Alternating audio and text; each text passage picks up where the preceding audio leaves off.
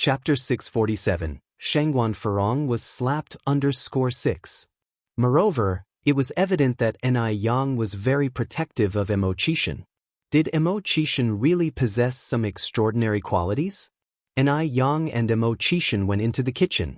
Brother Mo, I'm sorry for making you feel embarrassed. Ni Yang gripped Mo Qishan's hand. Mo Qishan's thin lips parted slightly. So you're gonna comfort me? Should I hug you then? Ni Yang pulled Mo Qishan into a hug. Mo Qishan chuckled, patting her hair. Is this what you call an embarrassment? You're really not angry? Ni Yang looked up at Mo Qishan. Mo Qishan shook his head. There's no need to be angry over such a trivial matter. If he cared about his reputation, he wouldn't have become the person he is today. His current status allows him to see many things that can't be seen from a high position, like the human heart. Grandma Shangguan took an opportunity to pull Shangguan Furong into a corner, admonishing her harshly, and only then did Shangguan Furong finally calm down. Source: Web novel. Calm, updated on Omicron New. She stopped picking at things during lunch. Of course, it might also be because Ni Yang's cooking was too delicious. The dishes on the table were quite unusual, such as grilled fish, sour fish, boiled meat, hot pot, which were unfamiliar to everyone. Beijing people generally like spicy food, and this meal was perfectly to their taste. Shangguan, she was utterly amazed. Young, the food you cook is really delicious. Even better than the pickled fish noodles and Kanto stew you sell in your restaurant. Absolutely, Grandma Shangguan also gave Ni Yang a thumbs up. Ni Yang's cooking skills were absolutely divine. Shangguan Furong looked up at Ni Yang. The food was very delicious. Ni Yang's face was pretty too. Beyond these two advantages, it seemed hard to find other advantages in Ni Yang. Considering her status in the circle, she could find someone better for Ni Yang than Mo Qishan.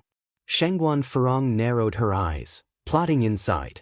After dinner, Shangguan Dehui and Ni Zihua took everyone to stroll around the village. Ni Yang and Mo Qishan stayed in the kitchen to wash the dishes. Only Ni Chengui and Grandma Shangguan remained in the house. Grandma Shangguan tactfully mentioned the wedding date of Ni Zihua and Shangguan Dehui to Ni Chengui. It wouldn't be right to talk about this matter directly with Ni Zihua. It was more appropriate to discuss it with Ni Chengui. Chengui, both of them are not young anymore. I was thinking if they can marry early, they should marry early, so as to avoid any additional troubles. If Daya is not willing to move to my place, it's fine for Dehui to accompany her here, as long as they visit me once a week. Grandma Shangguan was not the kind of person who wouldn't make a concession. Ni Zihua had lived here for a long time and was used to it. If she suddenly had to move to the Shangguan's house, she would definitely feel uncomfortable. After all, Shangguan Dehui used to live on campus, so there wouldn't be a problem if he stayed here with Ni Zihua after their marriage. Ni Chengui nodded. You're right, Grandma, but I can't decide this for Yang Yang's mother. How about this? Please leave your number, and I'll ask Ni Zihua and then confirm with you. How does that sound? All right, I'll leave it to you then. Grandma Shangguan continued. Once things are settled on your end, I'll arrange for the matchmaker to come. Although it was a second marriage, the formalities wouldn't have to be neglected. Okay, Ni Chengui nodded. She had to admit, Grandma Shangguan was quite considerate. They returned to Beijing in the evening. Shangguan Furong said, I don't agree with Ni Yang being with Mo Qishan. You don't agree? What gives you the right to decide? Grandma Shangguan looked at Shangguan Furong unhappily. Is it up to you now? Shangguan Dehui's face also didn't look too pleased. Shangguan Furong's performance in the Ni family's house in the morning had made him lose face in front of Ni Zihua. Fortunately, Mo Qishan was magnanimous and didn't pay her any mind. Mom, I'm doing this for the sake of the Shangguan family. Shangguan Furong continued, you allowed my brother to be with Daya, that's fine. But now you're letting Daya's daughter be with Mo Qishan. Isn't this a disgrace to our family? Auntie Zhao has said all those things about Mo Qishan in front of us and it's not like you weren't aware. Why should we take someone that Zhao Jingrong doesn't want for the Shangguan family? Even if Grandma Shangguan could ignore the shame, she still had to save face. Ni Yang's surname is Ni, not Shangguan. Shangguan Dehui spoke out coldly. Are you insisting on meddling in other people's affairs? Shangguan Farong turned to look at Shangguan Dehui, shocked. Daya is about to marry you. Isn't Ni Yang supposed to change her surname? Do you mean to let the Shangguan family support them while they keep the Ni surname? This is unacceptable. I disagree. If someone marries into the family, they follow the family. Now that Ni Zuihua is about to marry into the Shangguan family, she would belong to the Shangguan family. As Ni Kuihua's daughter, Ni Yang naturally couldn't continue to bear Ni Kuihua's surname. If Ni Yang continued to bear the Ni surname, what would this mean? You don't have the right to disagree, said Shangguan Dehui. Ni Yang is capable of supporting herself. She is far more excellent than you can imagine. Shangguan Farong huffed. Isn't she just a noodle vendor? What's so great about that? Brother, you're just a typical case of a man forgetting his sister after getting a wife. I share a blood connection with you, yet now you're willing to turn against me for a stranger? I only have your best interests at heart. Daya is nothing but a seductress. She doesn't deserve to set foot in our home. Here, Shangguan Farong paused before continuing.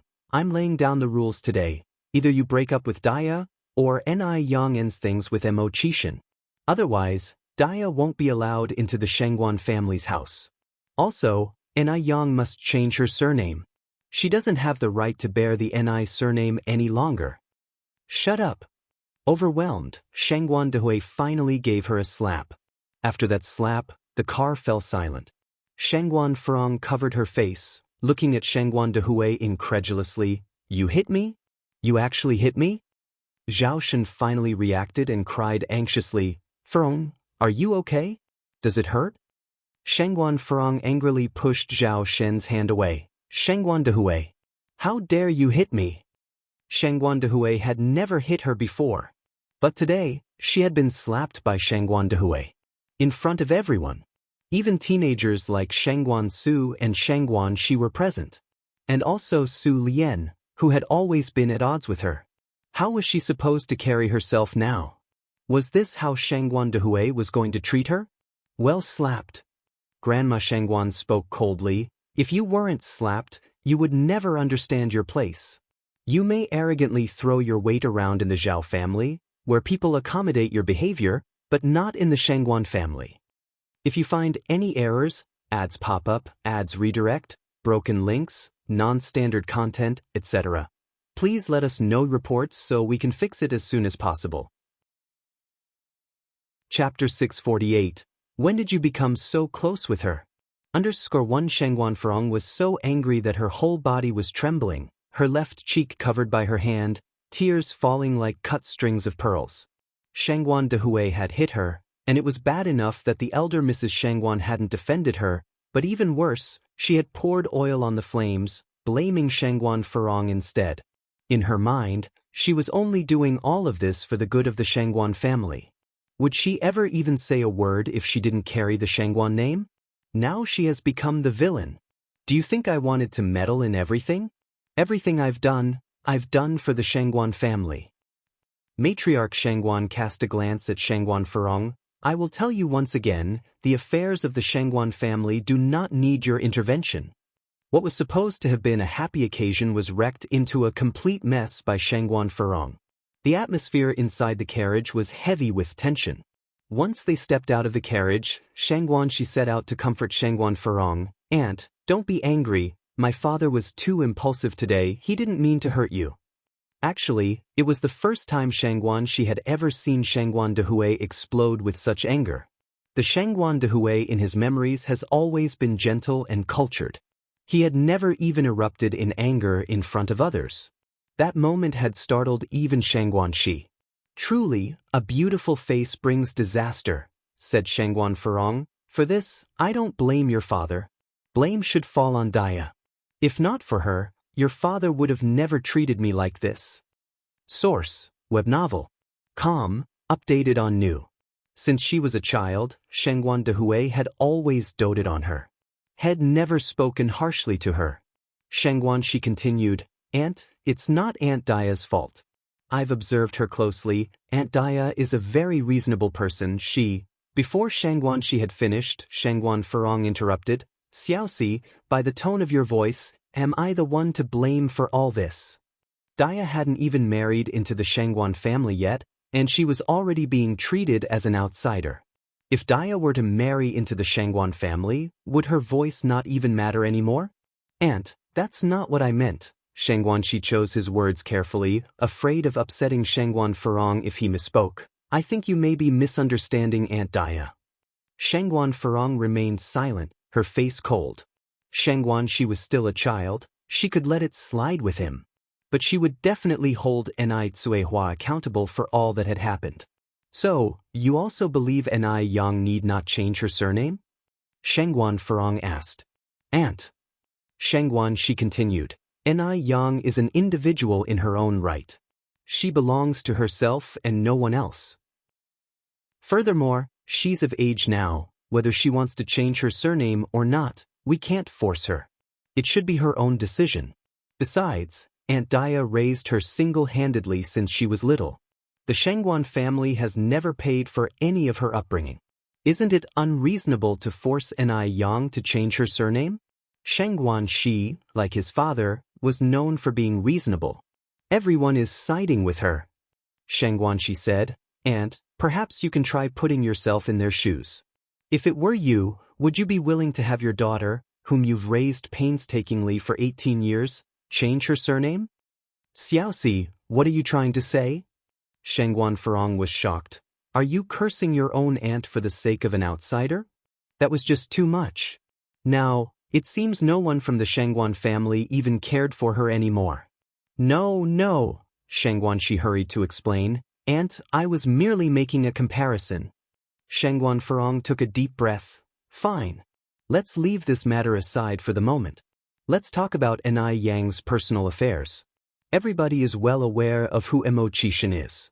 Dia is going to marry into the Shangguan family, and if her daughter is with Mo Qixin, wouldn't that reflect poorly on the Shangguan family?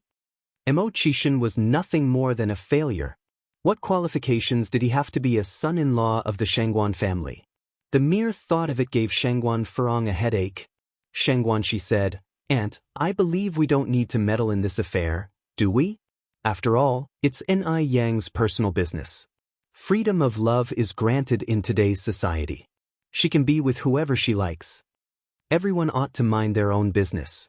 Meddling too much would only lead to unnecessary troubles. Shangguan Furong was seething with anger. No one understood her. They made her feel as if she was a nosy person. But it is our family's reputation at stake. Shangguanxi didn't know how to comfort Shangguan Furong anymore. Her thoughts were too extreme. Aunt, Shangguanxi tried to soften his voice. I think Mo Qixin isn't as bad as people say. Think about it. If he were truly useless, would he behave so gracefully? I think there is a misunderstanding about him in the outside world. If you find any errors, ads pop up, ads redirect, broken links, non-standard content, etc., please let us know reports so we can fix it as soon as possible. Chapter 649. When did you become so close with her? _2. If Mo Qixin is really a waste, then there wouldn't be any normal people in the world. Shangguan Furong felt that she couldn't communicate with Shangguanxi anymore. She snorted coldly. If he's not a waste, would Zhao Jingrong have broken off the engagement with him? The Shangguan family's status in the circle is not lower than the Zhao family's. Why would they want someone that even the Zhao family has discarded? The Shangguan family aren't a garbage recycling service. Maybe Zhao Jingrong was just mistaken, Shangguanxi reasoned. A waste is a waste. Zhao Jingrong, returned from studying abroad in M country, would she be mistaken? Only a naive country girl like Ni Yang would think she's struck gold. She doesn't even mind the shame.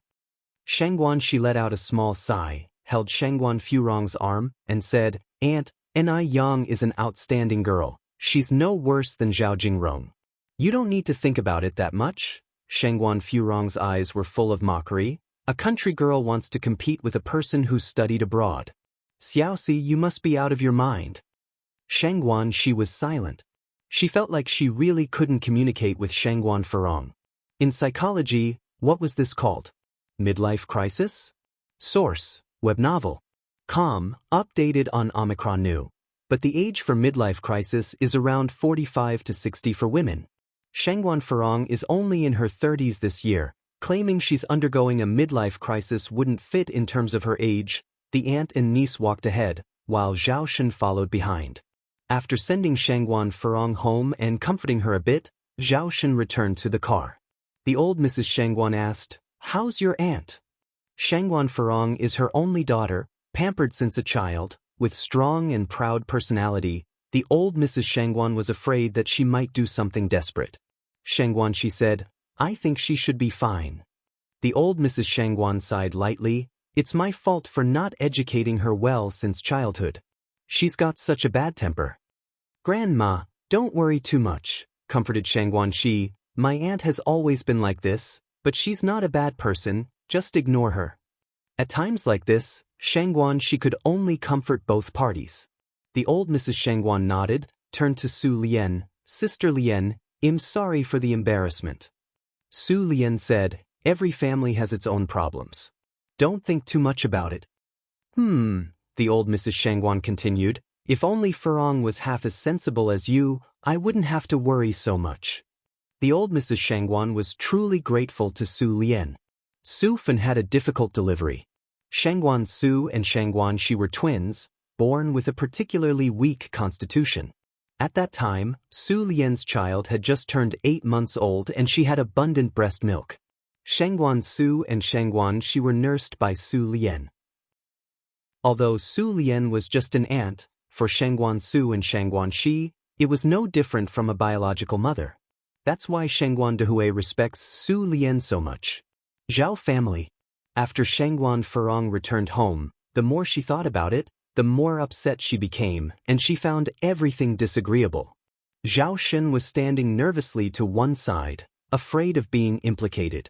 Seeing that her daughter-in-law was in a bad mood, Mrs. Zhao carefully brought over a plate of cut fruits. "Feng, these fruits were just delivered by Uncle Lin today. They're fresh and sweet. Eating more can also help dispel your body heat." At those words, Shangguan Farong became even angrier. "Mom, what are you implying? Do I look angry to you? Are you here to laugh at me because my brother hit me?"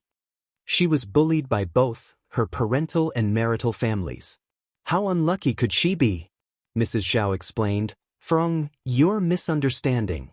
I didn't mean it that way, I just thought that you..." Shangguan Farong turned to look at Mrs. Zhao and interrupted her. "Then what did you mean? I think you did it on purpose." "Farong, don't be angry. It's all my fault. If you don't want to eat, I'll take the fruit away." Mrs. Zhao reached out to take the fruit plate. The daughter-in-law was so bad-tempered. Mrs. Zhao had no choice but to endure. After all, she was getting old, and even if she was wronged, she wouldn't be wronged for too many days. Poor Zhao Shen. He would have to suffer for a lifetime. Mrs. Zhao sighed inwardly. "Enough is enough." Shangguan Farong frowned and said, "Mom, go back to your room and rest. What are you doing causing a ruckus here? Don't I look distraught enough to you?" The old woman is truly annoying. She just knows how to create trouble. Mrs. Zhao then said, "Then I'll go out for a walk." Shangguan Farong said impatiently, "Just go. If you find any errors, ads pop up, ads redirect, broken links, non-standard content, etc., please let us know reports so we can fix it as soon as possible." Chapter 650. When did you become so close with her? _3. As soon as she finished speaking, Shangguan Farong glared at Zhao Shen. "You go away too. Standing here like a nail. It's so annoying." If it were another man whose wife got hit, he would definitely fight back immediately. But Zhao Shen, he doesn't even dare to fart. Just like a waste. "All right," Zhao Shen nodded and responded, following old lady Zhao out of the room. As the mother and son left the room, old lady Zhao sighed, "Shen Bao, when will you be able to stand up for yourself?" "Mom, Furong's temper is a bit strong, but her heart is kind," Zhao Shen said, helping old lady Zhao down the stairs. "She hasn't mistreated you, nor did she keep you deprived." Old lady Zhao helplessly shook her head. Isn't a bad temper a flaw? In all of Beijing, which daughter-in-law would arbitrarily command her mother-in-law? Old Lady Zhao has worked all her life for the Zhao family, only to have to rely on others in the end, and put up with Shangguan Furong's changing moods every day. What sort of deal is that? From the dark, a shadow hid behind the green plants, quietly listening to the mother and son's conversation. Source: web novel. Updated on Omicron. Old Lady Zhao continued. Shenbao, is inequality between men and women being emphasized now? When can our family have this equality? Mom, let it go, Zhao Shen said. It's fine as it is. Why stir up trouble in the family? Old Lady Zhao sighed. Shenbao, I ache for you. The most important thing between husband and wife is respect. Where else would a husband get punished and slapped by his wife at the drop of a hat? Think about it, hasn't Shangguan Furong bullied you enough? I think you should learn from Dehui. If that doesn't work, seize power with force. She didn't expect Shangguan Furong to be virtuous. She only wished Shangguan Furong could temper her strong nature, have Zhao Shen suffer less and make their home feel more like a home. Zhao Shen replied, Mum, I know you care about me. But Furong is just like that, even her own mother can't do anything about her. What can I do? It doesn't matter. That's how I've been living my life anyway. Zhao Shen once complained to Old Lady Shangguan. Old Lady Shangguan reprimanded Shangguan Furong, but in the end, it was useless and even led Shangguan Furong to become more unruly. After that, Zhao Shen didn't dare to complain easily anymore. Old Lady Zhao waved her hand. Forget it, I also didn't have hope that you could actually resist. As mother and son moved further away, the dim street light cast long shadows of the two, and a dark green leaf fell on the ground. Shangguan Furong sat on the sofa, watching her own face in the mirror. Dehui was brutal. There was a clear handprint visible on her left cheek. Just then, the butler walked in from outside. Madam, what's the matter? Shangguan Furong looked up at the butler with annoyance. The butler swallowed and said, Comrade Lin Fong is here. Don't see her. Shangguan Furong uttered angrily, Tell her to go home. All right, the butler nodded, turned around and walked towards the door. Lin Fong was carrying a gift. When she saw that the butler had come out, she immediately went up to him. How is it, Butler Lin, has Madame Zhao agreed to let me in? The butler shook his head and regretfully said, Madam isn't in a good mood today, you should come back another day. All right then. Since Shangguan Furong would not see her, she had to leave. As she turned to walk away, Lin Fong turned around and asked, Butler Lin, we both have the surname Lin, maybe 100 years ago we were from the same family. You know why I came today, do you have any news on this? Butler Lin looked back at the room, then to the outside, and in a lowered voice said, Comrade Lin Fong, I suggest you give up on the Shangguan family. I heard from Madam that the Shangguan family has found an old flame, they have met and are now discussing the wedding date. Lin Fang's heart skipped a beat, she was extremely distressed. Originally, the position of Shangguan's matron was hers. And now it's been stolen by others. Fortunately, she now had a new goal in mind. Lin Fong sighed, All right, I understand, thank you. You're welcome. After learning this news, Lin Fong with her gifts made her way back. The Ni family. After the Shangguan family left, Ni Chengge helped Ni Zihua tidy up the dishes in the kitchen. Ni Chengge said, Yang Yang's mother, I think Dehui Shangguan's family is quite nice. The old lady is kind, and her children are obedient. When do you plan to settle things with him?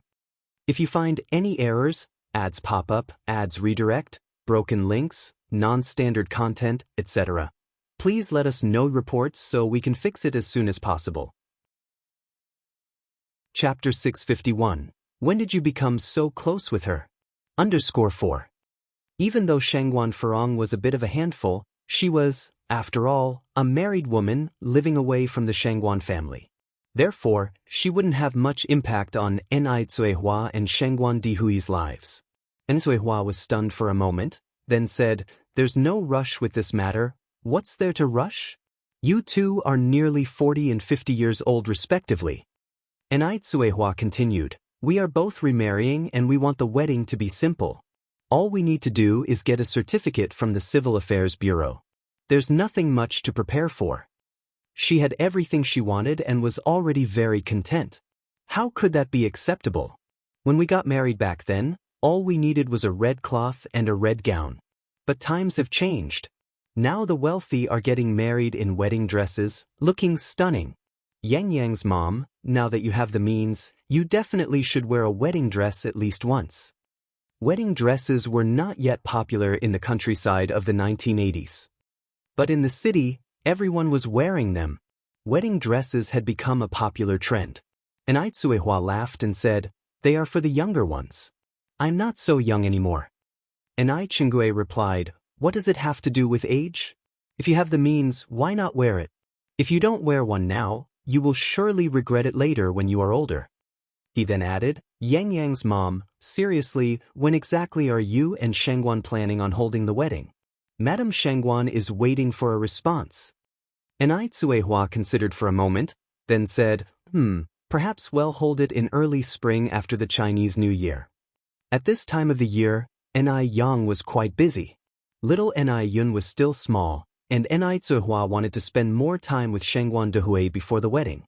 Having experienced a failed marriage once, Ni Tsuehua was somewhat fearful of the term marriage.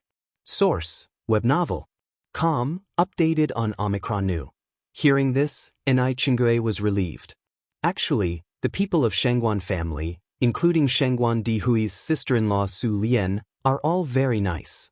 It's just that Shangguan Farong is a bit off. You know the old saying, eldest sister-in-law is just like a mother-in-law, youngest sister-in-law is like a noisy gong. Be careful with her when you live with Shangguan Dehui. Eldest sister-in-law is just like a mother-in-law, youngest sister-in-law is like a noisy gong. This is a folk proverb. It means that the eldest sister-in-law tends to meddle in her husband's family affairs, while the youngest sister-in-law is prone to making trouble. Clearly, Shangguan Farong was no good at all. And Ai Tsuehua chuckled, "I won't be living with her anyway, so what's there to worry about?" And Ai Chingue said, "The fear is that she will be nosy and stir up trouble. It doesn't hurt to be cautious. You wouldn't want to regret it later if you end up being taken advantage of." And Ai Tsuehua nodded. And Ai Chingue continued, "Your future mother-in-law is indeed a good person. She told me today that she agrees to let Shangguan Dehui live with you after the wedding." It was rare for a mother-in-law to agree to let her son live in her daughter-in-law's house. This arrangement was hardly different from having a stay-at-home son-in-law. Really? And Ai Tsuehua was somewhat surprised. She was actually quite fearful of living in a large mansion of a wealthy family. "Absolutely." And Ai Chingue replied, "Madame Shangguan told me herself. But there is one condition. She hopes you two can visit her once a week." And Ai Tsuehua nodded, "That would only be right." After hearing this, Ai Tsuehua felt much more relieved. As the night deepened, Ni Yang saw Mo Chishan off at the edge of the village. The nights in October were rather crisp. The moonlight cast a silvery sheen on everything. By the time they arrived at the outskirts of the village, the car hadn't arrived yet. Mo Chishan held Ni Yang's hand. "Yang, And Ni Yang looked up at him, her long lashes casting dense shadows on her eyelids. Mo Chishan continued, "When are your mom and Uncle Shangguan planning on holding their wedding?" And Ni Yang was taken aback. She didn't expect Mo Chishan to ask this question. She thought that Mo Chishan would have some reservations about the Shangguan family to some extent. During dinner, although Shangguan Farong didn't openly ridicule Mo Chishan anymore, she didn't show him a friendly face either. "I'm asking you a question." Mo Chishan pinched her face a bit. And Ni Yang replied, "Older brother aren't you even a little bothered by Aunt Furong's attitude? Why would I care about what she does?" Mo Chishan replied, "She is her, and Uncle Shangguan is Uncle Shangguan. At the very least, the rest of the people from the Shangguan family are very polite." And Ni Yang nodded, Older brother Mo, you're right. You haven't answered my question yet." Mo Chishan continued. And Ni Yang gave a slight smile. "I'm not sure about that either. I don't know what my mom and Uncle Shangguan have planned." She had no objections, no matter when the wedding was held. If you find any errors, ads pop up, ads redirect, broken links, non-standard content, etc., please let us know reports so we can fix it as soon as possible. Chapter 652. When did you become so close with her? _5. Emo-chishin looked up at the bright moon and said, I hope they can get married soon. HM? And Yang was somewhat puzzled. Because then we can be together sooner. Emo-chishin lowered his head and unexpectedly kissed her red lips. The temperature at the corners of his mouth was slightly cool, his lips as thin as paper as though he was kissing an ice cube. Yang pushed him away, laughing and leaving a row of teeth marks on his lips. Shameless, who wants to be with you sooner? You haven't passed the probation period yet. Boss, isn't it unfair? Emo-chishin said, feeling aggrieved. It's been a long time, why haven't I passed the probation period? Yang quirked an eyebrow. You dare to question the words of your superior? I dare not, I dare not. Emo-chishin surrendered. Whatever you say is right, boss. Yang laughed lightly, nodding and said, That sounds more like it. All thanks to you, boss. Yang smiled faintly, her lips curling in a shallow dimple. The moonlight shone a layer of soft glow on her body. The gentle breeze blew her long hair, and she seemed like an immortal who had descended from the moon. One couldn't help but want to kiss her. Emo-chishin stepped forward, extended a finger to gently lift her chin. His lips parted slightly. Boss, shouldn't you reward me since I am such an obedient person? His nose was only 0.1 millimeters from hers. Source, web novel. Updated on N0 new. The cold moonlight penetrated from the side, illuminating both of them, and for a moment, time seemed to stand still. He is such a great charmer. Yang looked at him quietly. Even for someone like her who had returned from the future, she found it difficult to resist Emo-chishin's sweet words. Such beauty is fatal to man. Their thin lips drew closer, their noses touching. Just at that moment, a harsh white light shone from a distance, followed by the sound of a car engine. Yang quickly pushed Emo-chishin away, tidied up her hair, and behaved as if nothing had happened. Emo-chishin, caught off guard, nearly stumbled. Looking at the origin of the white light, his face turned as black as coal. The car was getting closer and closer. Wu Daming, who was in the driver's seat, got quite a scare seeing Emo-chishin in such a state. Oh shit! How terrifying! Who had the guts to upset Emo-chishin? Was it Yang? Did they have a falling out? Looking at Yang, she seemed just as usual. What on earth is going on? Wu Daming parked the car and got out with a goofy grin on his face. Good evening to brothers 6 and sister-in-law. Good evening. Yang's tone was indifferent. Emo-chishin's entire face screamed unhappiness. He had learnt about the French kiss from a book yesterday, but hadn't had the opportunity to put it into practice. Finally, when there was a perfect chance, 6 brother, what's wrong? When Wu Daming walked up to Emo-chishin, he asked, Are you feeling unwell? Emo-chishin forced a smile. I'm fine, I'm very well. Wu Daming scratched his head innocently. Oh, it's good if you're fine, brother 6. Let's go back then. Okay. Emo-chishin nodded. They'll go back first then, see you, big brother. Yang waved at Emo-chishin. Emo-chishin then said, Light the way for your sister-in-law with the headlights. Okay. Wu Daming nodded, ran to the car, switched on the headlights, illuminating the road in front of him as bright as day. Watching Yang's figure disappear by the roadside, Emo-chishin then got in the car. He took out a cigarette from his pocket, held it between his thin lips and said, Daming. Wu Daming responded and turned his head. What's up, brother 6? Emo-chishin continued. There have been a few minor issues with the engineering department in F continent. You will go on my behalf to take a look. Along the way, take charge of supervising the work. In 2 months, I will arrange for someone suitable to take over your job. F continent? Upon hearing this word, Wu Daming's brows furrowed deeply. The sun in F continent is scorching, the weather hot and conditions harsh. Spending a day there would peel off a layer of skin. If he stays for 2 months, he would be so sunburnt that even his mother won't recognize him when he returns. He hasn't even gotten married yet. Wu Daming was almost in tears. 6 brother, what did I do wrong? Emo-chishin took a drag from his cigarette. You didn't do anything wrong. You are just too outstanding, too excellent. What? Wu Daming was stunned. Was Emo-chishin praising him? There's no one else but you who can handle this job around me. If you find any errors, ads pop up, ads redirect, broken links, non-standard content, etc., please let us know reports so we can fix it as soon as possible. Chapter 653. When did you become so close with her? _6. Really?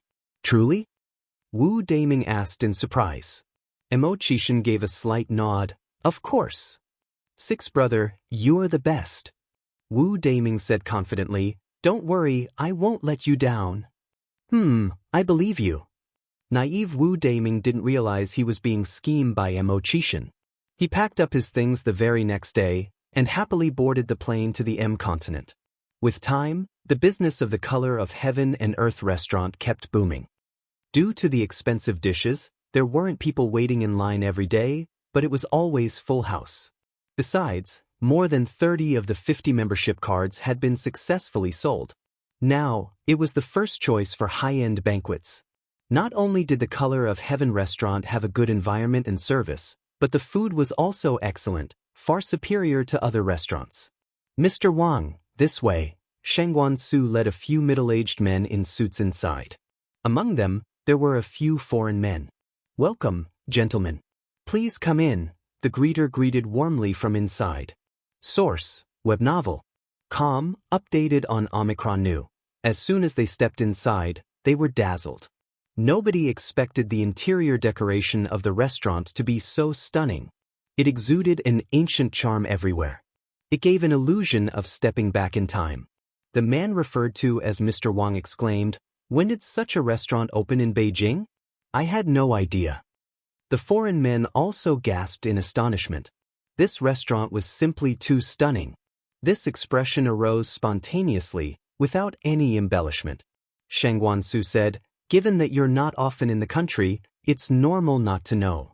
Mr. Wang turned to Shengguan Su, asking, who's the owner of this restaurant? Someone capable of opening this kind of restaurant in Beijing must be an influential figure. It seems there is going to be a shift in power in Beijing. Who exactly was this rising star? Shengguan Su shook his head. I'm not quite sure. Mr. Wang was amazed. Is there something you don't know? As the head of the party, if a restaurant loan application is made, it has to be reviewed by Shengguan Su. Could it be that this rising star didn't apply for a loan at all? There were many families in Beijing who could open restaurants without loans, but they wouldn't be low-key. Shengguan Su nodded. Indeed, it's a shame. Actually, Shengguan Su was also very curious. Who was this genius who could create such a restaurant and provide such service? One could say that once you visited this restaurant, you would lose interest in others. Mr. Wang continued, who ran this restaurant before? Qin Jitsong, Shengguan Su answered. Mr. Wang thought for a moment, then said, the young heir of the Chen family?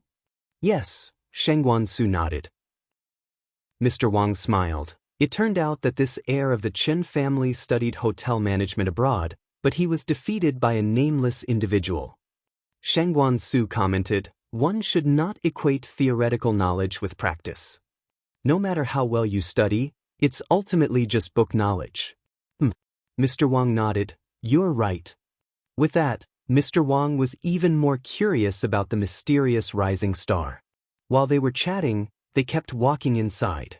Please, gentlemen, take a seat over here. A waiter dressed in Han clothing led them to a booth with lanterns. Shengguan Su said, we're here to discuss business.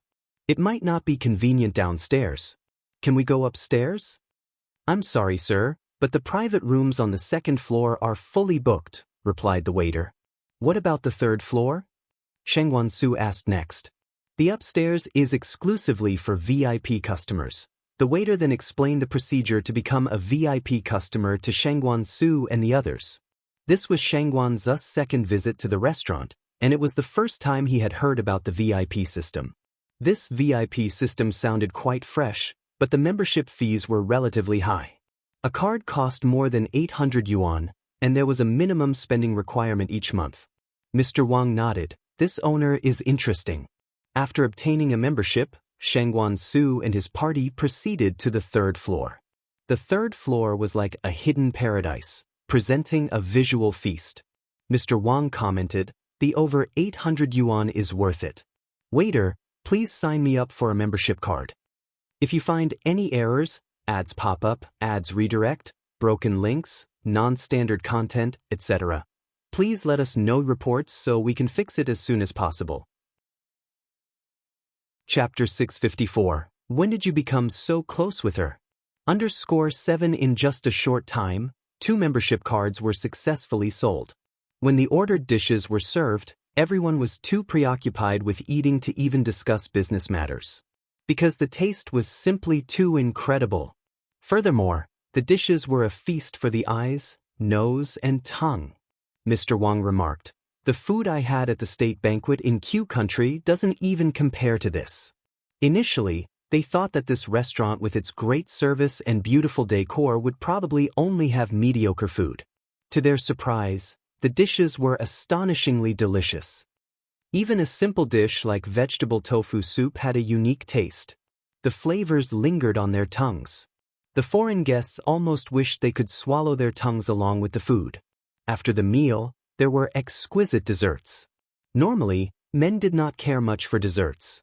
However, today, a small piece of tiramisu had them bending over backward. It was simply too delicious, wasn't it?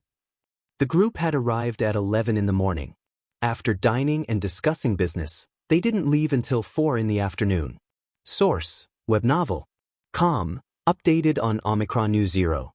Omicron, Mr. Wang, well, consider the cooperation matters settled then. Yes. Mr. Wang handshake with Shengguan Su. They continued their conversation as they headed downstairs. While descending the stairs, Shengguan Su suddenly spotted a familiar figure. "Brother!" Ni Yang approached to greet him. Since the relationship between Shengguan Dehui and Ni Zihua had been confirmed, Ni Yang had also started calling him brother. Seeing Shengguan Su here, of course, she would take the initiative to say hello. Yang. Shengguan Su nodded, turned to Mr. Wang and introduced, "This is my sister Ni Yang. Yang, this is Mr. Wang." "Nice to meet you, Mr. Wang." In the catering business, etiquette is paramount, so Ni Yang extended her right hand first. "Hello."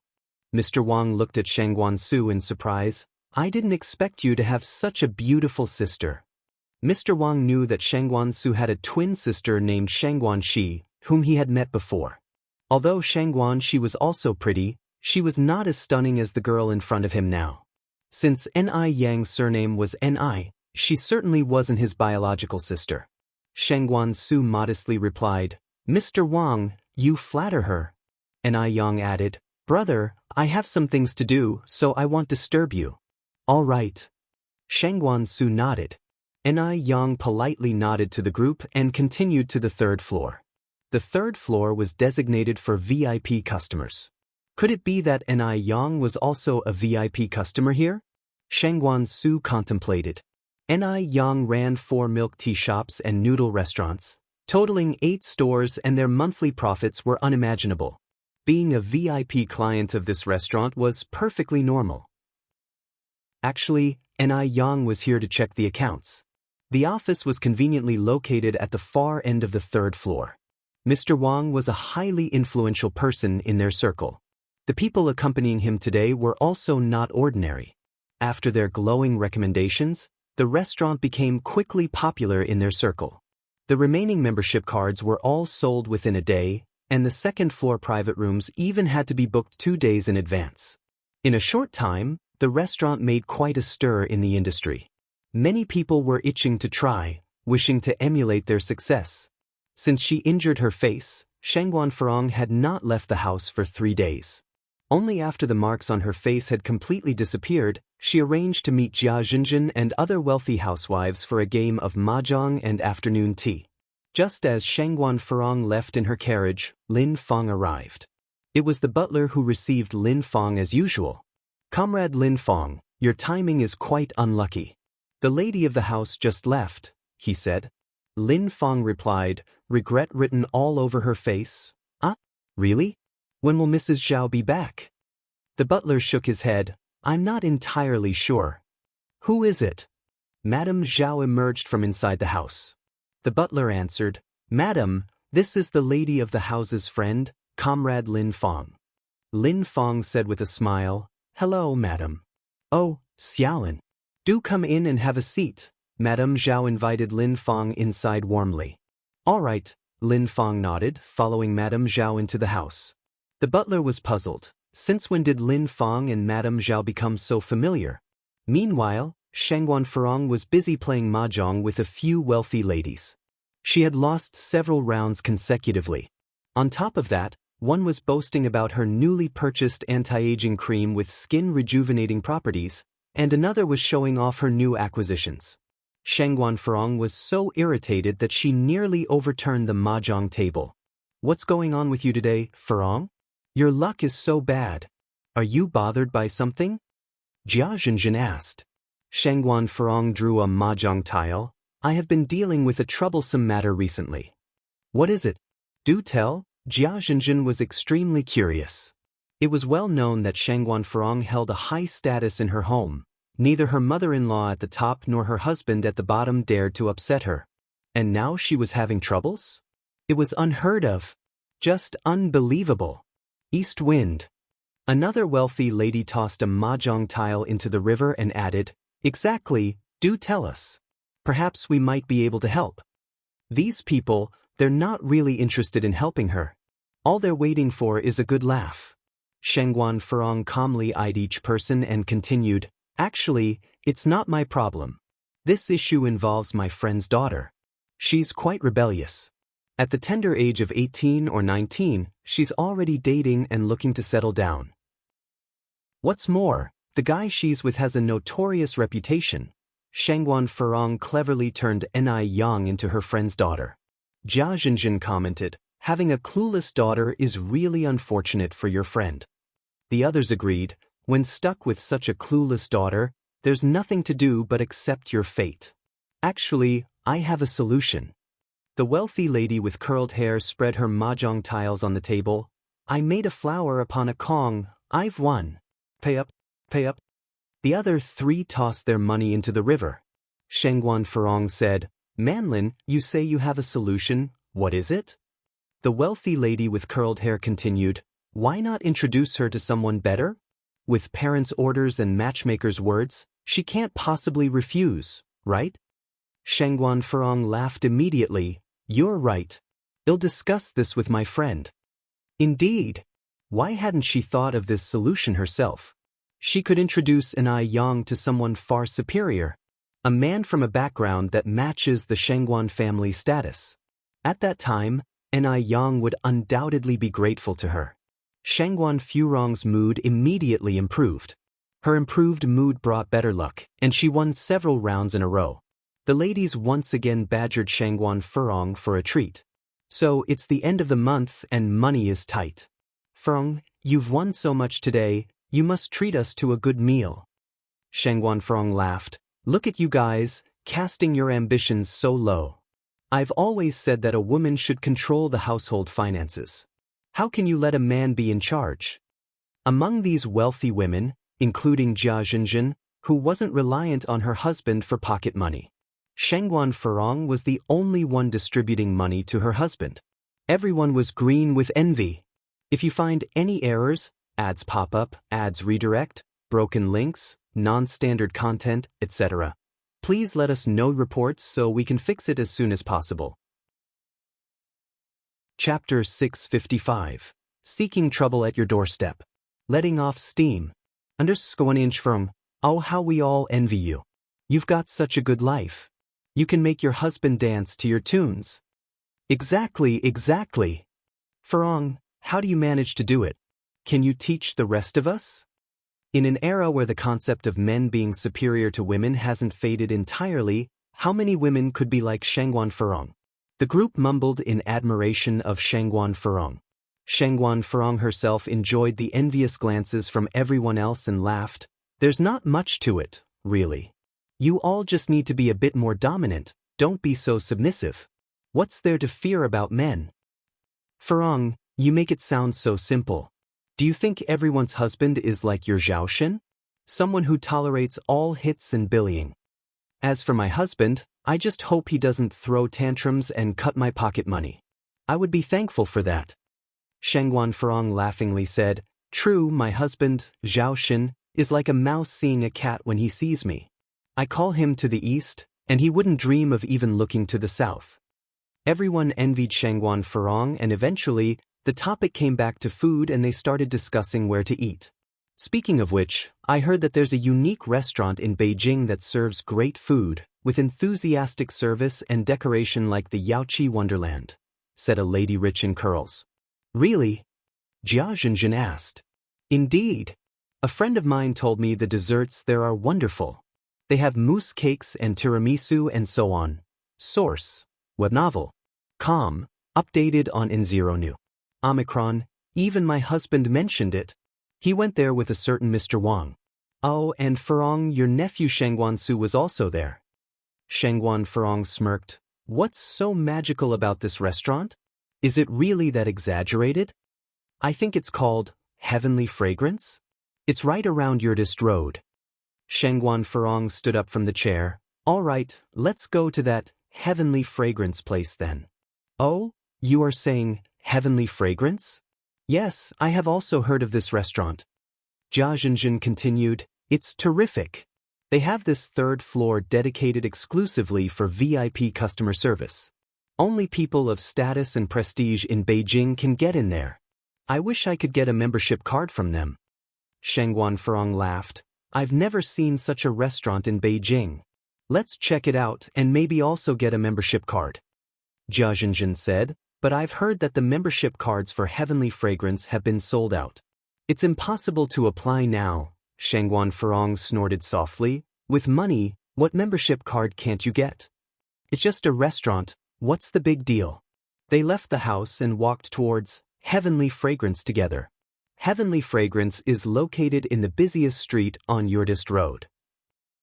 The signboard carries 4 powerful characters. There were no people waiting outside the door.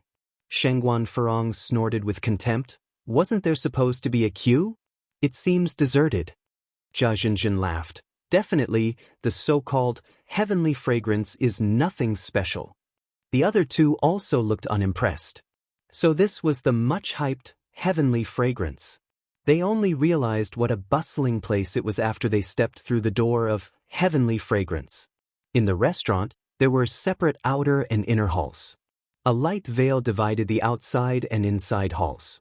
Subtle sandalwood incense was burning in the corner. A young woman dressed in hanfu was sitting before a spectacular pile of leaves, playing a pipa.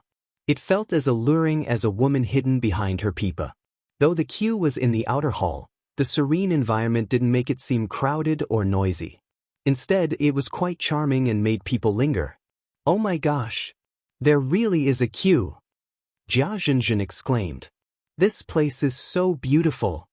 Even the waitstaff's clothes look pretty. Even Shangguan Furong was taken aback by the place. It was indeed different from other restaurants. This way, please. Is it a party of 4? A waitress in hanfu approached them. Yes. Shangguan Furong nodded. There are 4 of us. The waitress led them to a table. We'll have to wait a little longer. We are booked on the inside. As soon as they sat down, someone provided them with tea and sunflower seeds. Hey, are these ancient Chinese clothes you're wearing? Jia Zhenjin asked. If you find any errors, ads pop up, ads redirect, broken links, non-standard content, etc., please let us know reports so we can fix it as soon as possible. Chapter 656. Asking for trouble at your doorstep. Venting your anger. _2. This is the Han Chinese traditional costume, the Qiru Hanfu. Jia Zhenjin nodded. Oh, where did you buy this one? It's so gorgeous. It makes her want to buy a set. Our boss had this custom made at a factory. She personally designed the patterns and styles. The traditional Qiru Hanfu has wide sleeves, but we have modified it to narrow sleeves for serving convenience. Your boss is quite proficient. Jia Zhenjin exclaimed. By the way, this is your queue number. The waiter handed Shangguan Furong a white strip of paper. The paper was written number 58. What does this 58 mean? Shangguan Furong asked. The waiter explained, you are the 58th group of customers, there are 57 groups ahead of you. 57 groups are waiting ahead. Shengguan Furong exclaimed in surprise. You must be joking. Even if each group spends half an hour eating, they still have to wait 28 hours. The waiter laughed and said, Don't worry, our table turnover rate is quite fast, and the interior is spacious too. Sometimes, when one group finishes, several tables are immediately available. You probably only have to wait for a couple of hours. Shengguan Furong couldn't even wait for 10 to 20 minutes, let alone a couple of hours. Source: web novel. Com, updated on Omicron New Omicron. Shengguan Furong continued, Didn't I hear that you have some kind of VIP membership? Give us each one. With an apologetic look, the waiter said, I'm sorry, comrade, our VIP membership cards are all sold out. Frankly, their staff never imagined that the membership cards, priced over 800 yuan each, would one day be sold out, even creating a shortage. Shengguan Furong asked again, How much is your membership card each? 888, the waiter replied. 888, to ordinary people, is astronomical, but for the wealthy, it's just a meal money, nothing more. Shengguan Furong pulled out a wad of bills from her wallet. Here, I have 1,600 yuan. Set me up with your membership card. Sorry, comrade, it's not about the money. There are many rich people in Beijing who can readily offer thousands, but that still wouldn't get them a card. Our restaurant's membership card is limited. We are no longer issuing new ones. Limited edition again. She expected skincare products to be limited editions, but never thought restaurant dining would be limited too. Shengguan Furong pulled out another stack of bills. How about these? The waiter repeated his previous statement. Jia Zhenjin said, Young lady, just tell us how much you want, okay? Our Furong lacks nothing, least of all money. The two rich ladies next to her chipped in. That's right. Furong lacks nothing, especially not money. A smile slowly formed on Shengguan Furong's face. Comrades, this isn't about money. Our restaurant only issued 50 VIP cards. If you want to be members, you need to wait and see if anyone returns their cards. Typically, no one returns their cards. Given the booming business of the Gus Tianxiang, being a VIP customer and dining on the third floor has become a status symbol. In Beijing, it's rare for any high-end restaurant to achieve such popularity. The success of Gus Tianxiang has disrupted the traditional food market. Frustrated by the membership process, an angry Shengguan Furong asked, Do members still need to line up? Not required, the waiter shook his head. We have a designated VIP reception room. Shengguan Furong is the type who wants more when she realizes something isn't easily attainable. Call your manager over. I need to speak with him. The waiter looked at Shengguan Furong and, noting her attire, realized she was no ordinary individual. He begrudgingly summoned the general manager. The general manager is Gu Lanji. She was a talent that Ni Yang had poached from a state-run large restaurant. Hello. Gu Lanji greeted politely. As a general manager, Gu Lanji was not wearing hanfu, but a standard suit, a pencil skirt, and black high heels. With a walkie-talkie on her ear, she gave people the impression of a business elite. I want a membership card. Name your price, Shengguan Furong said to Gu Lanji. Gu Lanji raised an apologetic smile. Ma'am, I think there may be some misunderstanding. The memberships of our restaurant are limited. We currently don't have additional spaces. No matter how much money you offer, our answer remains the same. If you find any errors, ads pop up, ads redirect, broken links, non-standard content, etc., please let us know reports so we can fix it as soon as possible. Chapter 657. Looking for trouble at your doorstep. Letting off your steam. _3. Limited edition products, if sold exceptionally, would disrupt the market rules. If the first customer is an exception and the second and third customers are not, it would offend the customers. If supplied unlimitedly, VIP cards would lose their significance and become cheapened. National Beauty treats all its customers the same. I'm so sorry. Gu Lanji bowed to Shengguan Furong before turning around and leaving. Shengguan Furong wanted to say something else, but Jia Zhenjin tugged at her arm. Forget it, Furong. I've heard that the VIP card of national beauty is hard to get. How about we just wait in line for a while? No matter how much Shangguan Farong kicked up a fuss, they wouldn't issue her one. Reluctantly, she sat down. The wealthy woman with curled hair said, "Don't worry. My husband has been here with Mr. Wang before. He may be able to borrow a card from a friend. When he gets the card, he'll take you all to the 3rd floor to experience it." Everyone has a sense of curiosity. The VIP lounge on the 3rd floor was touted as something extraordinary, and everyone wanted to experience it. Upon hearing this, Jia Zhenshen's eyes lit up. She clung to the rich woman's arm and said, "That sounds great, Sing. We're all depending on you. You must keep your word. Don't sneak over there on your own when the time comes." Zhao Yun laughed. "No problem, it's a piece of cake for me." Source: Web novel. Com, updated on Omicron New Zero. Upon hearing this, Shangguan Farong felt even more distressed. She was supposed to be the one everyone was fawning over, so how did it become Zhao Yun all of a sudden? No, this can't be. She must also get a VIP card. Only then she could regain her status. After all, Zhao Yun was only borrowing from someone else. National Beauty had indeed a quick turnover rate, so they only waited for about an hour and a half before a table became available. The 4 wealthy women ordered 8 dishes, 3 desserts, and also ordered a strawberry milk tea. These wealthy women were used to eating exotic dishes, but this time, they were conquered by some seemingly ordinary food. Having the chance to eat such delicious food, let alone waiting in line for an hour and a half, they wouldn't mind waiting 10 hours. After leaving National Beauty, Shangguan Farong returned to Zhao family's residence. Lin Fang was sitting properly in the living room. Seeing Shangguan Farong enter, she immediately stood up and said with a smile on her face, "Mrs. Zhao, you're back." "Lin Fang? How come you're here?" After all, Lin Fang was once going to be her sister-in-law, so Shangguan Farong had a reasonably good impression of her. Lin Fang smiled, "Mrs. Zhao, I am here about that matter as usual." Of course, Shangguan Farong knew what that matter referred to. "Lin Fang, my brother has already found a suitable partner. You can stop thinking about that matter." Although she did not like Ni Tsuehua at all, she would not show any dislike in front of outsiders. Lin Fang looked disappointed and sighed, "It seems that I am not destined to be with Mr. Shangguan. Mrs. Zhao, thank you for your consideration during this time. By the way, this is a token of my gratitude. Please accept it." As she finished speaking, Lin Fang put the gift box she was holding on the coffee table. The gift box was light green, very high-end and classy. Shangguan Farong instantly recognized it as the new Ice Skin Jade Complexion product.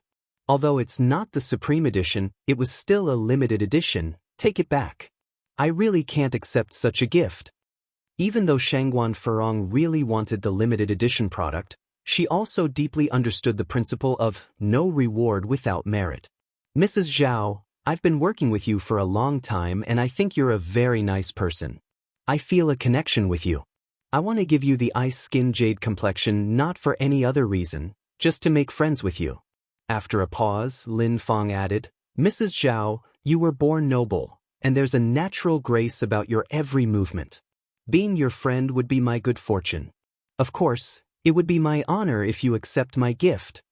Lin Fang's words successfully lifted Shangguan Farong into the clouds. Who doesn't like a little flattery? Of course, in this era, there's no such thing as rainbow farts. This is called flattery. Got to say, Lin Fang accurately pinpointed Shangguan Farong's Achilles heel. Why not accept a gift and listen to someone flattering you at the same time? Shangguan Farong then said, "In that case, I will accept it.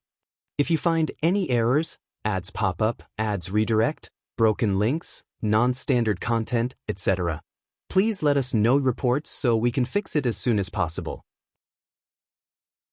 Chapter 658, Inviting Trouble.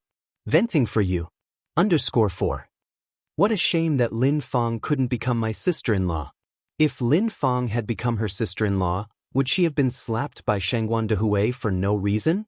Further, Lin Fang's lineage is many times more prestigious than Ni Quihua's. Lin Fang smiled and said, "Mrs. Zhao, I knew you would be a good person. Shangguan Furong glanced at the gift box of exquisite beauty products, then turned to the servant standing by, unhappily saying, "What are you doing? How could you not even pour a cup of tea for Lin Fong? Is this how you treat guests?" "I'm sorry, madam. I'll go pour the tea right away." Shangguan Furong smiled at Lin Fong. "Servants are just servants, they have no discerning eyes. Don't mind them." Lin Fong replied, "As long as you accept my gift, I'm already very happy, why would I mind?" Lin Fong nodded her head. She was very satisfied with Lin Fang's cooperative attitude, and it was quite gratifying to feel superior. After some conversation, the two of them had developed a considerable bond. When Lin Fong was about to leave, Shangguan Furong invited her to come over and play more often, with a smile. After Lin Fong left. Source: Web novel. Com, updated on Omicron New Zero. Shangguan Furong recalled Ni Yang's matter, and the smile on her face gradually faded. She ordered the butler, "Prepare a list of all the unmarried men in our circle for me." Although the butler was slightly puzzled, he still did as he was told. Before long, Shangguan Furong had the list. After careful selection, Shangguan Furong finally chose a suitable candidate. She called Zhao Shen over and threw the document at him. "What do you think of Qian Weiye?" Zhao Shen was somewhat puzzled about Shangguan Furong's remark. "Furong, what do you mean? Do you think he would match Ni Yang?" Shangguan Furong continued. Zhao Shen said in surprise, "Furong, are you trying to play matchmaker for them? That seems a bit inappropriate. The Qian family holds a significant status in Beijing, but Qian Weiye's daughter Qian Shaodai is the same age as Ni Yang. And there were rumors that his ex-wife was even the victim of domestic violence. What's inappropriate?" Shangguan Furong's face turned cold. Qian family is wealthy and Weiye is capable. Marrying him would be Ni Yang's fortune from a past life. It's still uncertain whether they would favor her. Even if Qian Weiye isn't perfect, he is still much better than Mo Qishan. Plus, Qian Weiye is the head of the family. With the Qian family's support, both the Shangguan and Zhao families would benefit. What does that deadbeat Mo Qishan brings to the table? Once the elderly lady and gentleman Mo passed away, his good days would be over. The Shangguan family couldn't be expected to support him, could they? Ni Yang just wanted to marry a wealthy man, didn't she? Qian Weiye has plenty of money. He could certainly satisfy Ni Yang. Zhao Shen made a difficult attempt at persuading, but Qian Weiye is much older than Ni Yang. His daughter, Qian Shaodai, is already 19 years old. Ni Yang is just 18 this year. Isn't this just throwing her to the wolves? Shangguan Furong said, Mo Qishan is also 28, isn't he? And doesn't Ni Yang like older men? For this is a bit improper. What do you know? Shangguan Furong narrowed her eyes. If Qian Weiye takes a liking to Ni Yang, she should thank her lucky stars. You have no idea how many girls would give anything to marry into the Qian family. Zhao Shen still looked troubled. Shut up. Shangguan Furong rolled her eyes at Zhao Shen. Zhao Shen was scared into silence. Shangguan Furong continued, Make me a cup of coffee. Ah, right. Zhao Shen turned and walked towards the door. Shangguan Furong leaned back against the headboard, thinking about Ni Yang's business while savoring her coffee, and did not go to sleep until midnight. Early the next morning, Shangguan Furong made a trip to the Qian family. The old lady Qian was over 90 this year but had retained excellent hearing and vision. She was incredibly energetic. I wondered why the magpies in my garden were chirping this morning. It turns out that a distinguished guest has come. Old lady Qian, you still remember me? Shangguan Furong was pleasantly surprised, but I did indeed come to bring you some good news today. Old lady Qian laughed and said, You are the youngest daughter of the Shangguan family, how can I not remember? Everyone in the privileged circle has some pull. They chatted a bit about other matters before Shangguan Furong broached the main subject. Hearing this, old lady Qian asked, How old is the girl this year? Can she still bear children? Qian Weiye only had a daughter, Qian Shaodai. The old lady Qian had been dreaming of holding another great-grandson. Shangguan Furong laughed and said, She can bear children. She's still very young. She's only 18 this year. It wouldn't matter if she wants to give birth to 10 or 8 kids. If you find any errors, ads pop up, ads redirect, broken links, non-standard content, etc., please let us know reports so we can fix it as soon as possible. Chapter 659. Seeking trouble at your door. Venting your frustration. _5. Oh, really? There was a glint in old lady Qian's eyes, which weren't cloudy like one might expect. I wonder where the girl is from?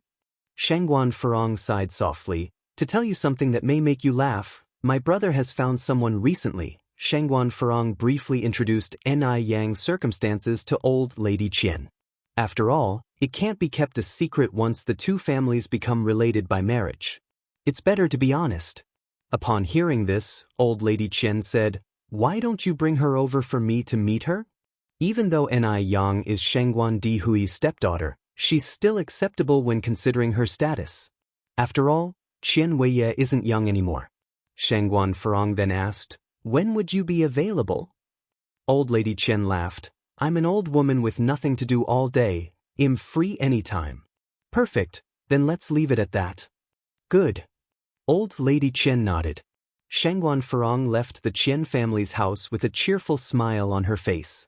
After leaving the Qian's home, Shangguan Furong decided to lower her status and dropped by the Ni family's house. When she arrived, Ni Yang wasn't home. Source: Web novel. Com. Updated on Omicron New. Seeing Shangguan Furong, Ni Zuihua received her warmly. This visitor was, after all, Shangguan Dihui's sister. "Feng, come and sit over here." Shangguan Furong stood there. "No need to be so formal. I only have a few words to say and then I'll leave." "Go ahead." Shangguan Furong continued. "Around 10 o'clock tomorrow morning, ask Ni Yang to come to my house to see me." Ni Zuihua frowned slightly. "What do you need to see Yang Yang for?" Shangguan Furong initially wanted to lose her temper. Who was this rural woman to question her? It was already a favor to Ni Zuihua that she had come here to the countryside. But in the blink of an eye, Shangguan Furong changed her expression and laughed. "Sister Dia, look at your questioning. Im Yang Yang's aunt aren't I? What could I possibly do to harm her?" She couldn't fall out with Ni Zuihua before the matter was settled. Ni Zuihua said, "If you don't state what it's about, how can I tell Yang Yang?" She always felt that Shangguan Furong had no good intentions. This future little aunt didn't seem like an easy person to deal with. Shangguan Furong's eyes shifted. She then said, "It's like this, Sister Dia. The mother of a friend of mine has recently been unwell. Yang Yang is a doctor, right? So I was going to have her come to look at the old woman." "Is that so?" Ni Zuihua asked. "Of course." Shangguan Furong laughed. "You're not suggesting that I would sell Yang Yang, are you?" After Ni Yang returned home, Ni Zuihua told her all about it. "Yang Yang, I always feel like Shangguan Furong was acting a bit strange today. Maybe you should not go." Ni Yang smiled faintly. An army's approach can be deflected, just as the flow of water can be diverted. Some matters can't be avoided. And I would like to see what kind of medicine Shangguan Furong has in her gourd. Just be careful then. Ni Yang nodded. At 10 o'clock the next morning, Ni Yang went to her appointment on time. The Zhao family's house wasn't hard to find. Ni Yang rode her bicycle there. When she arrived, Shangguan Furong was already at the door waiting for her. Seeing Ni Yang, Shangguan Furong had a mocking look on her face. Poor people are always poor. She even arrived on a bicycle. Isn't she ashamed? Don't you usually love wearing cheongsams? Why didn't you wear one today? Ni Yang was dressed in a very ordinary outfit of jeans and a t-shirt that day. Cheongsams are so pretty. They even highlight the figure. The Qian family are wealthy and esteemed. Ni Yang was dressed so plainly. What if the Qians don't take to her? Ni Yang replied casually, "What's wrong with me wearing this?" Shangguan Furong continued, "Never mind, let's go. Remember to speak less after we get there." Ni Yang looked good no matter what she wore, so Shangguan Furong didn't bother telling her to change. The two got into the car, and shortly after, they arrived at the Qian family's house. The Qian family's house was situated in a rich community, and the villa was even more luxurious than those of the Zhao and Shangguan families. As Shangguan Furong walked, she watched Ni Yang's expression. She was hoping that Ni Yang would be amazed by such a luxurious building. Only by fascinating Ni Yang could Shangguan Furong get the upper hand. However, Ni Yang remained serene, her clear face held no expression at all. What an actress! Shangguan Furong had a mocking look on her face. Ni Yang must have screamed internally several times already, hadn't she? A vain girl like her, doesn't she just love money?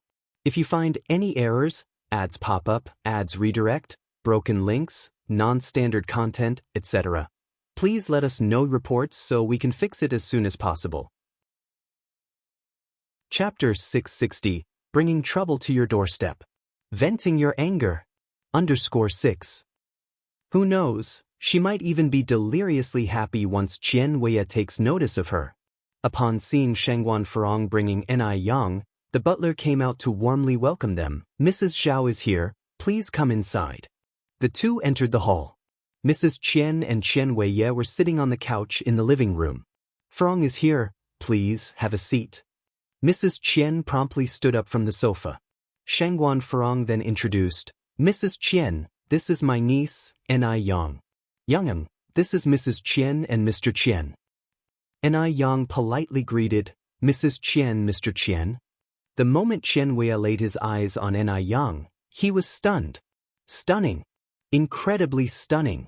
Qian Weiya was very pleased with Ni Yang and voluntarily introduced himself. Yang, I'm Qian Weiya, you can simply call me Weiya. Ni Yang slightly frowned. I apologize, Mr. Qian, but am not used to strangers calling me by my nickname. You can just use my full name. Shangguan Furong's face turned cold. She sharply turned towards Ni Yang, flashing her a warning look. Source, web novel. Com. Updated on Omicron New. The Unworthy Girl. She then laughed and said, Mr. Qian, please do not mind. Yang has always been straightforward. Why would I? Responded Qian Weiya. The young people these days have their own temperaments. After all, a lifeless fish isn't entertaining, is it? Glad you don't mind. Being as insightful as Ni Yang, she had already figured out Shangguan Furong's true intentions. She turned to her and asked, Aunt Furong, you mentioned there was an elderly person seriously ill here who needed my medical help. Is Mrs. Qian the person you were referring to? Hearing this, the smile on Shangguan Furong's face immediately froze. What is this insolent girl talking about? Mrs. Qian also looked displeased. As one grows old, they pay great heed to such matters. And here Ni Yang was, implying that she was sick. This seemed nothing less than a curse. Ni Yang continued, Aunt Furong, didn't you tell me Mrs. Qian was seriously ill and bedridden? How come you're speechless now? Mrs. Qian's face grew angrier with each passing moment. How dared Shangguan Furong deceive her like this? Shut up! Shangguan Furong barked. When did I ever say such thing? If those weren't your words, then why would I bring this medicine box with me? Ni Yang glanced to the medicine box slung over her left shoulder. Shangguan Furong immediately tried to explain to Mrs. Qian, let me explain, that's not the way things are. Before Mrs. Qian could speak, Qian Weiya intervened. Mrs. Zhao, there's no need for explanations. I understand. Mom, please bring out the item. Although Mrs. Qian wasn't pleased when her son spoke, she had no choice but to comply. At least Ni Yang was pretty. As for her temper, it could be adjusted over time. Mrs. Qian took off the silver bracelet from her wrist and handed it to Qian Weiya. Qian Weiya handed it to Shangguan Furong. Mrs. Zhao, this bracelet is especially meant for my future wife. Upon hearing that, Shangguan Furong was over the moon. She never had expected that even after Ni Yang's display, the Qian family would still favor her. This was truly a fantastic turn of events. Shangguan Furong happily accepted the bracelet, smiling. Mr. Zhao, I guess our families will officially be related from now on. Ni Yang chuckled. I never thought Aunt Furong would consider remarriage. As your junior, I wish you and Mr. Qian a happy and fruitful life together. Those words turned everyone's faces sour, especially Shangguan Furong and Qian Weiya. Qian Weiya was just in his 40s, and Ni Yang daringly referred to him as Grandfather. Shangguan Furong was seething. Who was Qian Weiya? Did he think he deserved her? Ni Yang, the abominable girl, was clearly getting out of hand. Shangguan Furong went to Ni Yang's side. What are you blabbering about? This bracelet is a gift from Mr. Qian to you. Considering the wealth and status of Mr. Qian, it's your good fortune that he's interested in you. Today, I will decide on your behalf that you will be engaged to Mr. Qian. Shangguan Furong was informing Ni Yang, not negotiating. This marriage was beneficial for both the Shangguan and Zhao families. Ni Yang should be grateful and had no right to object. You'll decide. Ni Yang said with a faint smile, since when did my affairs become your business? Be clear of your place. Just because I called you aunt doesn't mean you get to act like an elder. If you find any errors, ads pop up, ads redirect, broken links, non-standard content, etc., please let us know reports so we can fix it as soon as possible. Chapter 661. Courting trouble at your doorstep. Letting you vent. _7 If it weren't for Shangguan Dehui, Ni Yang wouldn't even bother with Shangguan Furong. How dare you talk to me like this? Shangguan Furong was so angry that her blood was boiling. She thrust the bracelet in front of Ni Yang. Ni Yang, let me tell you, you have to accept this bracelet today whether you want it or not. Otherwise, your mother can forget about ever entering the Shangguan family's mansion. Who does Ni Yang think she is to look down on Qian Weiya? Ni Yang sticks out her hand and takes the bracelet. Seeing this, Shangguan Furong felt relieved. She always knew that Ni Yang, that greedy girl, would definitely not be able to resist Qian Weiya, the wealthy man. But before Shangguan Furong could react, the silver bracelet was slipped onto her wrist by Ni Yang. Ni Yang smiled. Wish you both a long and happy life together. I'm leaving now. With that said, Ni Yang turned around and walked away. Shangguan Furong was furious. She tried to take off the bracelet, but it had already been tightened by Ni Yang to the size of her wrist. At this point, it was impossible to remove it. The bracelet was supposed to be adjustable, but Ni Yang must have tampered with it. Now the bracelet was stuck as if it was glued. No matter how hard she tried, it just wouldn't loosen. Shangguan Furong's hand was even scraped, but she couldn't remove the bracelet. She angrily looked at Qian Weiya. What are you standing there for? I've already promised her to you. Go get her back. Source: web novel. Com, updated on new. This Qian Weiya is just as useless as Zhao Shen. Oh, okay. Qian Weiya hurriedly chased after her. Ni Yang had just walked out of the mansion's main entrance. Qian Weiya came from behind and pounced on her. Yang. Ni Yang was on guard earlier. She stepped aside, causing Qian Weiya to miss and fall face-first onto the ground. Ni Yang, Shangguan Furong has already decided to betroth you to me. You are now my fiancé. You will marry me one day. You can't run away. Ni Yang looked down at Qian Weiya. Mr. Qian, you're mistaken. It's me who betrothed Shangguan Furong to you. After all, Shangguan Furong is the one who accepted your family heirloom. Qian Weiya snorted. What makes you think you can decide Shangguan Furong's fate? Ni Yang nodded slightly. That's a very good question. Then may I ask what gives Shangguan Furong the right to decide my fate? Mr. Zhao, be careful. I might report your family to the police station for trafficking innocent girls. With that said, Ni Yang turned away and left. Qian Weiya angrily grabbed a handful of soil, rose, and walked back to the house. Shangguan Furong, are you playing games with me on purpose? Qian Weiya grabbed Shangguan Furong by the collar. He had heard that Qian Weiya was a bastard, even beating his own wife to death. How could Shangguan Furong not be scared? This was not going according to her plan. She had thought that Ni Yang, just a village girl, would be easy to manipulate. She didn't expect that Ni Yang had slipped out of her control. That Ni Yang, that shameless girl. How ungrateful she was. Shangguan Furong took a deep breath. Mr. Qian, we're family. Speak nicely, don't be rough. Who's family with you? Shangguan Furong put on a smile. Mr. Qian, you are about to marry my niece. Aren't we family? Don't worry, Mr. Qian. If Ni Yang's mother wants to marry into the Shangguan family, she has to get past me. So, I definitely have a way to make an Yang marry you. Are you for real? Qian Weiya narrowed his eyes. Of course it's true.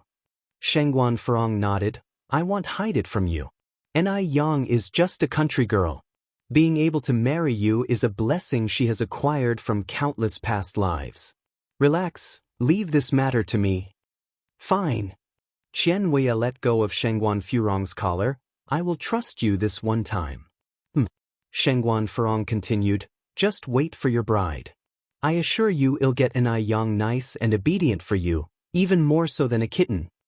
I'll trust you this one time. Just as Yang walked out of the Qian family mansion, a black car drove by her side. After about 10 seconds, the same car came back. The car window lowered, revealing a handsome face. Yang. Brother Mo. Yang looked at Mo Qishan, somewhat surprised. Mo Qishan quickly got out of the car and opened the door. Yang, what are you doing here? Yang looked around. Let's get in the car and talk. All right. Mo Qishan nodded in agreement and opened the car door for Yang. Once in the car, Yang said, I came here with Shengguan Furong. Mo Qishan paused for a moment. Usually, Yang would address Shengguan Furong as Aunt Furong. Why did she directly call out her name today? Yang was typically not a rude person. Could it be that Shengguan Furong did something to provoke her? Yang, what happened? Did Shengguan Furong bully you? Mo Qishan asked. Yang laughed. She could never bully me. It's just that something quite disgusting happened. Before coming to the Qian family, Yang had truly not thought that Shengguan Furong harbored such intentions. It was absolutely disgusting. Do tell? Mo Qishan asked, turning on the car's music system. Yang briefly explained the situation. She originally had no intention to hide this from Mo Qishan. Mo Qishan's eyes darkened, containing a hint of monstrous rage, emitting a dangerous aura. He had initially not wanted to stoop to Shengguan Furong's level. After all, she was just a scheming, malicious woman.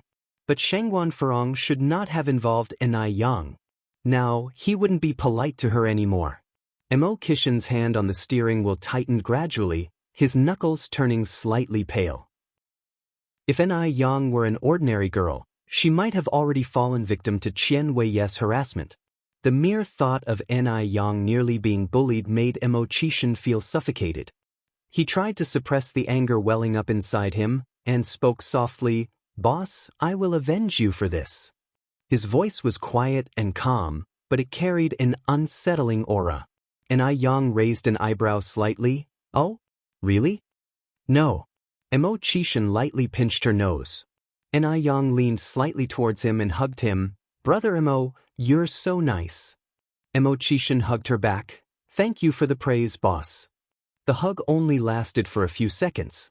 Yang let go of him, rolled up his sleeve to reveal his glittering, robust wristwatch. It's already past 11. Brother Mo, should we go for lunch? Sure. Mo Qishan nodded. Where do you want to go? Yang continued. I suddenly feel like having stinky tofu and crossing the bridge noodles. Would you like to join? Sure. It's been a long time since I last had these. They went to a street of diners, had lunch, and then went to a movie. Finally, Mo Qishan drove Yang home. In the end, the luxury car stopped in front of a business building. Mo Qishan got out of the car. His originally smiling face was now solemn. His thin lips pressed together, and his eyes held a stormy hue, causing everyone around to feel anxious. What's wrong with the gentleman today? How terrifying! Mo Qishan made his way to the top floor and opened the door of his office. He sat on the leather boss chair, loosened his tie, and finally picked up the phone. Bring Qian Weiya to me. And tell Morris to prepare a dossier on the Zhao family and Shengguan Furong for me right away. If you find any errors, ads pop up, ads redirect, broken links, non-standard content, etc., please let us know reports so we can fix it as soon as possible. Chapter 662. The show begins. _1 Upon finishing his sentence, Mo Qishan hung up the phone. His face, usually stone-cold, appeared to be enveloped by an impenetrable layer of ice. Shangguan Furong on the other end was still unaware of all that had taken place. After leaving the Zhao family, she had made her way to the Shangguan family residence. Shangguan Furong rushed into the living room, and upon not seeing her mother, asked one of the servants, "Where's Mum?" "The dowager is resting in her room," the servant replied. Shangguan Furong immediately began ascending the stairs, knocking on the door loudly, "Mum." A moment later, her mother appeared, wrapped in a robe. "What's the rush all about?" Shangguan Furong replied with a smile, "I've brought good news, of course." "And what good news could you possibly have?" The dowager stepped aside to allow Shangguan Furong in the room. Shangguan Furong then said, "Mum, I found Yang a great potential match." The dowager furrowed her brows slightly. "What did you say?" "I said, I've found a good family that matches our status in the Shangguan family for Yang," Shangguan Furong repeated. "The Qian family holds notable prestige, and Qian Weiye is the head of the family." Source: Web novel. Com, updated on New Zero. The dowager had no reason to object. As long as the dowager is on board, Yang would have to agree. Yang already has a boyfriend, there's no need for you to meddle, the dowager expressed her displeasure. "You're talking about Mo Qixin?" A dismissive look flashed across Shangguan Furong's face. "You're well aware of Mo Qixin's reputation." "Mum, rest assured, this time, I've truly found a good man for Yang. He's leagues better than Mo Qixin." "Furong, did your brother's slap not wake you up the last time?" The dowager looked at Shangguan Furong. Mention of the slap made Shangguan Furong's expression turn cold. She had not even held the incident against Shangguan Dehui, yet their mother was bringing it up again. Wasn't this deliberately meant to humiliate her? "Mum, I've been thinking of you all as my family, that's why I've been running around trying to find Yang a good match. But all you do is dismiss my goodwill as worthless." The dowager sighed. "Furong, if you truly cared about our family, you'd keep your nose out of where it doesn't belong." With her grandchildren all grown up and Shangguan Dehui having found his own happiness, all that the dowager wanted now was to live out her remaining years in peace. Why was Shangguan Furong always stirring up trouble instead of living a quiet life? Why did she have to give birth to such a daughter? How is this meddling? "I'm doing this for our family's good. Do you think I like meddling in Yang's affairs?" If it weren't for the fact that Zihua was marrying Shangguan Dehui, she wouldn't even spare Yang a glance. Lin Fang was so eager to marry into a rich family, yet she didn't introduce Qian Weiye to her. In the end, not only did she gain nothing, but she also stirred up a lot of trouble. What a thankless world this was. Shangguan Furong continued, "Mum, the person I'm introducing to Yang is Qian Weiye. You're acquainted with Lady Qian too. And Qian Weiye agreed to this match. Now, we're only waiting for your approval. As long as you give the go-ahead, there's nothing Yang can complain about. After all, she's just a country girl. Qian Weiye taking a liking to her is an unimaginable stroke of luck." "What?" The dowager turned pale with rage, her breathing labored. "What did you say? Qian Weiye? Do you have any idea how old Qian Weiye is this year?" "Shangguan Furong, you've gone too far. What's wrong with Qian Weiye? Aren't they just a bit older than Yang? Aside from the age gap, how is Qian Weiye not superior to Mo Qixin?" "Mum, Yang isn't your biological granddaughter. Why are you protecting her so much?" Given her background, marrying Qian Weiye would be a stroke of good fortune. Although Zihua was going to marry Shangguan Dehui, the relationship between Yang and the Shangguan family was still not close. If it were Shangguan's biological granddaughter who was to marry Qian Weiye, that would definitely not have been suitable. After all, whoever Qian Weiye marries essentially becomes his concubine. The dowager trembled all over. Shangguan Furong had gone too far. This was outrageous. She was already seething with anger after hearing these words. How would Yang react if she heard them? Shangguan Furong continued, "Mum, you're not a fool. You know exactly what the pros and cons are. If Yang marries Qian Weiye, our Shangguan family are the ones who will benefit. If Yang were to be with Mo Qixin, everyone would only end up laughing at the Shangguan family's expense. If you find any errors, ads pop up, ads redirect, broken links, non-standard content, etc. Please let us know reports so we can fix it as soon as possible. Chapter 663. The show begins. _2. Shut up. The old Mrs. Shangguan, unable to contain her anger, slapped Shangguan Furong squarely across the face.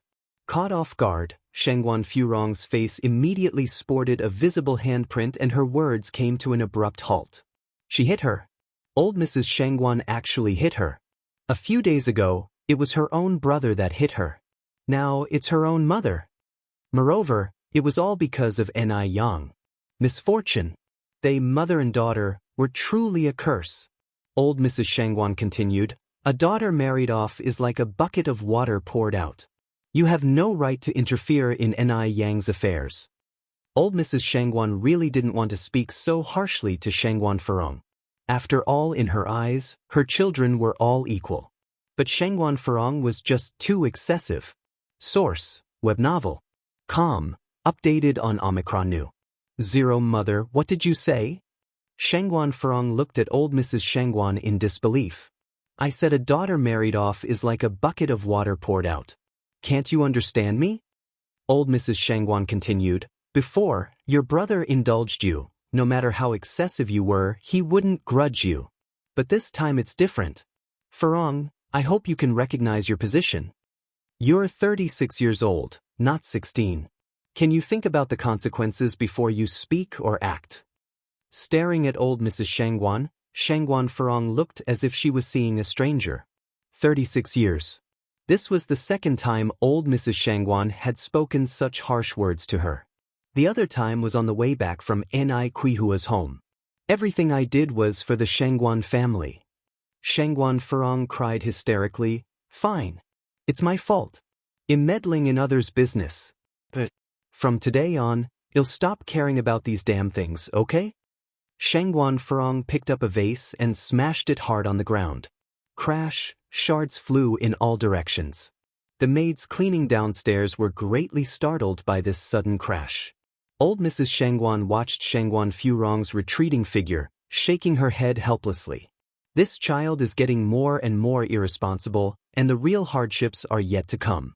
Shangguan Furong, covering her left face, made her way downstairs. The passing servants, seeing her like this, dared not to approach and ask what happened. Just then, Shangguan Shi returned from outside. Aunt, what happened to you? Get out. Shangguan Furong, still enraged, pushed Shangguan Shi away. Caught off guard, Shangguan Shi was pushed to the ground, hitting her head on the corner of a table. Miss, are you all right?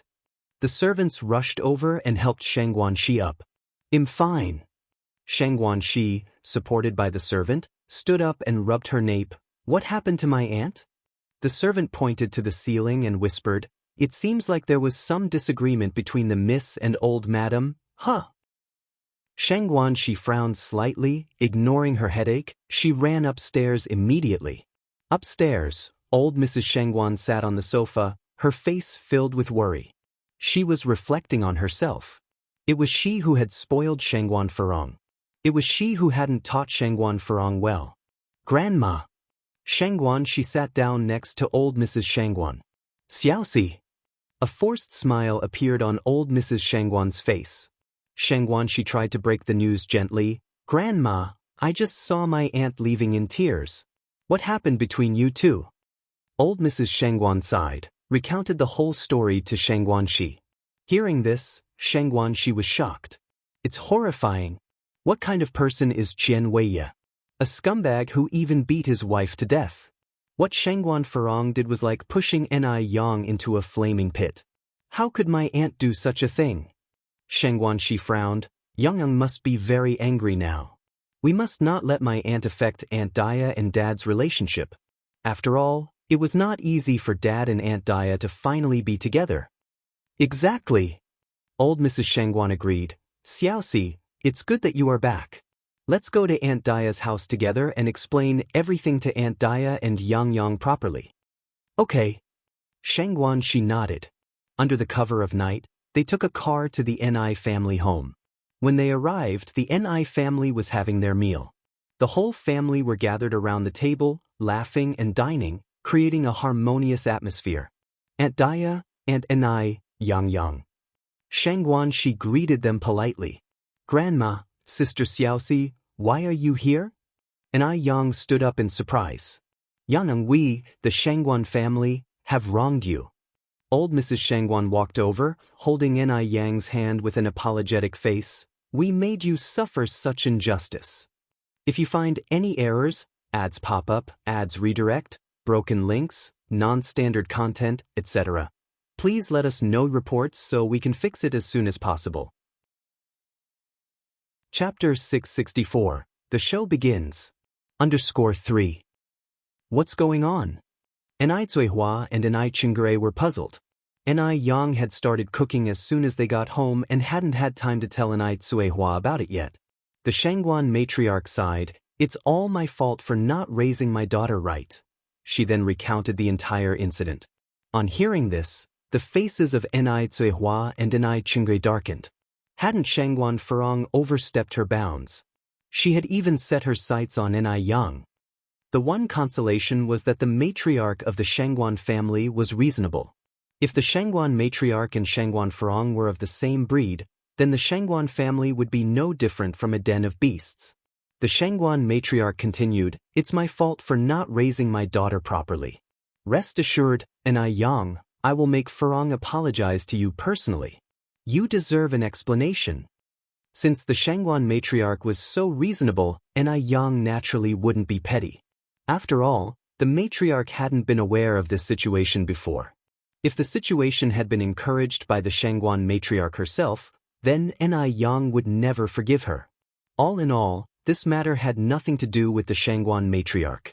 As long as Aunt Furong sincerely apologizes and changes her ways, we can pretend like nothing happened.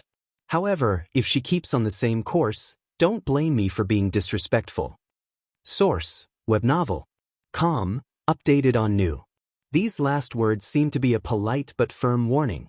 Although Enai Yang had decided not to push the matter further, she was not the type to suffer in silence. The Shangguan matriarch looked at Enai Yang with admiration in her eyes. This child was well raised by Enai Cuihua. Deep down, she had a sense of indomitable spirit, without any arrogance. And she didn't take unfair advantage of the situation, despite having the upper hand. The Shangguan matriarch was certain that in the not-too-distant future, Enai Yang would surely achieve great things. Don't worry, Enai Yang, even if you don't do anything, I will take matters into my own hands to clean up the Shangguan family, she said. After finishing the topic, the Shangguan matriarch asked to leave. Enai Cuihua said, Aunt, it's late already. If you and Xiaoxi don't mind that we've already started eating, why don't you stay and have dinner with us? Shangguan Shi responded excitedly, Sounds great, Aunt Daya. I love the food at your house. She had been worried that Enai Cuihua might take her anger out on them because of Shangguan Furong's behavior. However, it seemed that Enai Cuihua was not the unreasonable type. The Shangguan matriarch replied modestly, Daya, we appreciate your hospitality. Enai Cuihua brought in 2 new sets of bowls and chopsticks. We're all family, there's no need for you to be so polite, Aunt. Enai Yang silently stood up, planning to head into the kitchen to whip up a couple more dishes. She had prepared just enough food for 3 adults and 1 child, but now with 2 more people, they would inevitably come up short. Enai Yang, where are you off to? Shangguan Shi quickly noticed Enai Yang's movements. Enai Yang replied, I'm going to cook a few more dishes. Can I come with you? Shangguan Shi put down her chopsticks. This way I could pick up a few tricks. Sure. Enai Yang nodded. They both headed to the kitchen. Shangguan Shi learned quite a few helpful cooking tips by following Enai Yang around. Qian Weiye was led to the top floor of a business building. A figure was seated on the boss chair with his back to him, revealing only an imposing silhouette. Even just the silhouette was enough to strike fear into anyone who saw it. This was an instinctive fear. After all, this man was the famous Mr. Mog. Qian Wei's hands were shaking as he took a handkerchief out of his pocket. He was wiping his forehead, but sweat just kept pouring out, like an endlessly proliferating weed. Mr. Qian, please sign this. Morris placed a document on the desk in front of Chen Weiye. Reading what was on that document, Chen Weiye's knees gave out and he landed on the floor. "Mr. Mog, I beg you, please spare me and the Chen family." He had no idea how he had offended this influential figure.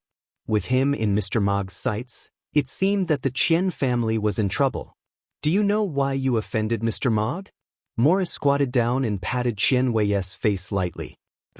"I don't know, because you offended someone you should never have offended." Morris explained in fluent Chinese, "You're so lowly, yet you dare to covet things above your station. You aspire to possess our lattice attention? Lady Mog, if you find any errors, ads pop up, ads redirect, broken links, non-standard content, etc., please let us know reports so we can fix it as soon as possible." Chapter 665. The show begins. _4. This left Chen Weiye even more stunned. I haven't even seen Mrs. Mog. How could I be a toad trying to eat swan meat? Mr. Mog, you must see clearly. This is a disaster out of nowhere. Chen Weiye felt he was even more wronged than Do. "Think about it again," Morris said, increasing the force in his hand. Chen Weiye was shaking all over. He thought to himself, who on earth was Mrs. Mog? Chen Weiye lost his wife many years ago.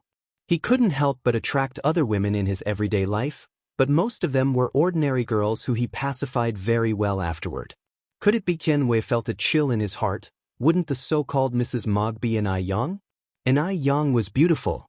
Chen Weiye has seen countless women, but never seen such a distinctive one. It was normal for Mr. Mog to become her suitor? Could it really be her? Chen Weiye gulped. The more he thought about it, the more frightened he became.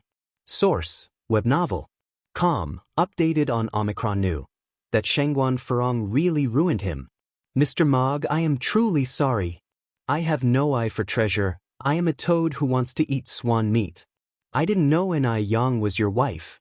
Please let me go. I promise this will never happen again. Chen Weiye was very repentant about his behavior, crying bitterly. You want a next time? A cold voice came from the front as if it could freeze one's flesh and blood.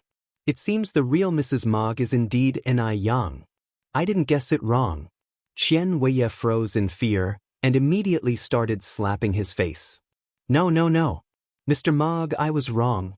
I didn't mean that. I'm just a worthless creature. I'm a beast. Please don't stoop to my level. In no time at all, Chen Weiye had slapped himself into a pig's face. His face was full of handprints. The man turned his back to him and extended his hand to his assistant. Realizing, the assistant immediately handed him a cigar and a lighter. Click. The sound of the lighter echoed in the air, and smoke rose in front of him, as if a layer of snow had been laid around him. Chen Weiye crawled to him, knelt on the ground and mumbled unclearly, Mr. Mog, please forgive this beast. This beast will never dare again. The man withdrew his disgusted foot, took a slow puff of smoke. Go and apologize to Yang, ask her to forgive you. Okay. Chen Weiye immediately got up from the ground and ran outside. Only then did the man turn his head, revealing a sharp-featured face, a cigar hanging at the corner of his thin lips, looking at Morris by his side. Morris quickly understood and turned to follow Chen Weiye. Morris, who had been following him for a long time, naturally understood what he meant. If Chen Weiye had turned his head back at that moment, he would have realized that the renowned Mr. Mog was actually despised by everyone. Mo Chishan. Mo Chishan then reached out to Marcus. Where are the files on the Zhao family and Shangguan Furong? Here, answered Marcus respectfully, handing over the files. How handsome the master looks when he's furious for his woman. Marcus was extremely excited. Mo Chishan took the files and flipped through a few pages. Marcus then said, Last night, Shangguan Furong returned to the Shangguan family. What was the Shangguan family's reaction? Mo Chishan asked. Marcus thought for a while, then said, Old Madame Shangguan and Shangguan Furong had a big argument. Shangguan Furong was even slapped across the face. In the end, old Madame Shangguan personally went to Miss Nis' house. It was fortunate that Madame Shangguan was wise. If Madame Shangguan was the same as Shangguan Furong, those who would be unlucky this time would not be limited to just Shangguan Furong and Qian Weiye. Upon hearing this, Mo Kishin's previously tight face relaxed a bit. Marcus then asked, "Sir, do you want me to invite Shangguan Furong over?" "No need." Mo Kishin closed the files. "Come closer." Marcus walked over to Mo Kishin and bent down. Mo Kishin whispered something to him, and Marcus nodded. "Okay, sir, I have it." This tactic of Mo Kishin, using someone's own methods against them, was absolutely ruthless. Shangguan Furong was about to face bad luck now. Ni family's house. Just as Ni Yang opened the gate, ready to go out, an unknown figure popped up. "Grandma!" Ni Yang slightly frowned. This man, whose face is swollen like a pig's head, does she know him? And he is calling her grandma. Does she look that old? "Grandma, it's me. It's Qian Weiye." Qian Weiye spoke again. Ni Yang smiled lightly. "It seems you didn't take my words to heart yesterday. So, do you want to try the taste of being hit with an 812 again? If you find any errors, ads pop up, ads redirect, broken links, non-standard content, etc., please let us know reports so we can fix it as soon as possible." Chapter 666. The show begins. _5. No, no, no. Qian Weiye shook his head immediately, knelt on the ground with a thud, picked up a thick vine from the ground and held it in his hand. "Granny, I'm here to apologize." "Sorry, Granny. I was blind before, a toad craving after swan meat. I will never dare to do it again. I beg your mercy, please spare me this time." Ni Yang slightly squints her eyes. What is happening? Why did Qian Weiye change his behavior? Could it be Mo Kishin's work? Interesting. Ni Yang picked up the vine with a faint smile. In fact, Qian Weiye is not entirely to blame for this. After all, it was Shangguan Furong who took the initiative. By law, Qian Weiye can be considered an accomplice at most. Qian Weiye, you haven't been shy of forcing yourself on innocent girls in the past, have you?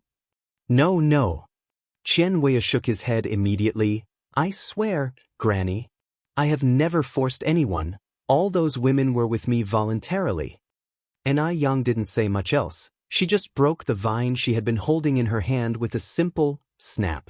Qian Weiye, if you ever do anything disgraceful in the future, this broken vine will be your fate. Source: Web novel. Com, updated on Omicron New Omicron. The vine is half an arm thick and quite resilient. It would be impossible for an ordinary person to break it with one hand. Qian Weiye's moral compass was reset again. He was so scared he began to kowtow. I will never do it again. Granny, I promise I will never do it again. Get out. Ni Yang's red lips spoke lightly.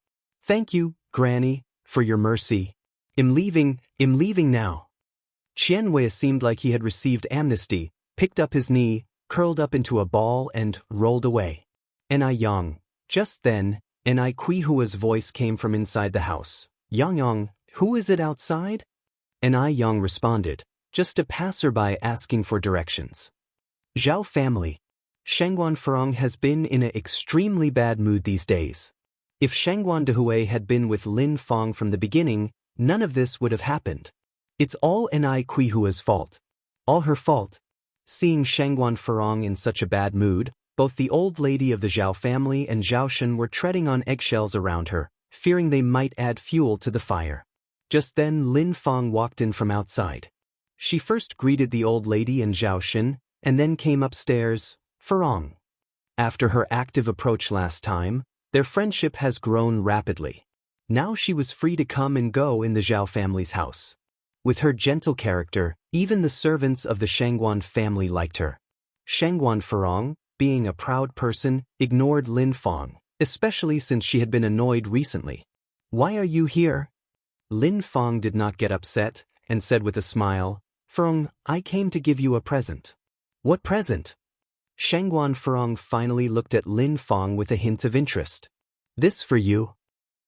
Lin Fong took a black card out of her bag and handed it to Shangguan Furong. The black card was pitch black, with gold lines as decoration on the edges, and the 4 characters, National Beauty and Heavenly Fragrance, on the left side. It looked very upscale and classy. What is this?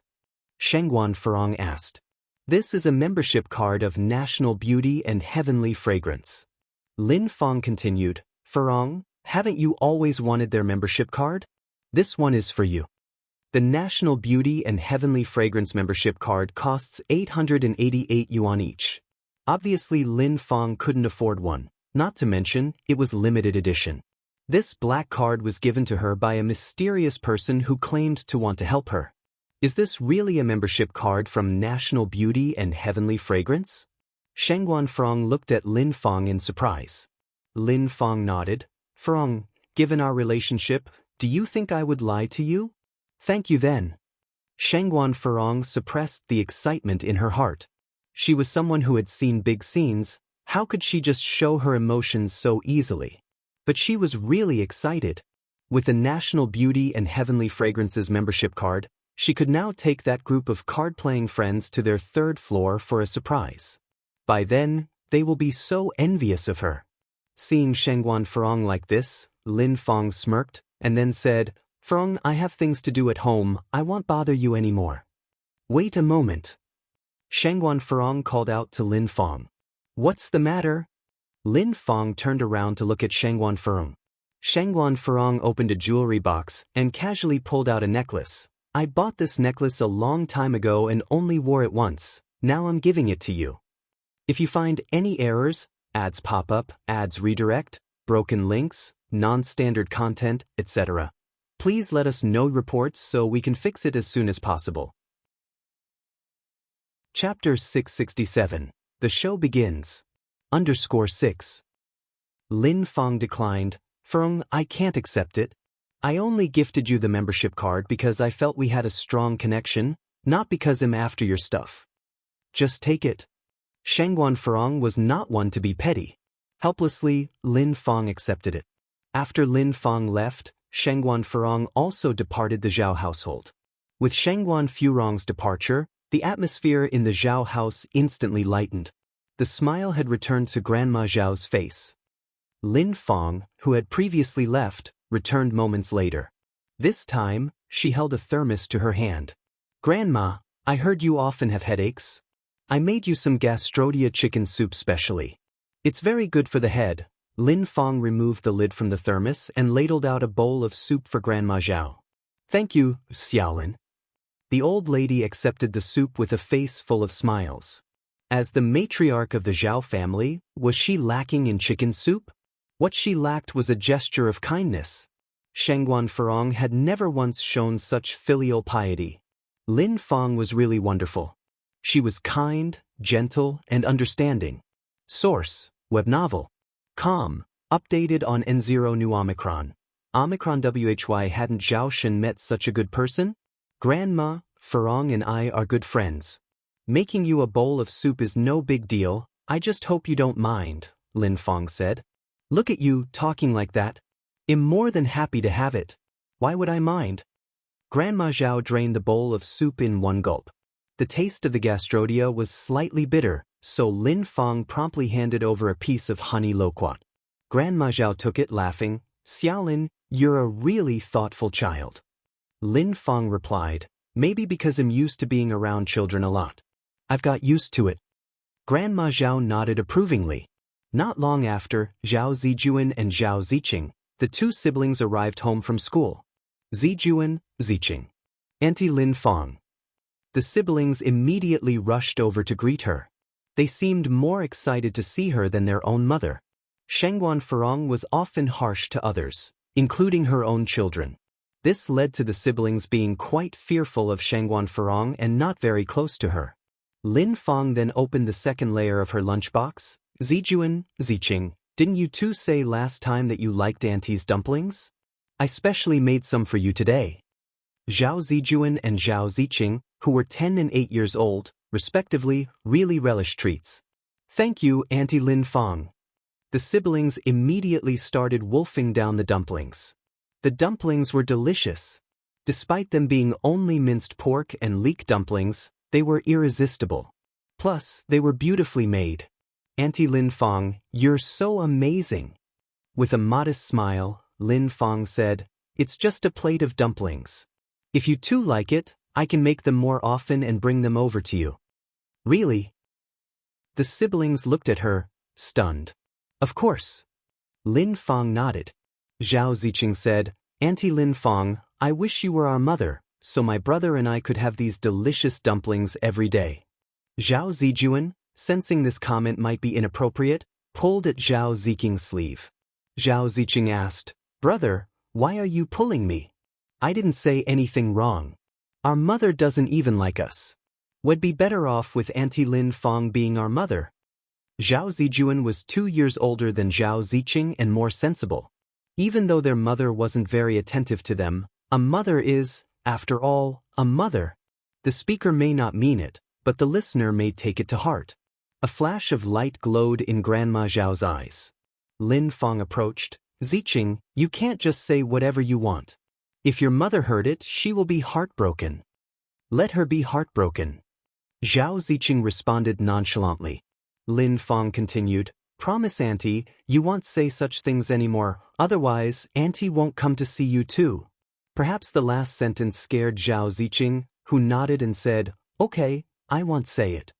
In her heart, however, she truly wished that Lin Fong was her mother. Shengguan Furong invited Jia Zhenzhen, Zhao Yun, and Su Manlin to Gus Tianxiang. The 4 women met at the entrance of Gus Tianxiang. Jia Zhenzhen asked, Furong, don't tell me you really have a membership card for Gus Tianxiang? Of course. Shengguan Furong took out the black card and flaunted it. See, isn't this it? Jia Zhenzhen took the black card while the others immediately huddled around to take a look.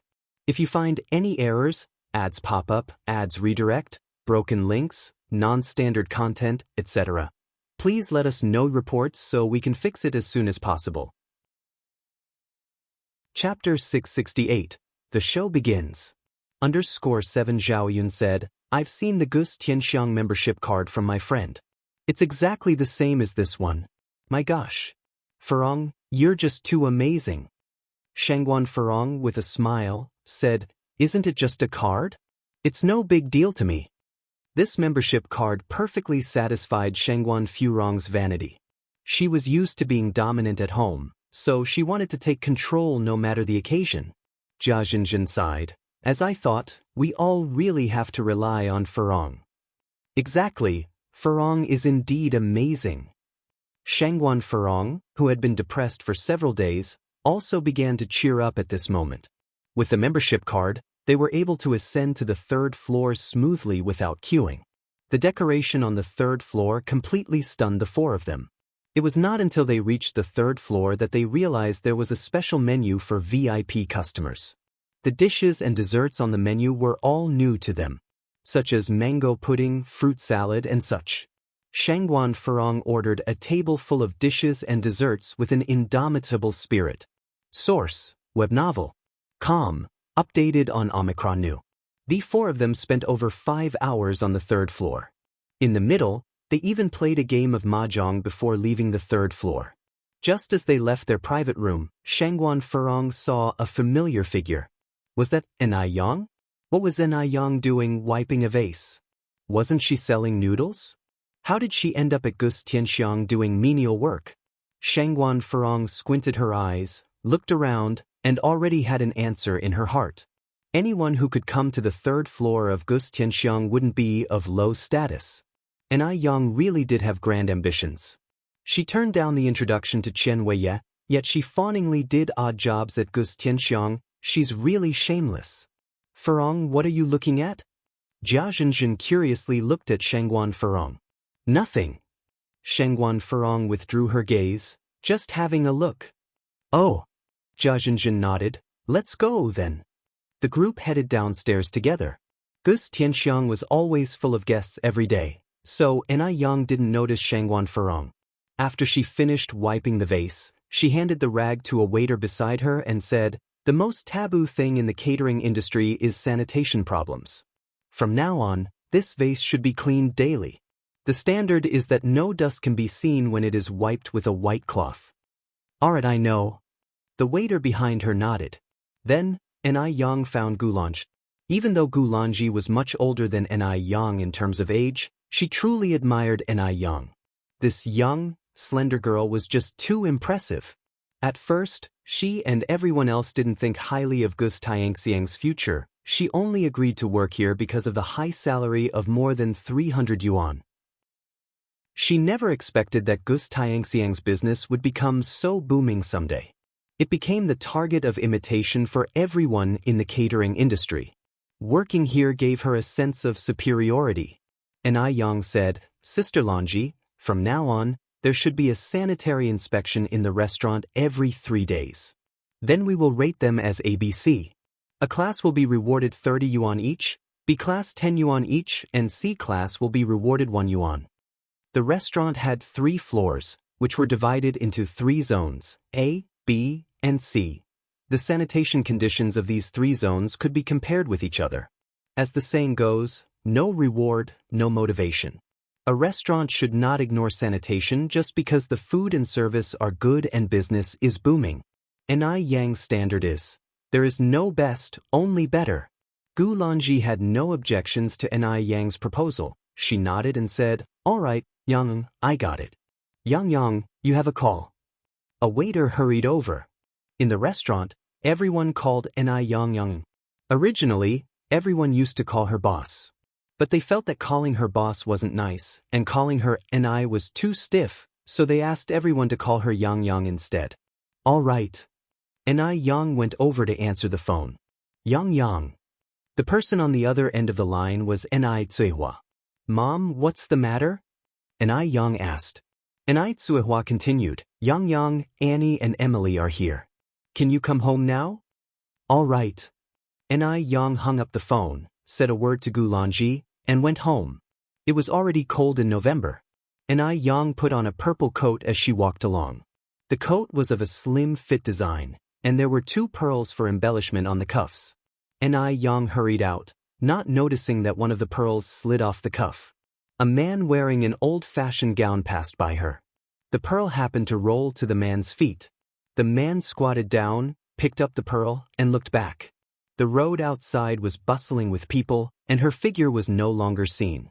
"What are you looking at, Mr. Du?" asked Wang Ziki. Mr. Du coughed lightly with his fist against his lips. "Nothing." The 2 men walked inside. "Do you have a membership card?" A waiter dressed in Hanfu immediately greeted them. "Membership card?"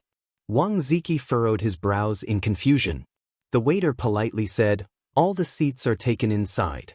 If you don't have a membership card, please follow me to wait for meal." "What is a membership card?"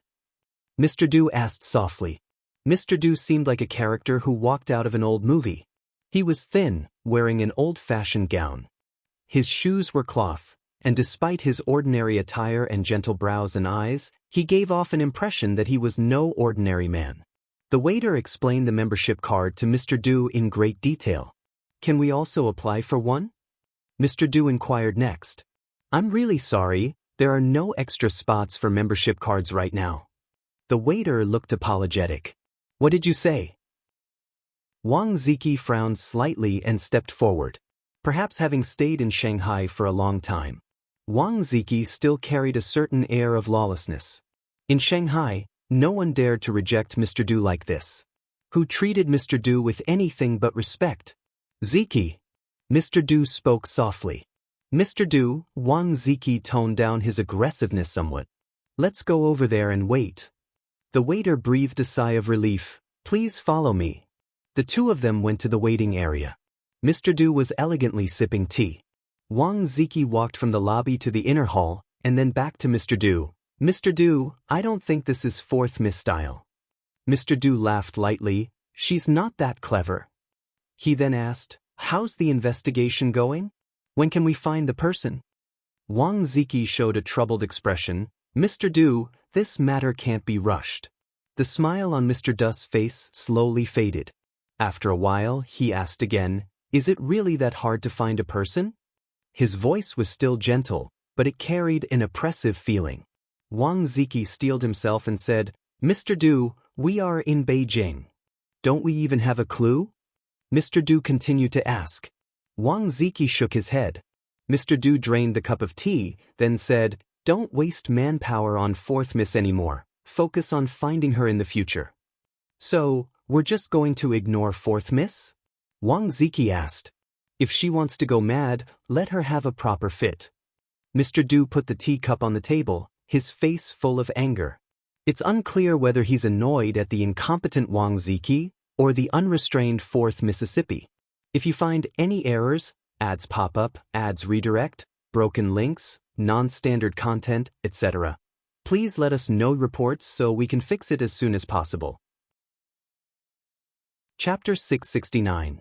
Shangguan Furong apologizes at the doorway. _1 Master Du appears to be as gentle as jade on the surface, but only Wang Ziki knows what kind of soul is hidden beneath this gentle demeanor.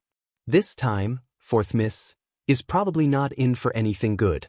Master Du continued, from this month on, no one is allowed to remit money to fourth Mississippi. All right. Wang Ziki nodded. The Ni family residence.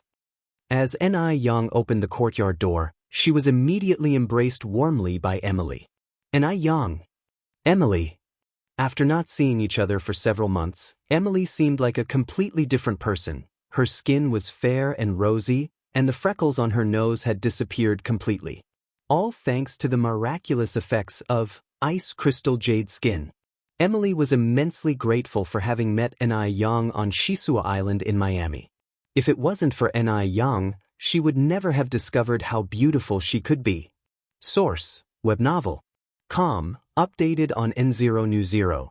Excitedly, Emily hugged Ni Yang. A moment later, Ni Yang released Emily, and they walked into the living room. Emily said, Ni Yang, your home and courtyard are decorated so beautifully. She had always imagined China as a very backward country. It should be chaotic and dirty. But after coming to China, Emily discovered that it is a country with a very rich cultural heritage, completely different from what she had imagined. Ni Yang smiled and said, Thank you for the compliment. Aunt Annie and Ni Zuihua were chatting on the sofa in the living room. Through long-term learning, Ni Kuihua's oral English skills were now excellent, and there were no obstacles in her communication with Annie. After chatting for a while, Annie revealed her intentions. Ni Yang, I want to become an agent for your product and become the overseas distributor for Ice Crystal Jade Skin. I want more people in Country M to be able to use Ice Crystal Jade Skin. The effects of Ice Crystal Jade Skin are truly excellent. The few dozen products Annie took back last time sold out within a month. Because more and more people were coming to ask Annie to buy Ice Crystal Jade Skin, that's why Annie decided to visit China again. At the same time, this decision was made after careful consideration. Ice Crystal Jade Skin is a rare, good product that will be popular in the future. In order to prevent someone else from taking the opportunity first, she wanted to become the first agent in Country M. She believed that her judgment would not be mistaken. Hearing this, Ni Yang was somewhat surprised. She hadn't expected that Annie wanted to be the agent for Ice Crystal Jade Skin in such a short period of time. Aunt Annie, are you really sure about this? This is the contract. Take a look. Annie took out the contract from her bag. There were 4 copies of the contract. 2 in English and 2 in Chinese. Ni Yang picked up the contract and, while skimming through it, she circled the problematic parts. Aunt Annie, I think these 4 parts need to be revised. Please take a look. Ni Yang passed the revised contract to Annie. Annie took the contract and found that the 4 points Ni Yang had circled seemed fine at first glance, but on closer inspection, she discovered that there were significant loopholes in these areas. Annie looked at Ni Yang, a new layer of admiration visible in her eyes. Ni Yang was about the same age as Emily. Emily couldn't even understand the contract, but Ni Yang could shoulder large responsibilities all by herself. That is truly impressive. All right, Annie nodded and continued, then these 4 areas will be modified as you suggested. Let's discuss the price issue next. As for the price, I will give you this discount. Ni Yang wrote a discount on a piece of paper. The price she gave was 70% of the normal retail price. The export duties and other transportation costs would be borne by Annie herself. Ni Yang would only be responsible for supplying the products. After calculating this way, The price of each product needs to be 40% higher than the domestic price in order for the agent to make a profit. In other words, if the whitening moisturizer was sold for 230 yuan domestically, it would have to be sold for 322 yuan abroad. However, this was normal. All things exported from foreign countries to China were sold at several times the original price. Isn't it time for the Chinese to have a moment of pride? After quickly calculating the exact price in her heart, Annie said, "Okay, this price is acceptable. Additionally, I have another request." And Ai Yang continued, "This needs to be added to the contract." "You say?" And Ai Yang said, "As ice crystal jade skin is a product of China, once it arrives in country M, it is not allowed to change its packaging, nationality, or founder. Furthermore, no additional trademark may be registered to overshadow it. It can only be ice crystal jade skin. If you find any errors, ads pop up, ads redirect, broken links, non-standard content, etc., please let us know reports so we can fix it as soon as possible." Chapter 670. Shengguan Furong apologizes at the doorway _2. Back in the 1980s, the Chinese did not have much awareness of copyright. This led to many goods being exported from China, repackaged in foreign countries, and then sold as local products. The toilet seat news of the later era is an example. The toilet seats from our country that were so popular among the Chinese were actually made in China. And Ai Yang, having returned from the future, was determined to prevent all such problems. She wanted to avoid any future disputes. Annie nodded, "And Ai Yang, you've thought this through thoroughly. She's incredibly shrewd. Negotiating with her is like playing a game of chess. She was clearly just a teenager, but her considerations were more thorough than an adult's. It was difficult to imagine the capacity of her brain." And Ai Yang continued, "Oh, there's one more thing. Some products of the Ice Skin Jade Flesh line are limited editions. In order to avoid market disturbances in M country, I hope you follow the same practice. General limited editions should be capped at 60 sets per month, and the Supreme Edition only 20 sets. It should be purchased by showing an ID card, limiting 1 set per person per month. Actually, limited edition products are also a marketing strategy. After all, rarity is precious. Only when it becomes expensive will people cherish it." Source: Web novel. Com, updated on N0 New. Anai nodded, indicating no objections. And Ai Yang smiled. "If Aunt Annie agrees to all the points I've made, we can sign the contract as soon as it's drafted." And Ai Yang, race to a successful partnership. Annie extended her right hand towards An Ai Yang. "To a successful partnership." An Ai Yang shook her hand warmly. After successfully concluding negotiations, Annie proposed to leave. An Ai Yang smilingly said, "Aunt Annie, you are not familiar with China. If you don't mind, you can stay over tonight, and I can take Emily around tomorrow." When they were in M country, An Ai Yang had promised Emily she'd show her around. Since they've already moved into their new house, there was no need to worry about not having enough rooms. On hearing this, Emily jumped up and down in excitement. Yes, yes. She liked An Ai Yang very much and wished she could be with An Ai Yang every day. Annie said, "Then, we'll take you up on your kind offer." In the afternoon, An Ai Yang took Emily for a walk around the village. The village was bustling because a new road was being built. The villagers were intrigued by the foreign girl. Yang, who is this foreign girl? What's her name? Which country is she from? How old is she? Emily, not understanding Chinese, curiously looked at An Ai Yang. An Ai Yang first translated the villagers' questions into English, then told them, "Her name is Emily. She's a good friend I met in M country. She's 18 years old. Oh, so her name is Lily. I think calling her Lily sounds better, just like Yang Yang's name. This Lily is good-looking, just like a doll on TV." The fashionable name of Emily was instantly transformed into a rustic Lily by the villagers. Oddly enough, it sounded quite nice. "What are they saying?" Emily looked at An Ai Yang. An Ai Yang grinned and replied, "They are all saying that they like you a lot and that you look pretty, like a doll." "Really?" Emily looked at An Ai Yang, absolutely thrilled. "Really?" An Ai Yang nodded. Emily immediately bowed to the villagers, stuttering in Mandarin, "Think he. You're welcome, you're welcome." As they left the construction site, Emily remarked, "Anna Yang, the Chinese people are so friendly." And I Yang nodded, "Yes, we Chinese are really friendly." The two of them arrived at the foot of the mountain. In November, most of the plants had withered, but a special kind of plant on the mountain was blooming against the wind. From a distance, the slope was carpeted in bright red, almost giving the illusion of early spring.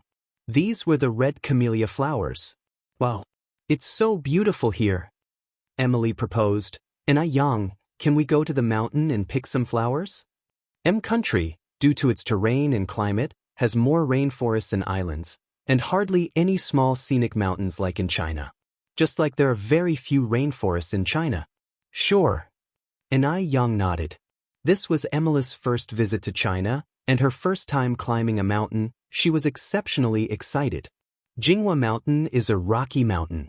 There are not many large trees, mostly shrubbery and small pine trees, and of course the camellia flowers.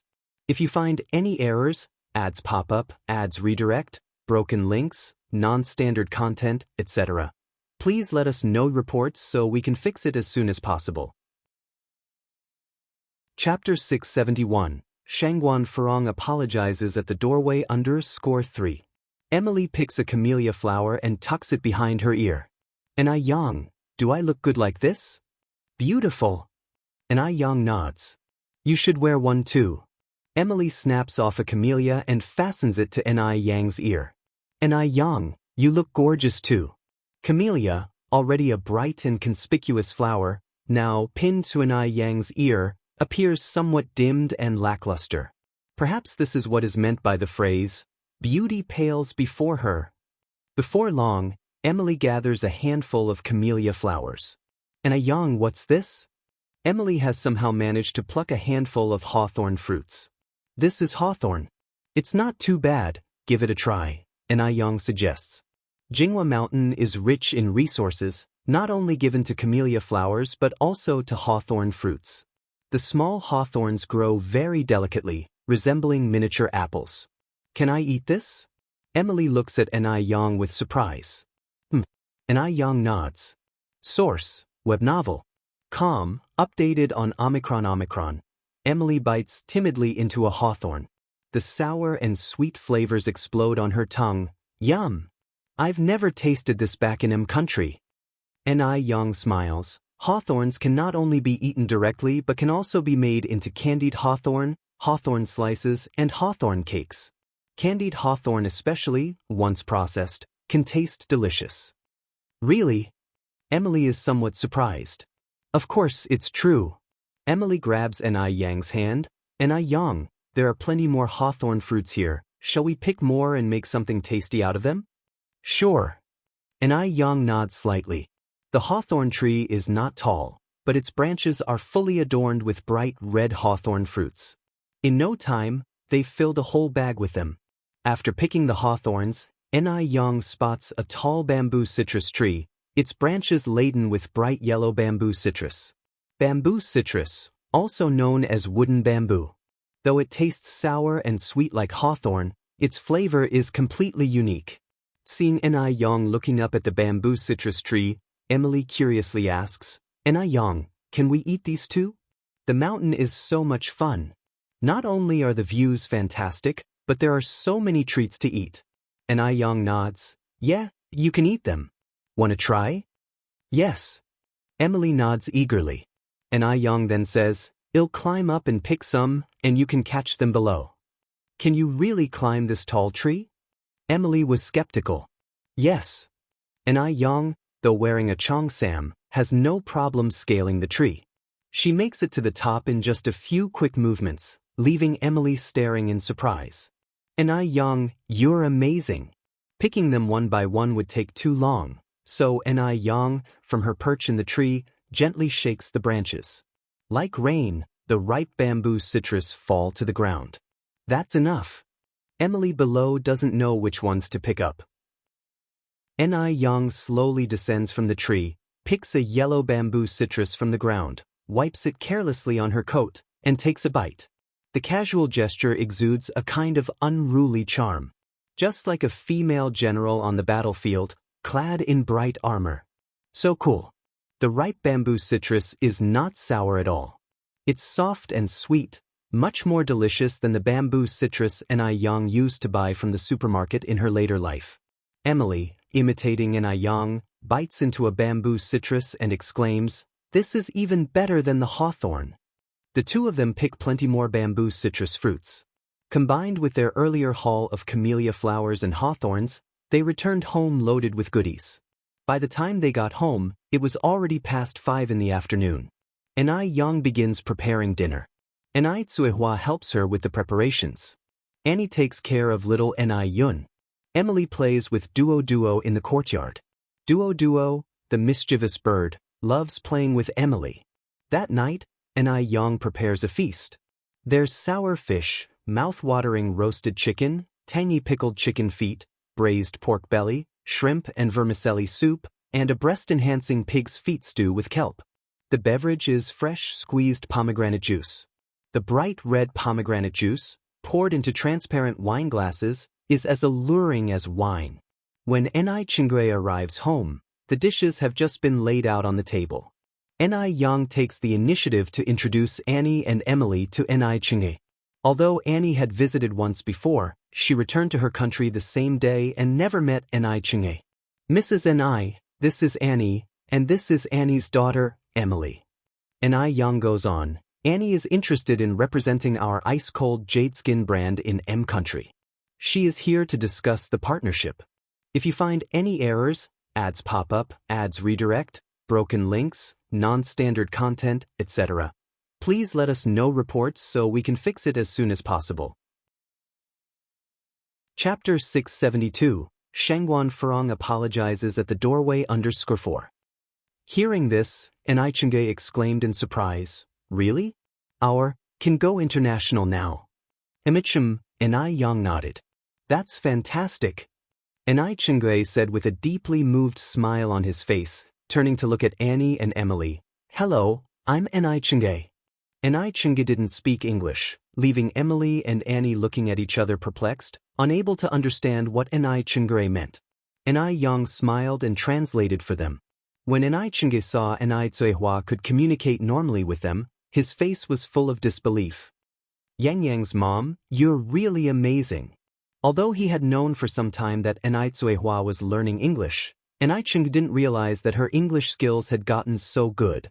Tsuehua smiled and said, "When I have nothing else to do at home, I practice on my own.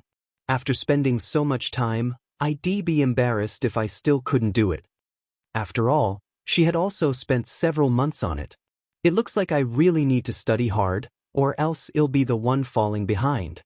But Yang's mom, you're really smart." A year ago, Tsuehua was just an illiterate rural woman. Now, not only had her appearance and temperament changed, but her knowledge had also improved along with them. Moreover, Tsuehua was someone who loved to learn and had the perseverance to keep at it. Whenever she had free time, she would find a book to read. No matter what kind of book, she could get into it. Chingui truly admired her. Source, web novel. Com, updated on Omicron New. Tsuehua smiled and said, "Sister Ching, you sure know how to make me happy. You just haven't started learning. If you did, I'm sure you'd be smarter than me. Come on, let's eat. The dishes will get cold. I'll go wash my hands." Chingui put his bag on the sofa and went to the washroom to wash his hands. Because they were aware that Emily and Annie wouldn't know how to use chopsticks, Yang had specifically prepared knives and forks for them. Emily didn't have much expectation for Chinese food at first. She had eaten at Chinese restaurants in M country before.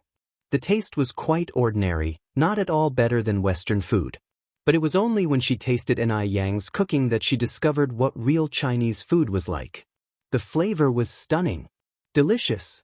It's really amazing. Emily could hardly stop herself from swallowing her tongue along with the food. Seeing Emily's reaction, Annie also lowered her head to taste a bite of the shrimp and vermicelli soup. The soup was rich in flavor, the shrimp was springy, and the vermicelli was full of the savory broth. Biting into it brought a deeply satisfying combination of flavors, much more delightful than plain bread and sandwiches. My goodness! The Chinese were too lucky to be able to eat such delicious food. Very tasty. Annie gave Anai Yang a thumbs up. Anai Yang smiled and said, "If you like it, eat more." The next day, Anai Yang took Emily to climb the Great Wall and visit the Forbidden City. They took many photos and didn't return home until after 6 in the evening. Back home, Anai Tsuehua had already prepared dinner. After eating, Annie handed over the newly drafted contract to Anai Yang. "Anai Yang, if everything looks fine, we can sign the contract." Besides drafting the contract, Annie had also completed many procedures that day. The Qing dynasty had suffered from its closed-door policy, but modern China was very welcoming to foreigners. Moreover, at this time, export trade wasn't very extensive, so Annie got all the procedures almost completed. Anai Yang looked over the contract and, finding no issues, signed her name on it. Annie took out 5 thick bundles of USD from her bag. "Anai Yang, this is the first deposit. Once we get back to M country, we'll transfer the second payment, and afterward, we'll proceed with a cash-on-delivery payment model." Annie had requested a large quantity this time. There was a total of more than $50,000. Converted to RMB, it was more than 400,000. Anai Yang nodded, "That's fine." The following day, Annie and Emily left Anai Yang's home. After completing all the paperwork, they took a flight back to M country that very night. Annie only checked in a little more than 50 boxes of the products to take with her. The rest were to be shipped by sea. The goods were expected to arrive in about half a month. Meanwhile, elsewhere, Lin Fang had been visiting the Shangguan family more frequently these days, but coincidentally, every time she came, Shangguan Farong was not at home. On several occasions, it was Zhao Shen who hosted Lin Fang. Today was no exception. "Comrade Xiaolin, please have some tea." Zhao Shen served Lin Fang a cup of tea. "If you find any errors, ads pop up, ads redirect, broken links, non-standard content, etc., please let us know reports so we can fix it as soon as possible." Chapter 673, Shangguan Farong apologizes at the doorway under Skur 5. Lin Fang picked up the cup, took a sniff and laughed. "This is the top-grade Biluakun. But to be honest, compared to green tea like Biluakun, I prefer black-red tea like Pure. I always feel that black-red tea is more charming, green tea is too light." Upon hearing this, Zhao Shen exclaimed excitedly, "Really? I think so too." Finding a soulmate who shares your interests in this world is not easy at all. Zhao Shen was now extremely excited. Lin Fang laughed and said, "Well, we really have the same bad taste." Zhao Shen continued, "However, Farong doesn't like black-red tea, so I threw away all the black-red tea at home. Otherwise, I could steep a cup of Pure for you now. Speaking of which, that Pure tea cake was brought back from Zheng. It has been kept for more than 10 years. Zhao Shen's words were filled with regret. Probably only tea lovers would understand his feelings. A Pure tea cake that has been stored for more than 10 years is a top-grade tea that can't be purchased in normal times. As Lin Fang observed Zhao Shen's expression, she said, "That's a real pity. Sister Farong seems to be quite nice in general. Why is her character so peculiar? You drink yours, she drinks hers, there's no need to waste good stuff?" Zhao Shen lowered his head and took a sip of green tea, ignoring Lin Fang's words. Grandma Zhao walked over. "Xiaolin, if Farong was as understanding as you are, I would be satisfied." Lin Fang laughed. "Grandma, you're joking, I'm just speaking truthfully. Actually, Sister Farong is a really nice person." Source: Web novel. Com, updated on Omicron News 0. Omicron, she is a good person, it's just that her character is a bit quirky, Grandma Zhao continued, otherwise why would she even offend her own mother? Lin Fang chuckled but didn't respond. Because some things are better left unsaid. The more you say, the more it can backfire. Lin Fang didn't stay at the Zhao family's home for long before she proposed leaving. Grandma Zhao said, "Shen Bao, help me send Xiaolin off." "All right." Zhao Shen grabbed his car keys and stood up to accompany Lin Fang. Lin Fang gently declined, "No need to send me, it's not that far anyway, I can take a taxi back. Upon hearing this, Zhao Shun was about to put down the car keys. Grandma Zhao frowned slightly and continued, just let Zhao Shun send you. It's not like he has anything to do at home anyway. This time Lin Feng didn't refuse, then ill trouble brother-in-law. Zhao Shun retracted his half-stretched hand. The two of them walked out the door together. Lin Feng took the passenger seat. On the road, Lin Feng tried her best to find mutual topics with Zhao Shun. Because she had done her research beforehand, the two of them enjoyed their conversation more and more. Unfortunately, they soon arrived at Lin Feng's building, and their conversation ceased. Zhao Shun is a very gentlemanly person. He first got out of the car and walked around to the other side to open the car door for Lin Feng. Thank you. Lin Feng stepped out of the car. But because she was wearing high heels that day, she didn't pay attention when getting out of the car. Her foot twisted and she stumbled forward. Luckily, Zhao Shun reacted in time and stopped her fall. Lin Feng fell into Zhao Shun's arms. Zhao Shun stood there rather helplessly. With a smirk, Lin Feng held onto Zhao Shun's waist and straightened her body, her eyes filled with a hint of playfulness. Brother-in-law, thank you. Are you okay? Zhao Shun asked with concern. I'm fine, just twisted my ankle. Lin Feng pretended to be strong. Though clearly in her 30s, pretending to be weak didn't seem awkward at all. If you're okay, then I'll go first.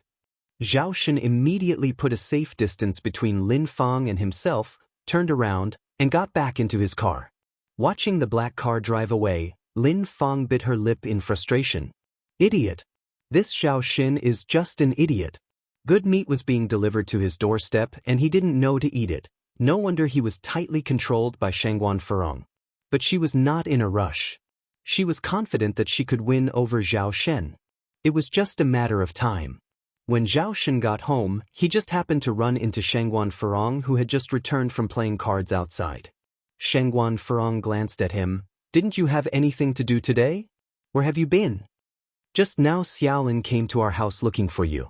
Since you weren't at home, we let me send her back. Zhao Shun didn't hide anything from Shangguan Furong. Shangguan Furong nodded. I understand. Now go and make me a cup of coffee with milk. And she didn't take Lin Feng seriously. If you find any errors, ads pop up, ads redirect, broken links, non-standard content, etc., please let us know reports so we can fix it as soon as possible. Chapter 674. Shangguan Furong apologizes at the doorway _6. In other words, she had enough confidence in herself. She didn't believe Zhao Shun would dare betray her. I'll go now. Zhao Shun rushed into the room, hoping to have coffee ready by the time Shangguan Furong sat on the sofa. Seeing Shangguan Furong's return, Grandma Zhao tactfully left the living room. Although Enai Cuihua wasn't planning to get married to Shangguan Dehui for now, they couldn't keep dragging things on, so Grandma Shangguan spoke with Enai Qingui to set up an engagement and make it public. Enai Cuihua had no objections to this. In China in the 1980s, getting engaged was also known as setting the commitment. Setting the commitment wasn't as formal as it would be in later years. All it required was a matchmaker and inviting family from both sides for a shared meal. However, during the engagement, the wedding date needed to be agreed upon.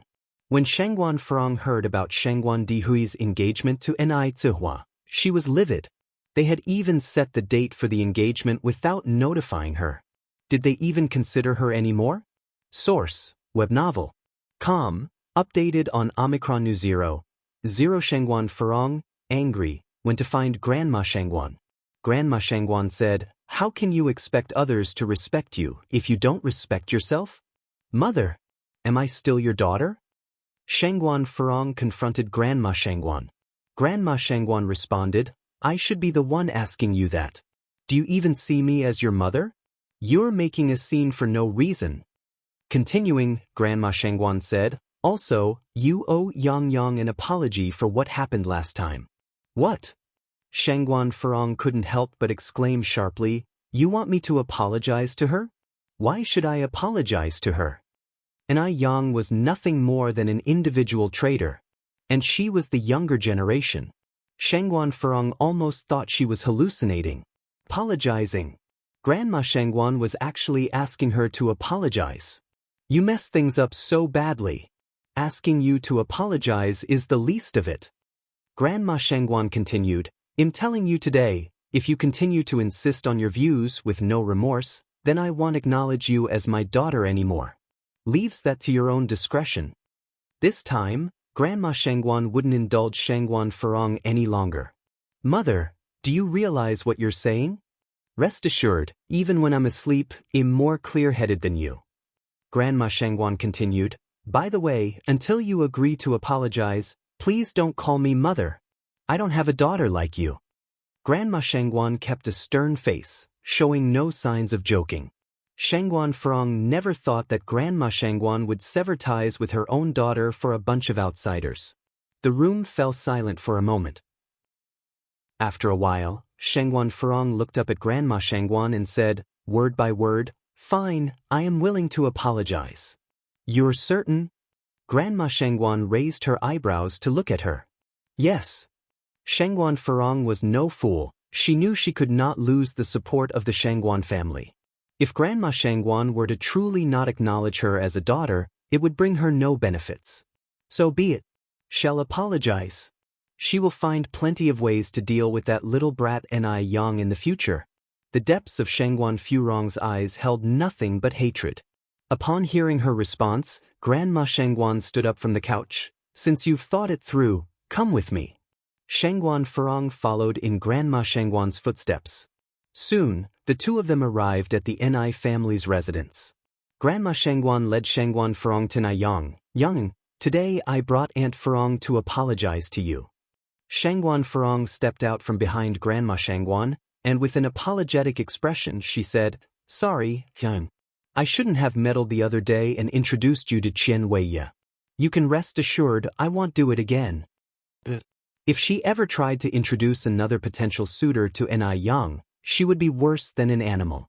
She hoped Ni Yang would marry a worse-off person. Better yet, someone useless like Mo Qishan. Ni Yang smiled faintly. I hope you'll remember your words today, Aunt Farong. Shangguan Farong nodded with a forced smile.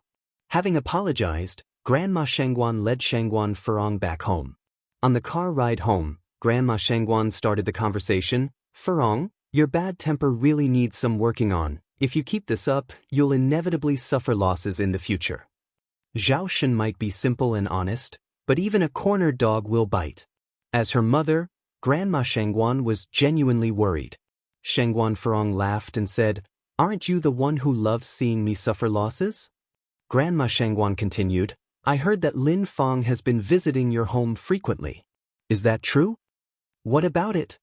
Shangguan Farong looked at Grandma Shangguan. Grandma Shangguan continued, Shangguan Farong is a widow who harbors devious intentions. You should distance yourself from such people, lest you end up suffering losses unknowingly.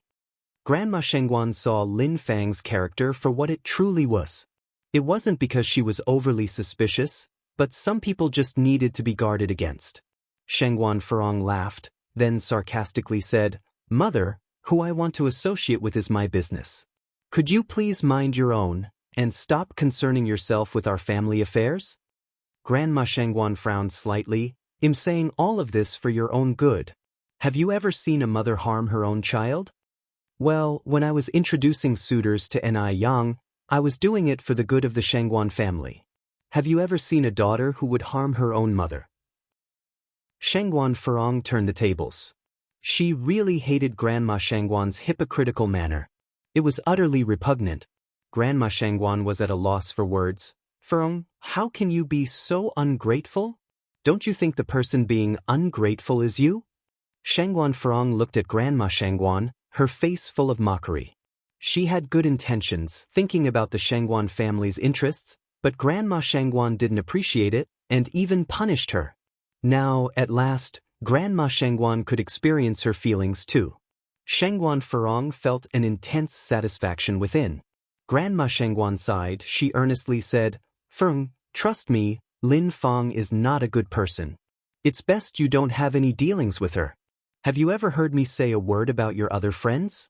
As her own flesh and blood, Grandma Shangguan couldn't bear to see her treacherously sucked into some abyss. She had an intuition that Lin Feng was definitely getting close to Shangguan Furong with ulterior motives. Shangguan Furong said, "Mother, I have my own eyes to see, and I can judge for myself. I have a better understanding of Lin Feng than you do. Please refrain from making baseless comments about my friends. If you find any errors, ads pop up, ads redirect, broken links, non-standard content, etc., please let us know reports so we can fix it as soon as possible." Chapter 675. Engagement Scene, Shining Brightly. _1 Seeing Shangguan Furong so obstinate, Shangguan old lady sighed. "Furong, you're being so stubborn, refusing to consider the opinions of others. One day you will regret it." Shangguan Furong smiled and replied, "Mother, shouldn't I be the one saying those words to you? Who is really the stubborn one here?" She had always kept the best interests of the Shangguan family in mind, but had the old lady ever shown a shred of gratitude? Not only was she ungrateful, but she also took her good intentions for granted. Now, she was even being asked to apologize to a younger generation. When had Shangguan Furong ever suffered such humiliation? The old lady stood by Ni Zihua and Ni Yang wholeheartedly, but she would one day regret it. The old lady shook her head helplessly. "Well, I've warned you. Whether you choose to listen is up to you. But let me say this up front, if one day you are wronged by Lin Feng, don't come crying to me. If you don't mind losing face, I do." She had made herself clear. Shangguan Furong was in her 30s now, not a 3-year-old. She should know right from wrong. Shangguan Furong laughed scornfully. "Mother, rest assured. I will never give you the chance to see that day. But as for you, your bias for Dia and Ni Yang, there will come a day when you might regret it." Source: Web Novel. Com, updated on Omicron. Don't worry, both Dia and Yang are not like that. The old lattice eyes were full of firm belief, firmly convinced that she would never misjudge a person. Who can guarantee that? She was waiting for that day. The day the old lady would regret her words. The old lady didn't say anything more. The 8th day of the 11th lunar month. Auspicious. Travel, engagement, trade, tourism, blessings. The engagement of Ni Zihua and Shangguan Dehui was set for this day. The golden morning sun rose slowly from the east. By the time Ni Yang woke up, Shangguan Dehui, Shangguan Su, and Shangguan Shi had already arrived. At this moment, they were having breakfast in the living room. "Uncle Shangguan, you came so early." Ni Yang was somewhat surprised. Ni Chingray laughed and said, "It's best to do such things as early as possible." "Yang, sit here," Shangguan Shi waved at Ni Yang. "The buns Auntie made are simply delicious." Shangguan Su took a sip of milk, then casually wiped an oil stain off the chair with a napkin. Ni Yang walked over and sat next to Shangguan Shi. The chair she sat on was the one that Shangguan Su had just wiped.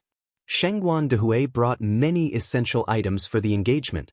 After breakfast, he, along with Shangguan Su, took little Ni Yun and distributed wedding candies to each and every household. An engagement is a joyous occasion, of course, it should be shared with everyone. The candy bags not only contained candies but also red dates, peanuts, longans, lotus seeds, as well as 2 cookies and a packet of cigarettes. At this time in the village, distributing 2 candies per household for a happy event was already considered generous. It was quite unheard of for someone like Shangguan Dehui to distribute such large quantities. Ni Yang, on the other hand, was helping Ni Zihua style her hair with Shangguan Shi. To be precise, Ni Yang was doing the hair styling, while Shangguan Shi was watching from the side. Ni Yang had very skillful hands, and in no time, she created a very intricate hairstyle. Shangguan Shi couldn't help but exclaim, Yang, you're amazing. I never knew hairstyles could look this good." Ni Yang could cook, could fight, and could do business. She was simply too outstanding. Shangguan Shi felt like she must have been a good person in her previous life to have such a talented sister in this life. Ni Yang laughed and said, "Sister Xiaoxi, it's not that hard once you know the trick. I can teach you when we have time." "Really?" Ni Yang nodded. Seeing Ni Yang and Shangguan Shi getting along so well, Ni Zihua felt relieved. Once her hair was done, and Ai Hua went to change into her engagement gown. The engagement gown was brought by Shangguan Dehui, a wine-red Chinese-style dress. And Ai Hua had a great figure and fair skin. After putting on the dress, she looked at least 10 years younger. Elegant and dignified. She is so beautiful. Shangguan, she gasped in awe. Although she knew Ai Hua was pretty, she seemed like a completely different person after dressing up. Yang, take a picture of me and Auntie. Shangguan, she, arm in arm with Ai Hua, made a scissor hand sign. Include me as well. Ai Chingure came over. Ai Yang took the camera and snapped many pictures. Just as Ai Hua came out after changing, Mo Qishan and Wu Daming walked in with gift boxes from outside. Brother Mo Wu Daming. Yang.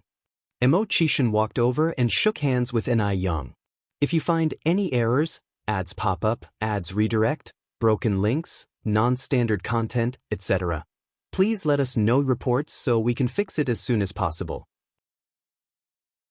Chapter 676. Engagement Scene, Shining Brightly. _2. Sister-in-law. Congratulations. Wu Daming placed the gift box on the coffee table in the middle of the living room. Thank you. Yang. Li Ronghua along with Guden and Li Fugue walked in from outside. Sister Ai Yang. Guden was very excited to see Ai Yang. He was about ready to rush over and hug Ai Yang when his eyes met Mo Qishan and chickened out. Guden. Ai Yang reached out and patted Guden's little head. Sister Li has also arrived. Wu Daming looked towards Li Ronghua. Li Ronghua gave Wu Daming a disdainful look. Who are you calling sister? This Wu Daming really needed putting in his place. No matter how many times she had said it, he just wouldn't quit calling her sister. Upon receiving Li Ronghua's scornful look, Wu Daming scratched his head and muttered to himself, looks just like an elder sister but doesn't want to be called one. He really was the most pitiable. Ai Yang intervened, laughing. Sister Ronghua, Wu Daming, Fugue, Guden. Let me introduce you. This is my sister Shangguan Shi. Sister Xiaoxi, this is Mo's fellow classmate Wu Daming, this is my good friend Li Ronghua, this is Guden, Ronghua's younger brother, and this is her eldest brother Li Fugue. Shangguan Shi greeted everyone one by one. Source, web novel. Updated on new. Of course, Yang Gobeo's family couldn't be absent from Ai Qihua's engagement ceremony. A little later, Wang Meifeng brought Yang Changjing and Yang Guobao over. Seeing his long-lost friends, Guden was especially excited. By the time Shangguan Dehui and the others returned from distributing candy for good fortune, it was precisely 8:30. The engagement ceremony was to be held in Shangguan's home. Therefore, everyone got ready to go to the Shangguans. Shangguan Furong, dressed in a big red gift outfit, was busy arranging the engagement ceremony site. She had a dominating character and wanted to decide every single matter herself. Madame Shangguan looked at the seating arrangement, a bit puzzled. Why are all the relatives on our side? Furong, where did you arrange the relatives from the Dia side? In China, nothing is more important than table etiquette. During big occasions, the elders and important relatives would sit on the first table on either side, but Shangguan Furong arranged the first and second tables on both sides only with relatives from the Shangguan and Zhao's side. The third and fourth tables were for Ai Qihua's relatives. Shangguan Furong said, all the relatives Dia brought are poor folks from rural areas. It's embarrassing to have them at the first table. The first table should be reserved for esteemed guests. Having a group of nobles sit with country folk would be socially unacceptable. Madame Shangguan slightly frowned. Furong, who are you looking down on? Did I say something wrong? Shangguan Furong continued, Dia is just a country girl. It's already a great honor for her to marry into our family. Now she wants to choose seating as well? Besides, isn't it a farce to let country folks sit with our relatives? The most esteemed guests on Ai Qihua's side should be the Mo's and the Yangs. The Mo's came because of Mo Qishan, and the Yang family probably came because of the Mo sake. At this point, Shangguan Furong paused and then continued, plus, I've invited Li Long, Mr. Abner's assistant, to come. He will also attend my brother's engagement ceremony. That will really enhance our family status. Do we want to embarrass ourselves in front of Mr. Li Long? Mr. Abner is a foreigner. Although his status in China is not as high as Mr. Mog's, he is still a powerful figure in Beijing. Otherwise, Shangguan Furong wouldn't have been so proud to have invited Li Long. No one could envy more than attracting the attention of Mr. Abner, even if it was only his assistant. Could Enai Zihua, a farmer, manage to make connections with Mr. Abner? Madame Shangguan's face showed deep anger. Furong, today is your brother's day of great joy. I don't want to argue with you. I will handle everything from now on. Madame Shangguan was old, and though she didn't have much energy and originally did not want to intervene, she hadn't expected Shangguan Furong to go too far, relocating Enai Quihua's relatives to the third table and beyond. She couldn't believe that Furong had thought of this. Mom. Shangguan Furong frowned and said, "You don't mind being embarrassed? It's you who makes me feel embarrassed." Madame Shangguan took the stage to guide people in rearranging the tables and chairs. Shangguan Furong, outraged, slammed the cup in her hand on the table. Fine, fine, fine. Isn't it enough for you if I stop interfering? Anyway, when it comes to embarrassment, it's you who'll be the laughingstock, not me. Madame Shangguan rearranged the tables and chairs once again. If you find any errors, ads pop up, ads redirect, broken links, non-standard content, etc., please let us know reports so we can fix it as soon as possible. Chapter 677. Engagement Scene, Shining Brightly. _3. The male relatives were seated on the left, while the female relatives were arranged on the right. As soon as this was arranged, Shangguan Dehui arrived with Enai Zihua. Madame Shangguan immediately greeted them. "Dehui, Dia, what do you think of the arrangements here?" "Aunt, you arranged it very well. Thank you for your hard work," Enai Zihua replied. "No trouble at all, no trouble at all." Madame Shangguan looked towards the others behind her. "Everyone, please come in and take a seat." Although Enai Zihua didn't have many relatives in Beijing, quite a few people, both young and old, did come. The elders included Grandma Lu, Old Madam Mo, and Old Master Mo Li Ronghua and his two siblings, the three-member Yang Guobao family, Mo Qishan and Wu Daming, Enai Yang and Little Enai Yun, and Enai Qingre among others were present. The village chief, representing the entire population of Jinghua village, was also present. Madame Shangguan immediately invited everyone inside. Shangguan Furong watched the crowd entering with a look of disdain on her face.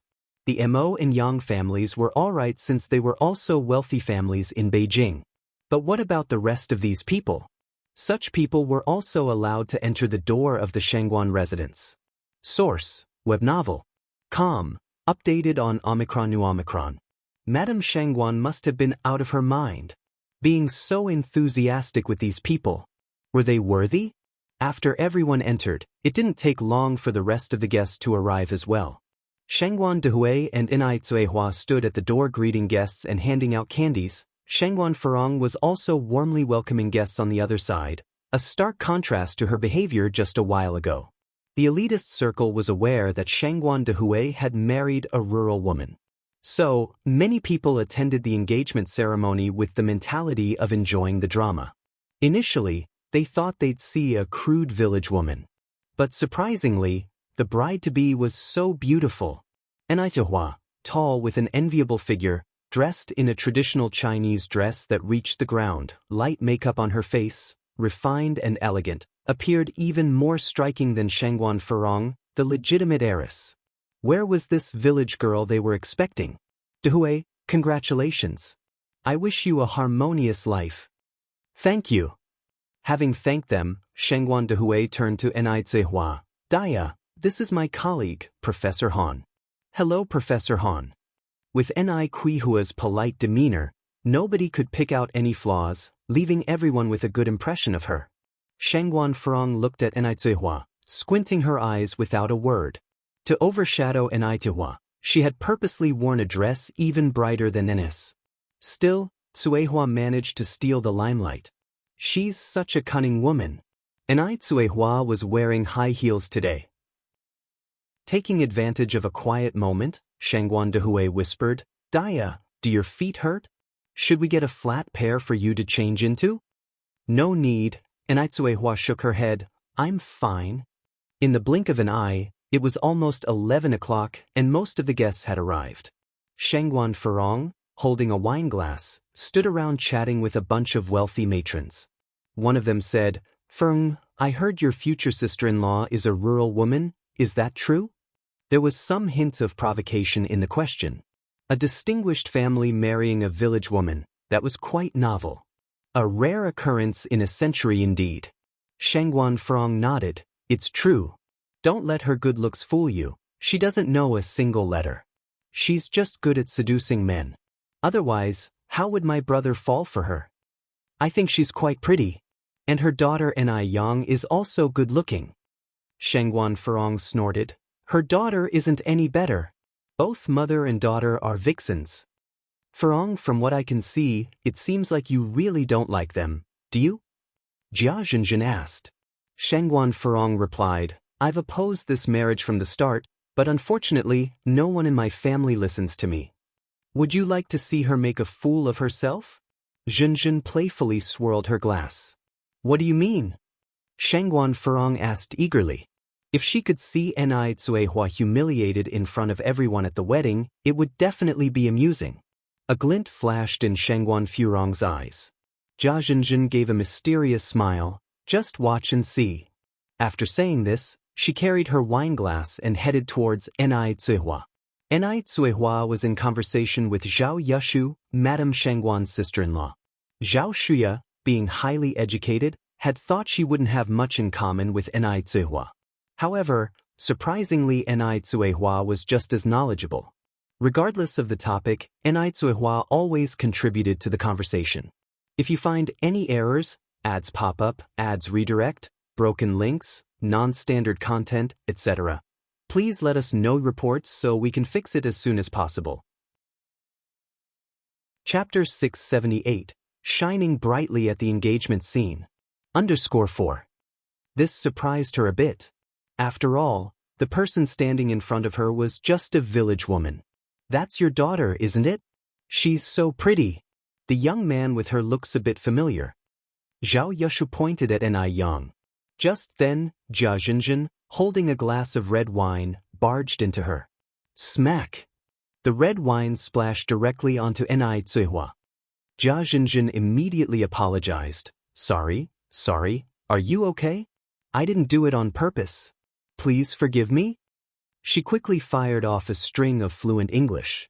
Jia Zhenzhen's intent was to embarrass Ni Tsuehua. How could she embarrass Ni Tsuehua if she used the normal language? It was somewhat quiet around them as everyone looked in their direction. Shangguan Furong looked over and said to the wealthy ladies beside her, Zhenzhen really knows how to handle things. Who in the elite circle doesn't know English? If Ni Tsuehua doesn't, source, web novel. Updated on Omicron 0, where would it leave Madame Shangguan's face? It's about time Madame Shangguan learned what is the meaning of being well-matched in social and economic status. If it had been Lin Fang today, she would have handled it calmly, never letting the Shangguan family lose face. As for Ni Tsuehua, she can only make a fool of herself. Ni Tsuehua didn't expect someone to suddenly bump into her, and even less did she expect the person would speak in English. She was stunned for a moment, then she smiled and said, No problem, don't worry about it. She replied in fluent English as well. At this time, Ni Tsuehua was extremely thankful that she and Ni Yang had taken a trip abroad and learned English afterwards, otherwise, she would have been embarrassed today. Jia Zhenzhen was dumbfounded. Shangguan Furong was shocked, so was Zhao Yushu. No one expected Ni Tsuehua to speak English. Wasn't Ni Tsuehua illiterate, having never even finished primary school? How would an illiterate woman know how to speak English? Not only did Ni Tsuehua not make a fool of herself, but she also spectacularly turned the tables. Shangguan Dehui came over from the other side. Dia, are you all right? Do you want to change your clothes? He had prepared a backup dress in case of emergencies. Okay. Ni Tsuehua nodded, and then turned to Jia Zhenzhen. Ma'am, the floor is slippery. Please be careful.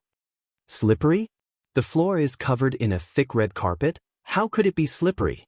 Her words were a warning as well as a reminder. As the guest of honor today, if Ni Tsuehua had been deliberately bumped into and didn't retaliate, what would the other guests think?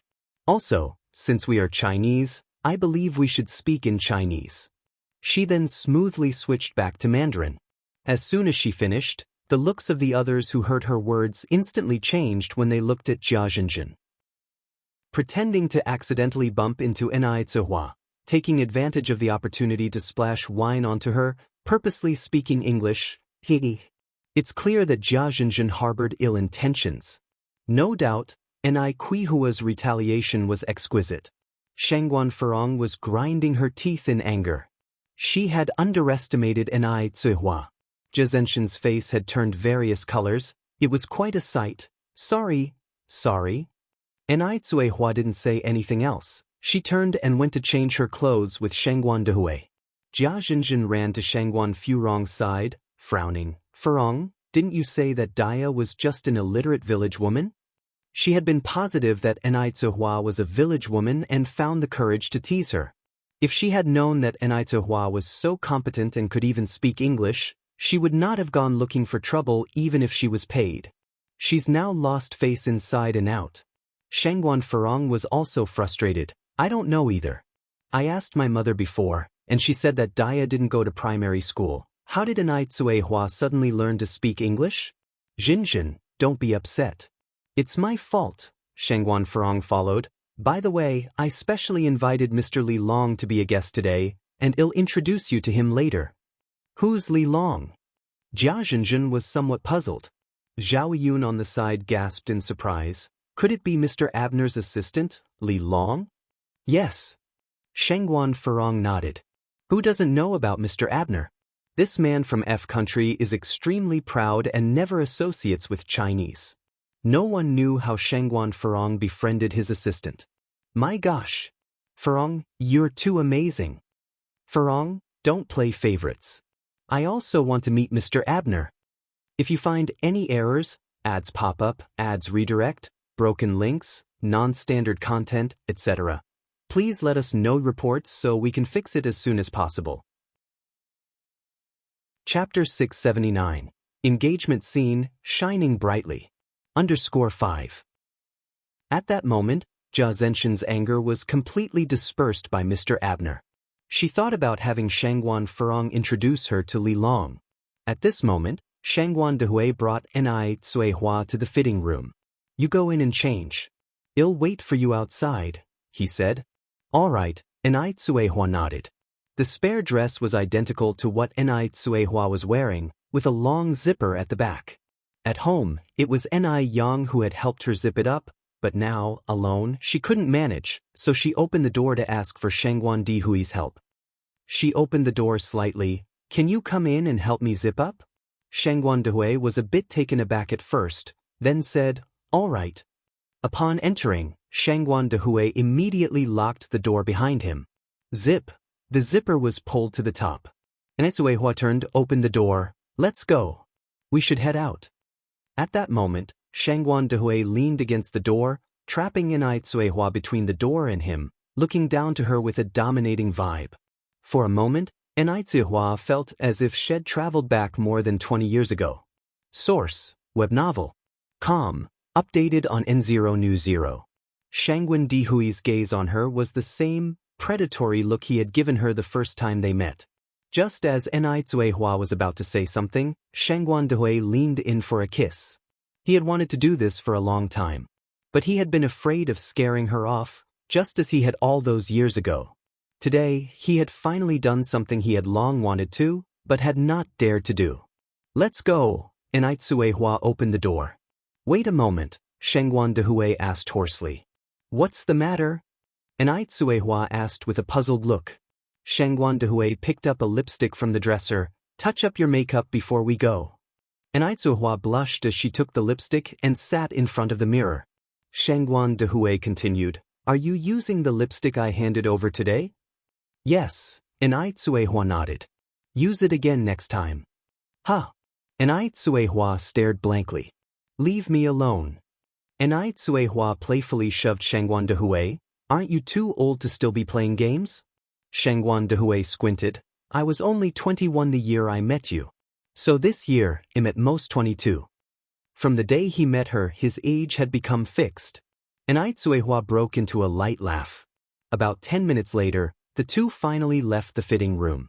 The atmosphere in the main hall was lively.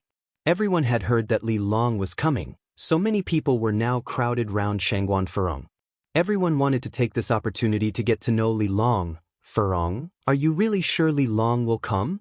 Someone asked in disbelief. Shangguan Furong smiled. Why would I lie about something like this? If he's coming, you'll all see him soon. Shangguan Furong had met Li Long at a dinner party. After talking, she found out that Li Long had some connection with the Zhao family. At that time, she had even taken the chance to chat with Mr. Abner. For this engagement ceremony, Shangguan Furong had also sent an invitation to Mr. Abner. But she wasn't sure if Mr. Abner would come, so she hadn't mentioned it to anyone. Mr. Abner was a proud man, who never gave face to the great families. If he didn't come, wouldn't it be a loss of face? But Li Long would certainly come, because she had already arranged it with him. Someone chimed in, you said Li Long would come, but why hasn't he arrived yet? Yeah, what? It's nearly 11 o'clock. Just then, four figures walked in from outside. The two people in the front were clearly a mother and son. The two men trailing them were carrying lavish gifts. Seeing these four, the bustling hall gradually quieted down. The man in front, is that Mr. Abner? Mr. Abner was different from Mr. Mogg. Mr. Mogg kept a low profile and was mysterious. He never appeared in public, so nobody even knew his age. But Mr. Abner was very high profile. He often attended various cocktail parties. That's why the people in the upper class circle knew him. Shangguan Furong was ecstatic. She never thought Mr. Abner would come personally to congratulate her. He really did come. Furong, you're incredible. Not only did you invite Li Long, but also Mr. Abner.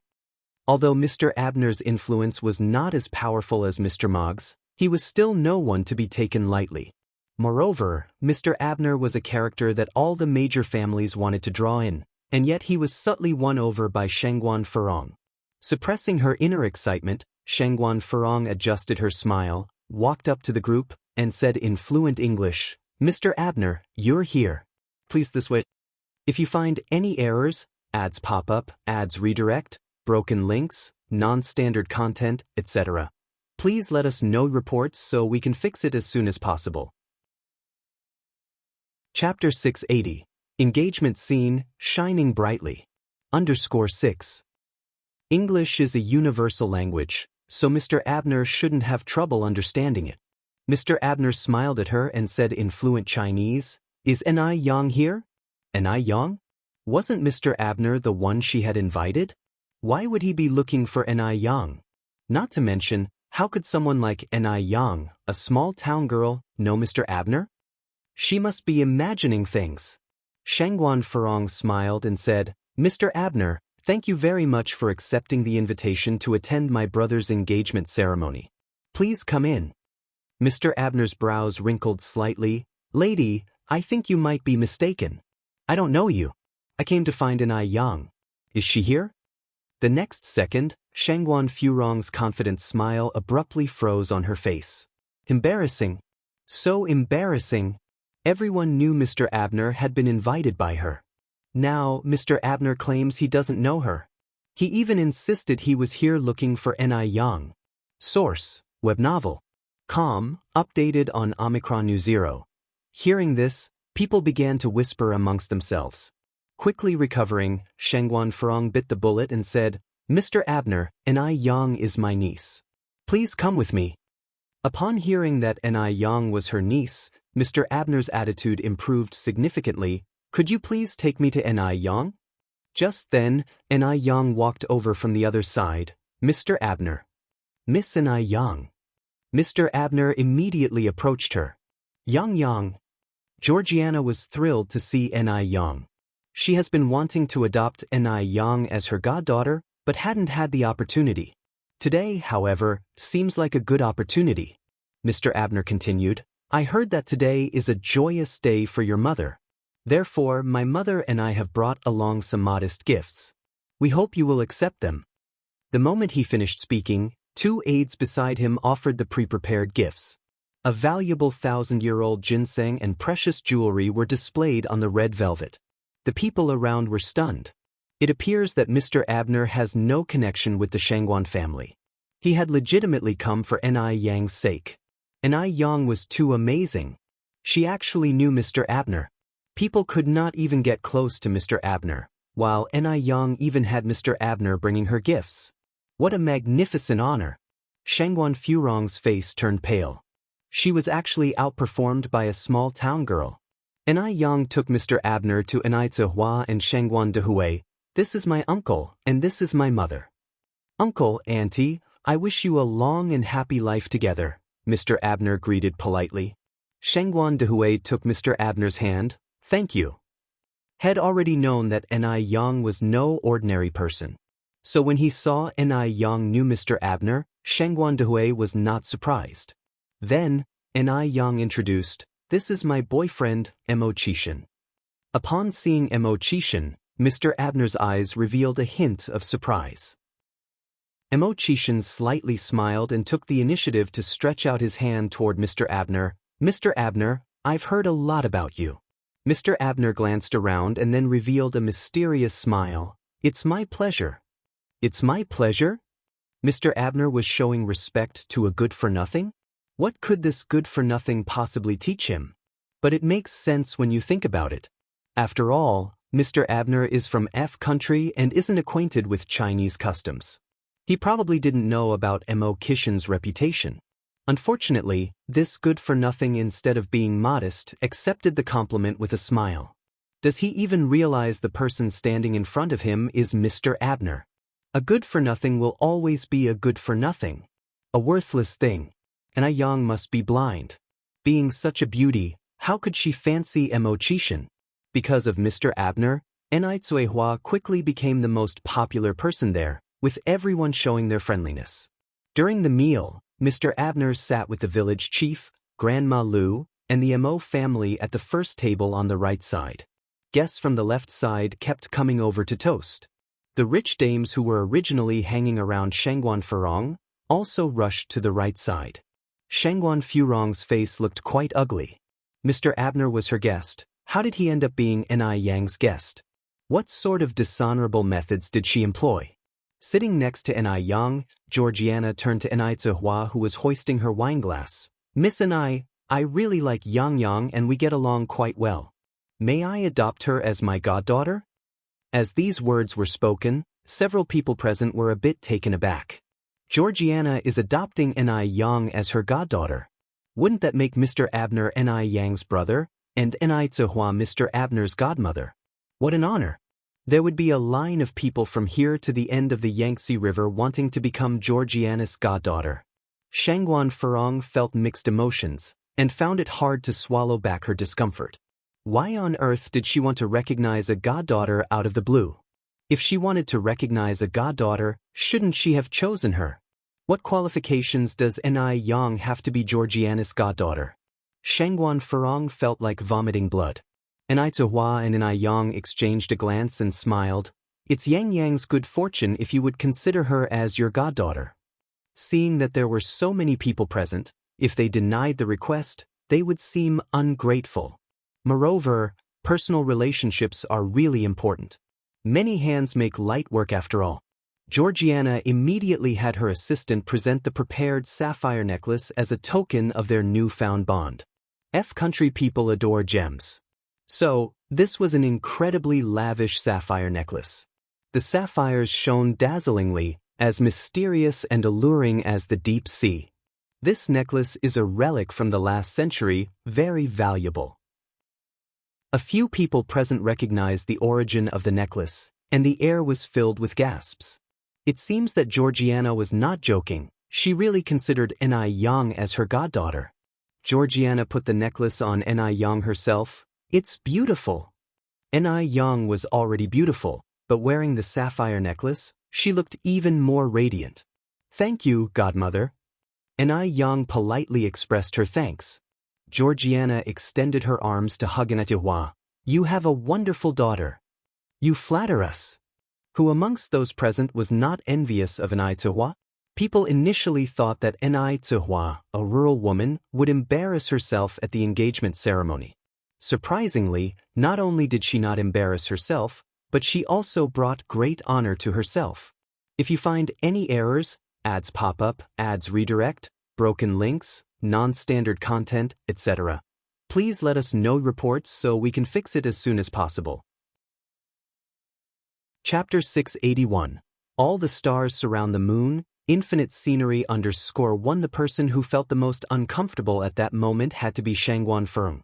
She had been running around for Shangguan Dihui's engagement, even invitingly long over, only to find out that she had ended up preparing the wedding outfit for Nai Zuihua and her daughter, Nai Yang. The person who should have been in the limelight was supposed to be her. How did it turn out to be Nai Zuihua and Nai Yang? How did they even know Mr. Abner? Just two country bumpkins, what gave them the right? The more Shangguan Feng thought about it, the less willing she was to accept it, almost wishing she could tear Nai Zuihua's face into pieces. Feng. Zhao Shen gently tugged at her sleeve. What is it? Shangguan Feng turned her head impatiently. Zhao Shen swallowed, then said, Shall we also offer a toast to brother and sister-in-law? Shangguan Dihui and Nai Zihua were the stars of the evening. All the guests took the initiative to toast to them. It would seem a bit strange if they didn't. Shangguan Feng rolled her eyes at Zhao Shen. Sister-in-law? The wedding hasn't even taken place yet. How is she considered a sister-in-law? I said you're stupid, and you really are stupid. Source: web novel. Com, updated on Omicron New. Even if they were married, they could still get divorced. Not to mention Shangguan Dihui and Nai Zuihua were not even married yet. But Zhao Shen was somewhat troubled. But our mom is watching and there are so many relatives and friends here. Feng, let's just go over there. There were so many people present, they couldn't possibly embarrass the old Shangguan madam. Shangguan Feng weighed the pros and cons, and finally chose to pick up the wine glass, and with Zhao Shen, they went up to Shangguan Dihui and Nai Zuihua. Brother, Dia, Zhao Shen and I toast to you. Zhao Shen stood by holding his glass. Thank you, Feng. Nai Zuihua raised her cup and clinked it with hers. Shangguan Dihui remained silent as he held little Nai Yun with one arm, taking a sip from his drink. Shangguan Feng subtly bit her lip, knowing that Shangguan Dihui was still upset about the incident last time. But that incident wasn't her fault to begin with. Moreover, old Madame Shangguan had slapped her, and she already apologized to Nai Yang. Now, Shangguan Dihui couldn't even tell right from wrong, all for Nai Zuihua. Does he even deserve to be a brother? Miss Ni, Mr. Shangguan, congratulations. Mr. Abner walked over from the other side with his glass in hand. Mr. Abner. Shangguan Dihui raised his glass to him. Georgia even claimed Nai Yang as her daughter. Mr. Abner giving a toast was trivial. In comparison, Mr. Abner was still a junior in front of Shangguan Dihui. Shangguan Feng squinted her eyes. She, being Shangguan Dihui's sister, would be considered as Mr. Abner's aunt. Being the elder, Mr. Abner should certainly toast to her also.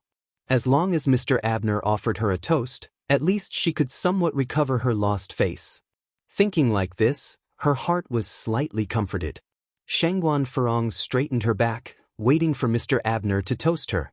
However, not only did Mr. Abner not toast her, but he walked away with Shangguan Dihui instead. Apparently, the two had something to discuss. Nai Zihua took little Nai Yun from Shangguan Dihui and chatted with Georgia. In a conversation between two men, Shangguan Feng couldn't really have a say. She should find Georgia instead. Georgia was Mr. Abner's mother. If she managed to please Georgia, it was the same as pleasing Mr. Abner. But it seemed that Georgia was already engaged in a conversation with Nai Zihua. Shangguan Feng naturally wouldn't stoop so low to initiate a conversation with Nai Zihua. Toasting her was already giving her plenty of face. If anything, Nai Zuihua should be the one coming over with Georgia. She was the only remaining daughter-in-law in the Shangguan family, so Nai Zuihua should think of a way to please her. Just like Lin Feng trying to please her. Unfortunately, Nai Zuihua didn't have the slightest comprehension of that. If Nai Zuihua was willing to bring Georgia over tonight, she would forgive Nai Zuihua. If Anai Tsuehua wasn't willing to take a hint, she would never forgive Anai Tsuehua in her life. Shangguan Furong squinted her eyes. She had waited for so long, but Anai Tsuehua never took the initiative to please her. Shangguan Furong was so angry that it was making her sick. She left before the engagement banquet was over without uttering a word, leaving Zhao Shen behind to clean up the mess.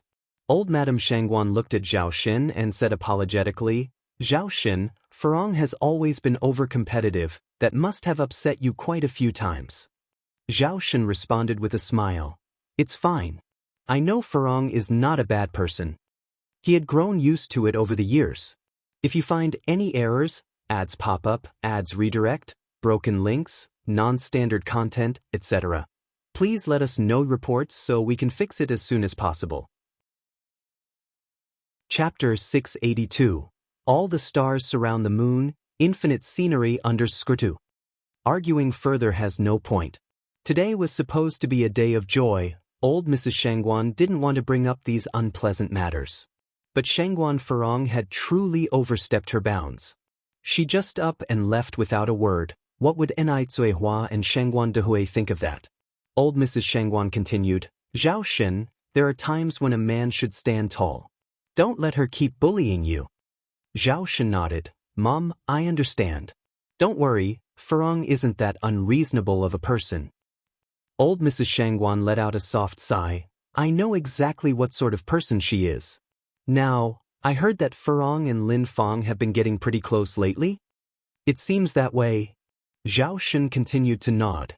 Old Mrs. Shangguan continued, "Lin Fong is a very calculating person. She acts one way from the front and another from the back. When it comes to guile, Furong can't outplay her. I've already warned Furong, and you should also be wary of Lin Fong. Shangguan Furong is the type of person that wears her flaws on her face. She speaks her mind. If she had a bit of cunning in her, she wouldn't just up and leave without even saying hello. Whilst Lin Fong is rotten to the core, the type of person who acts like a human in front of others and a devil behind their back. These two people simply aren't on the same level. Shangguan Furong isn't a match for Lin Fong." Zhao Shen understood the implication behind old Mrs. Shangguan's words. "All right, Mom, don't worry, I'll be mindful." Source: web novel. Com, updated on new. Old Mrs. Shangguan nodded. "Good, with your words, I am reassured." In reality, Zhao Shen is a very clever person. Otherwise, the Zhao family would not have lasted as long as they have, but rather, they continue to flourish.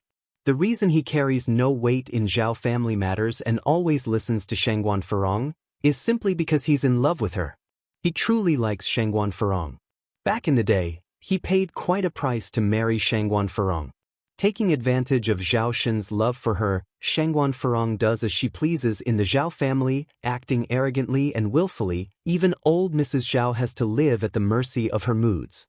Zhao Shen continued, "I'll go speak with my brother and sister-in-law now, so they won't misunderstand Furong."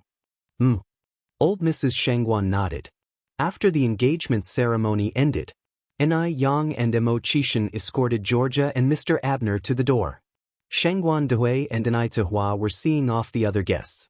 Mo Qishan stepped forward, embodying the true gentleman as he held the car door open for them. "Please." Georgia was holding onto Anai Yang's arm. She leaned in and whispered, "Yang, you have a wonderful boyfriend." It was evident from Mo Qishan's words and actions that he truly cared for Anai Yang.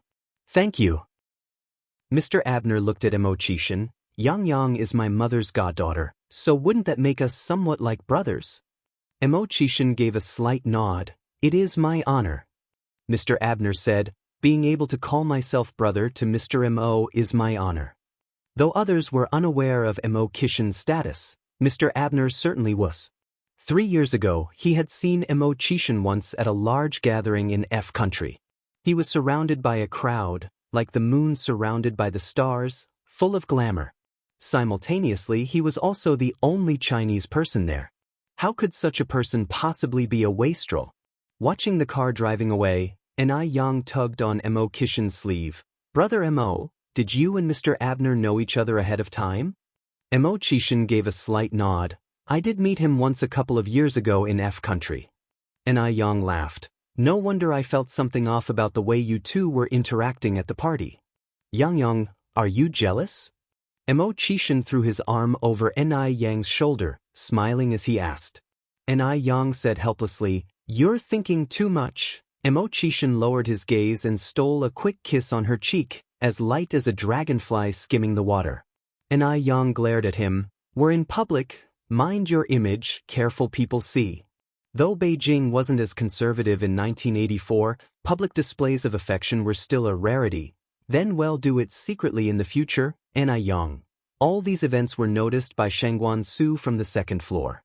Ni Yang was an exceptional person. As her older brother, he should shoulder his responsibilities and make sure she doesn't end up with some worthless man. Luckily, Mo Chishan wasn't as despicable as the rumors suggested. Shangguan Zu's eyes hardened and he took a swig of his drink. Zhao family residence. When Zhao Shen returned, Shangguan Farong had just finished her shower and stepped out of the bathroom. If you find any errors, ads pop up, ads redirect, broken links, non-standard content, etc., please let us know reports so we can fix it as soon as possible. Chapter 683. All the stars surround the moon, infinite scenery _3. She wore a deep purple bathrobe, her eyebrows and eyes were less dominant than usual, and she looked softer. Zhao Shen gazed at her, as if seeing the shy young girl from 15 years ago. His heart stirred for a moment as he moved to embrace Shangguan Farong, only to be roughly pushed away by her. "You're sleeping in the guest room tonight." Shangguan Farong was still upset about what had happened at the engagement banquet today, so she naturally wasn't pleased with Zhao Shen. As for Shangguan Farong's orders, Zhao Shen never dared to disobey. He gathered up his bedding and change of clothes, shoved open the door, and began walking towards the study. Zhao Shen just reached the living room when the old lady Zhao descended from the stairs above. "Did Farong kick you out again?" Zhao Shen nodded. Old lady Zhao heaved a sigh. "How many times has it been this month?" "Mom, I'm fine." Zhao Shen continued, "I'm going to bed, you should also go to sleep early." Watching Zhao Shen walk towards the study, old lady Zhao furrowed her brow deeply. She walked over, picked up the telephone, and dialed a number. After hanging up, old lady Zhao headed towards the Buddha hall in the backyard. The Zhao family's study was quite large. Having freshly emerged from the bathroom, the telephone on the desk began to ring. Zhao Shen walked over to answer it. "Hello." A soft and urgent female voice came from across the line. "Hello? Is this Sister Farong?" Source: web novel.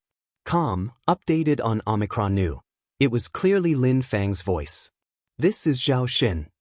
There was a moment of pause on the other side of the line. Then came the voice, "Brother-in-law, I'm at a public telephone booth on Cart Road. It's raining heavily outside, my bicycle has been stolen, and I think someone has been following me. Can you help me? Other than Sister Farong, I really can't find anyone else to help me." As she spoke her last words, Lin Fang's voice was filled with a sobbing tone. She sounded lonely and helpless, completely irresistible. Zhao Shen was inherently a righteous man. Faced with such a situation, he naturally couldn't ignore it. "All right. Stay right there, I'll be right there." "Thank you, brother-in-law." Lin Fang hung up the phone, her face streaked with tears, yet a smirk of triumph played at the corner of her mouth. It rained heavily. The rain plinked and plunked upon the eaves, even mixed with bits of snow. Zhao Shen drove off, the headlight in the dark splitting the night with a ray of stark white light, illuminating his way.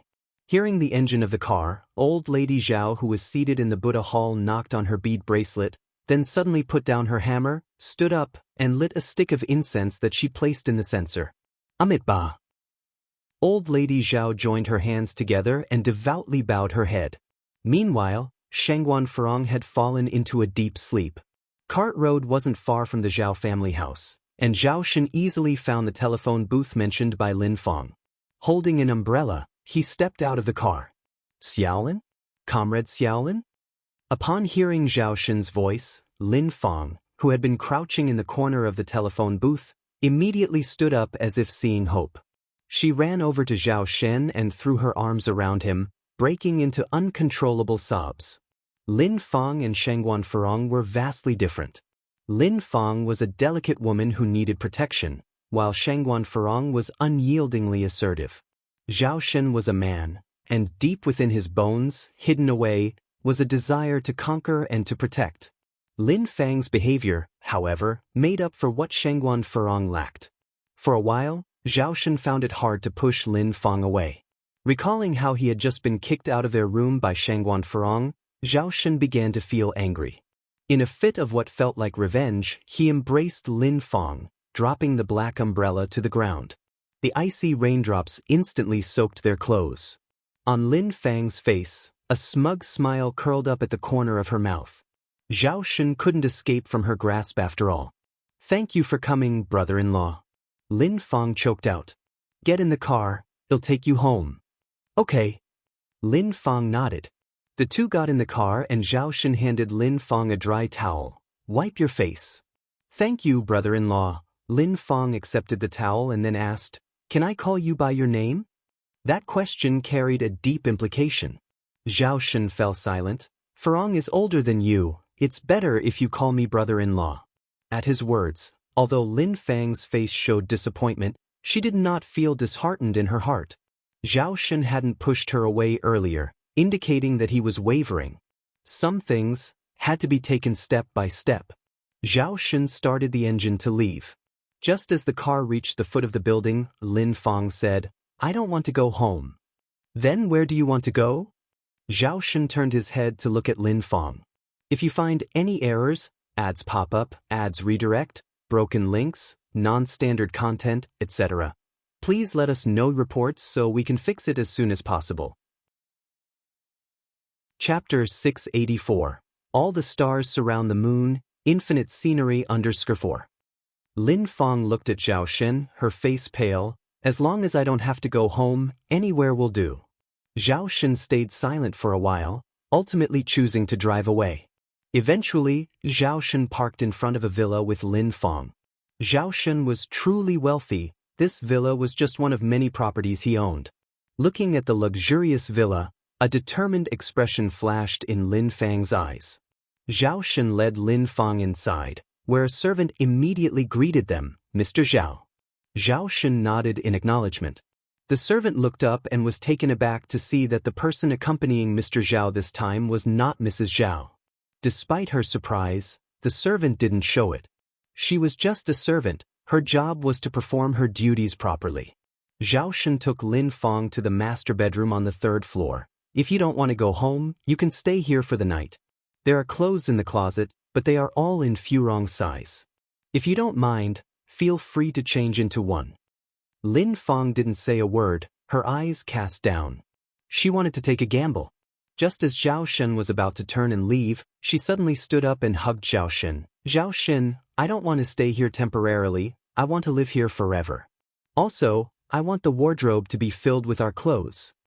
Zhao Shen stiffened. After a long pause, he gently unclenched Lin Fang's hands. "I'm sorry, we can't do this. I only love Furong." "It's all right.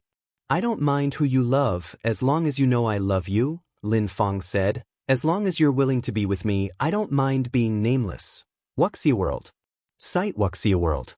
Sight Lin Fang's love was humble. She knew that she would only earn Zhao Shen's sympathy and pity by showing her humility. She was not Shangguan Furong, who was messing around with Zhao Shen's feelings just because he liked her. "No." Zhao Shen coldly pushed Lin Fang away. "What we are doing is wrong." Lin Fang looked at Zhao Shen and asked, "Are you afraid of Shangguan Furong?" Her words were like a catalyst, instantly igniting Zhao Shen's desire for revenge. Why should he fear Shangguan Furong? Lin Fang walked over. "We are both pitiful people, why don't we rely on each other for warmth?" This time, Zhao Shen didn't reject Lin Fang, but instead embraced her.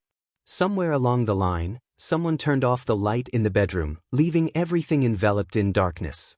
In Beijing, it was customary for a bride-to-be to spend 3 nights at her groom's home after the engagement.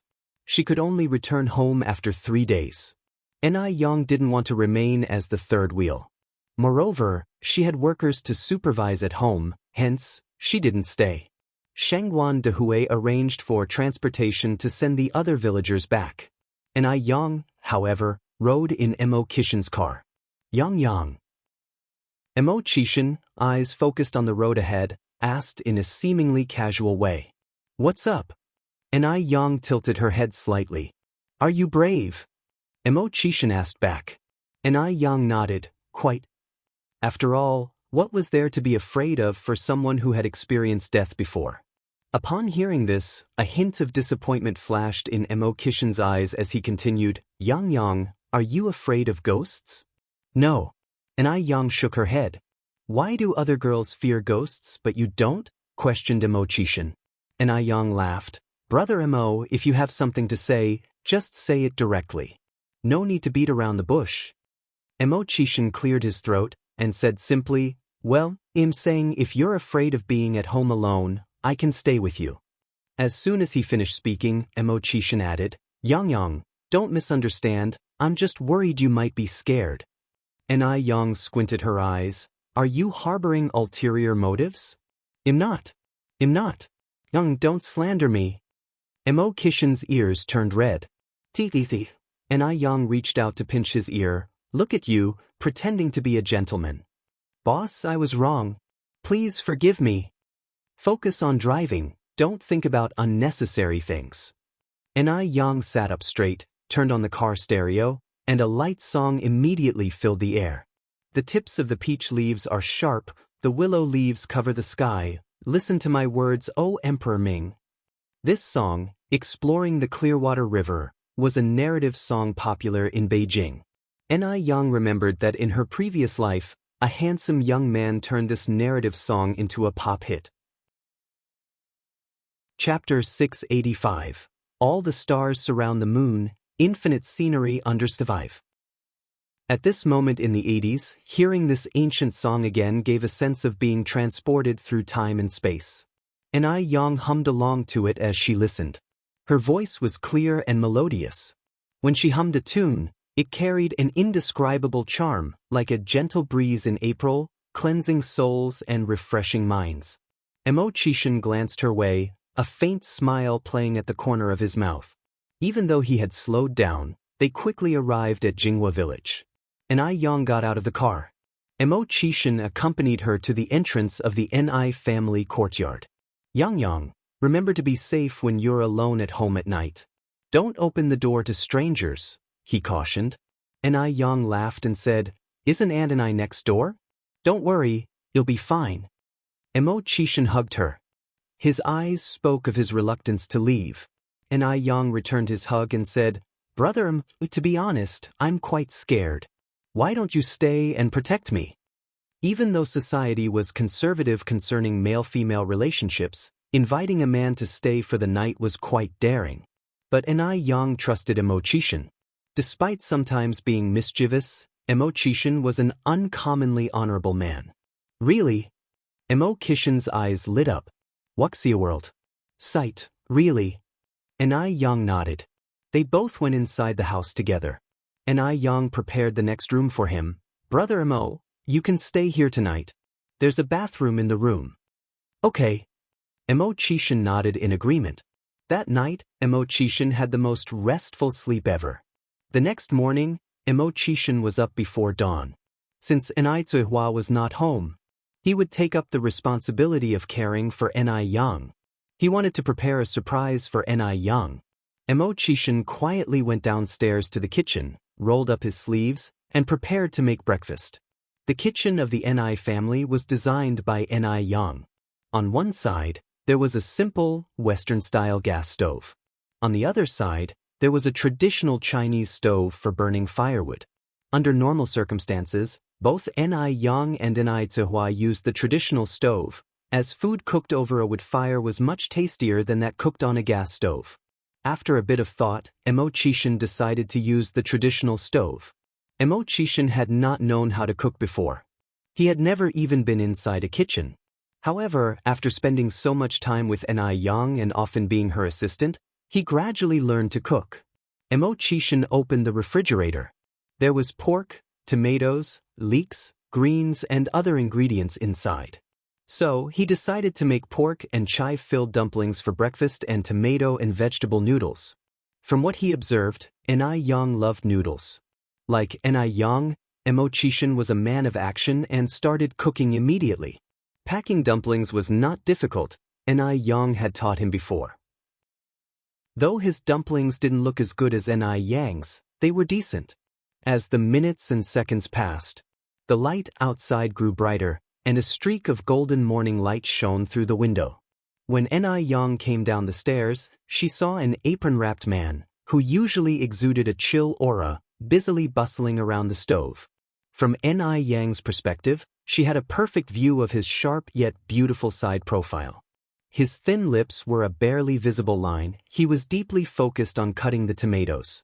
His hands were very beautiful, clean, tidy, the joints well-defined, symmetrical and long. He was merely cutting tomatoes, but he did it with the authority of a powerful ruler. He who excels in study can follow an official career. He who excels in martial arts can become a guard. Ni Yang found this phrase fitting for Emochishin. Brother Emo. Ni Yang went to Emochishin's side. Yang. Emochishin looked surprised. How did you wake up so early? The food won't be ready for a while. Ni Yang laughed. Maybe I should take over. Cooking isn't really a man's job. Gender equality has long been recognized. Who said that the kitchen necessarily belonged to girls? Emochishin continued, Boss, your thinking is not advanced enough. Emochishin used to believe that a kitchen was not a place for a man. A man should be ambitious and can't allow himself to be confined to the kitchen. But ever since he met Ni Yang, let alone cooking in the kitchen, even if he had to scrub clothes or clean the toilet, he had not a single complaint. Ni Yang laughed lightly. All right, your thinking is advanced. Anyway, what's for breakfast? There are steamed dumplings and tomato noodles. Emochishin continued, Is there anything special you want to eat? I can make it for you. Chapter 686, Breaking News. _1 Lady Zhao never complained. Even if she did have any complaints, she dared not to voice them. After eating a few donuts, Shengguan Furong spoke again. Also, the porridge today doesn't seem as thick as yesterday's. Mom, did you wake up late this morning? Upon hearing this, Lady Zhao, who was holding a donut, immediately stopped. Last night, she had spent almost the entire night in the Buddha Hall, indeed waking up a bit later than usual this morning. Could it be? Had Shengguan Furong noticed something? A chill ran down Lady Zhao's spine. She raised her head to glance at Shengguan Furong before saying, Sure, I'll pay more attention tomorrow morning. Shengguan Furong nodded contentedly. And I want to eat crystal pan-fried dumplings for breakfast tomorrow. It seemed Shengguan Furong hadn't noticed anything, thus Lady Zhao let out a sigh of relief. After finishing breakfast, Shengguan Furong took out a tissue, elegantly wiped her mouth. By the way, where's Zhaoxin? Lady Zhao flinched but quickly tried to regain her composure. He had something to do and went out. Oh. Shengguan Furong nodded, paying it no further thought. I'm going over to my mom's. Today was Ni Qihua's first day at the Shengguans. Naturally, she had to go and check on her. Otherwise, what standing would she have in the Shengguan household in the future? Wuxia World. Site Wuxia World. Said Ko Ni Zihua was a new daughter-in-law, and as such, she should serve her a cup of tea. She missed the opportunity last night, but this morning she would definitely put Ni Zihua in her place. Sure. Lady Zhao stood up and escorted Shengguan Furong to the door. Seeing Shengguan Furong's disappearing figure, a layer of fine sweat formed on Lady Zhao's forehead. Just as Shengguan Furong left, Zhaoxin drove in. A ray of light flashed in Lady Zhao's eyes, and she went up to meet him at once. Shenbao. Mom. Zhaoxin got out of the car. Zhaoxin glanced at Lady Zhao. Mom? Oh. Lady Zhao waved her hand. Don't say anything, I understand. Have you had breakfast yet? Zhaoxin shook his head. Lady Zhao replied, Come in and have a meal then, the soup is still hot. Okay. Zhaoxin nodded and followed Lady Zhao inside. Lady Zhao served Zhaoxin some porridge. Zhaoxin looked around the dining room. Where's Furong? She went to her mother's house. Lady Zhao replied. Zhaoxin lowered his head to drink a spoonful of porridge. Furong, she didn't find out anything, did she? No. Lady Zhao shook her head. That's good. Zhaoxin sighed in relief. "Mom, the porridge you make is really delicious." His mood had improved. Even the plain porridge tasted better. Lady Zhao replied, "You have a sweet tongue. A moment ago, Furong thought my porridge wasn't thick enough." Zhao Shun paused while drinking his porridge. Lady Zhao was now 78 years old, an age when one should be enjoying the tranquility of life, yet she had to endure the displeasure of her daughter-in-law. Despite having maids at home, Lady Zhao had to make breakfast every morning because Shangguan Furong preferred her cooking. It was forgivable that Shangguan Furong didn't express gratitude, but her complaints were unacceptable. It was his fault for not being filial. Lady Zhao, as if sensing Zhao Shun's concerns, laughed and said, "Shun Bao, you don't need to worry about me. As we age, waking up early and moving around to exercise is good for our bodies. People are like machines, if we don't move, we rust. Is it not just making breakfast? I've dealt with much worse when I was young." In her youth, she endured hardship. Now, when life has improved, she is still facing hardship. Upon hearing this, Zhao Shun felt worse. He quickly finished a bowl of porridge and ran upstairs saying, "Mom, I'm full." As Lady Zhao watched Zhao Shun's retreating figure, a glint of determination flashed in her eyes. After so many years, it was time for Zhao Shun to stand up for himself. Shangguan Furong arrived at the Shangguans. Lady Shangguan was in the living room, playing with little Ni Yun. "Mom, where are my brother and Daya?" Shangguan Furong had been in the house for quite some time, and she hadn't seen Ni Zuhua, this newlywed, come forward to greet her. How rude. Lady Shangguan peeled a grape for little Ni Yun. They went out to watch a movie. It was currently the 11th month of the lunar calendar, and due to limited preservation technology, grapes were rare and difficult to buy, even for the wealthy. Shangguan Furong was shocked when she saw Lady Shangguan feeding little Ni Yun grapes. Did a child with no blood relation really deserve such good treatment from Lady Shangguan? Shangguan Furong noticed that Lady Shangguan treated little Ni Yun no different from her own grandchildren, Zhao Zijuan and Zhao Ziqing. Chapter 687, Breaking News. _2. But Zhao Zijuan and Zhao Ziqing are her own great-grandchildren. Can they be compared? Lady Shangguan really can't seem to prioritize. They went to watch a movie and left you alone at home to take care of the child? Yes. Lady Shangguan nodded. Our little Yun is so well-behaved and obedient. Call Auntie. Auntie, little Ni Yun crisply called. Shangguan Furong ignored little Ni Yun and continued, Why? Why do they go out to have fun and leave you alone at home to take care of the child? A child that has no blood relation with the Shangguan family. Shangguan Furong is now filled with anger. Because I really like little Yun. Lady Shangguan picked up little Ni Yun and decided to ignore Shangguan Furong. She really loved little Ni Yun a lot. Usually, Shangguan Dehui rarely came home, and Shangguan Su and Shangguan Shi only returned on holidays. She was very bored alone at home, often just sitting on the sofa in a daze. But now it was different. Now she had little Ni Yun. Little Ni Yun was like a pistachio. With her company, Lady Shangguan felt she had grown a lot younger.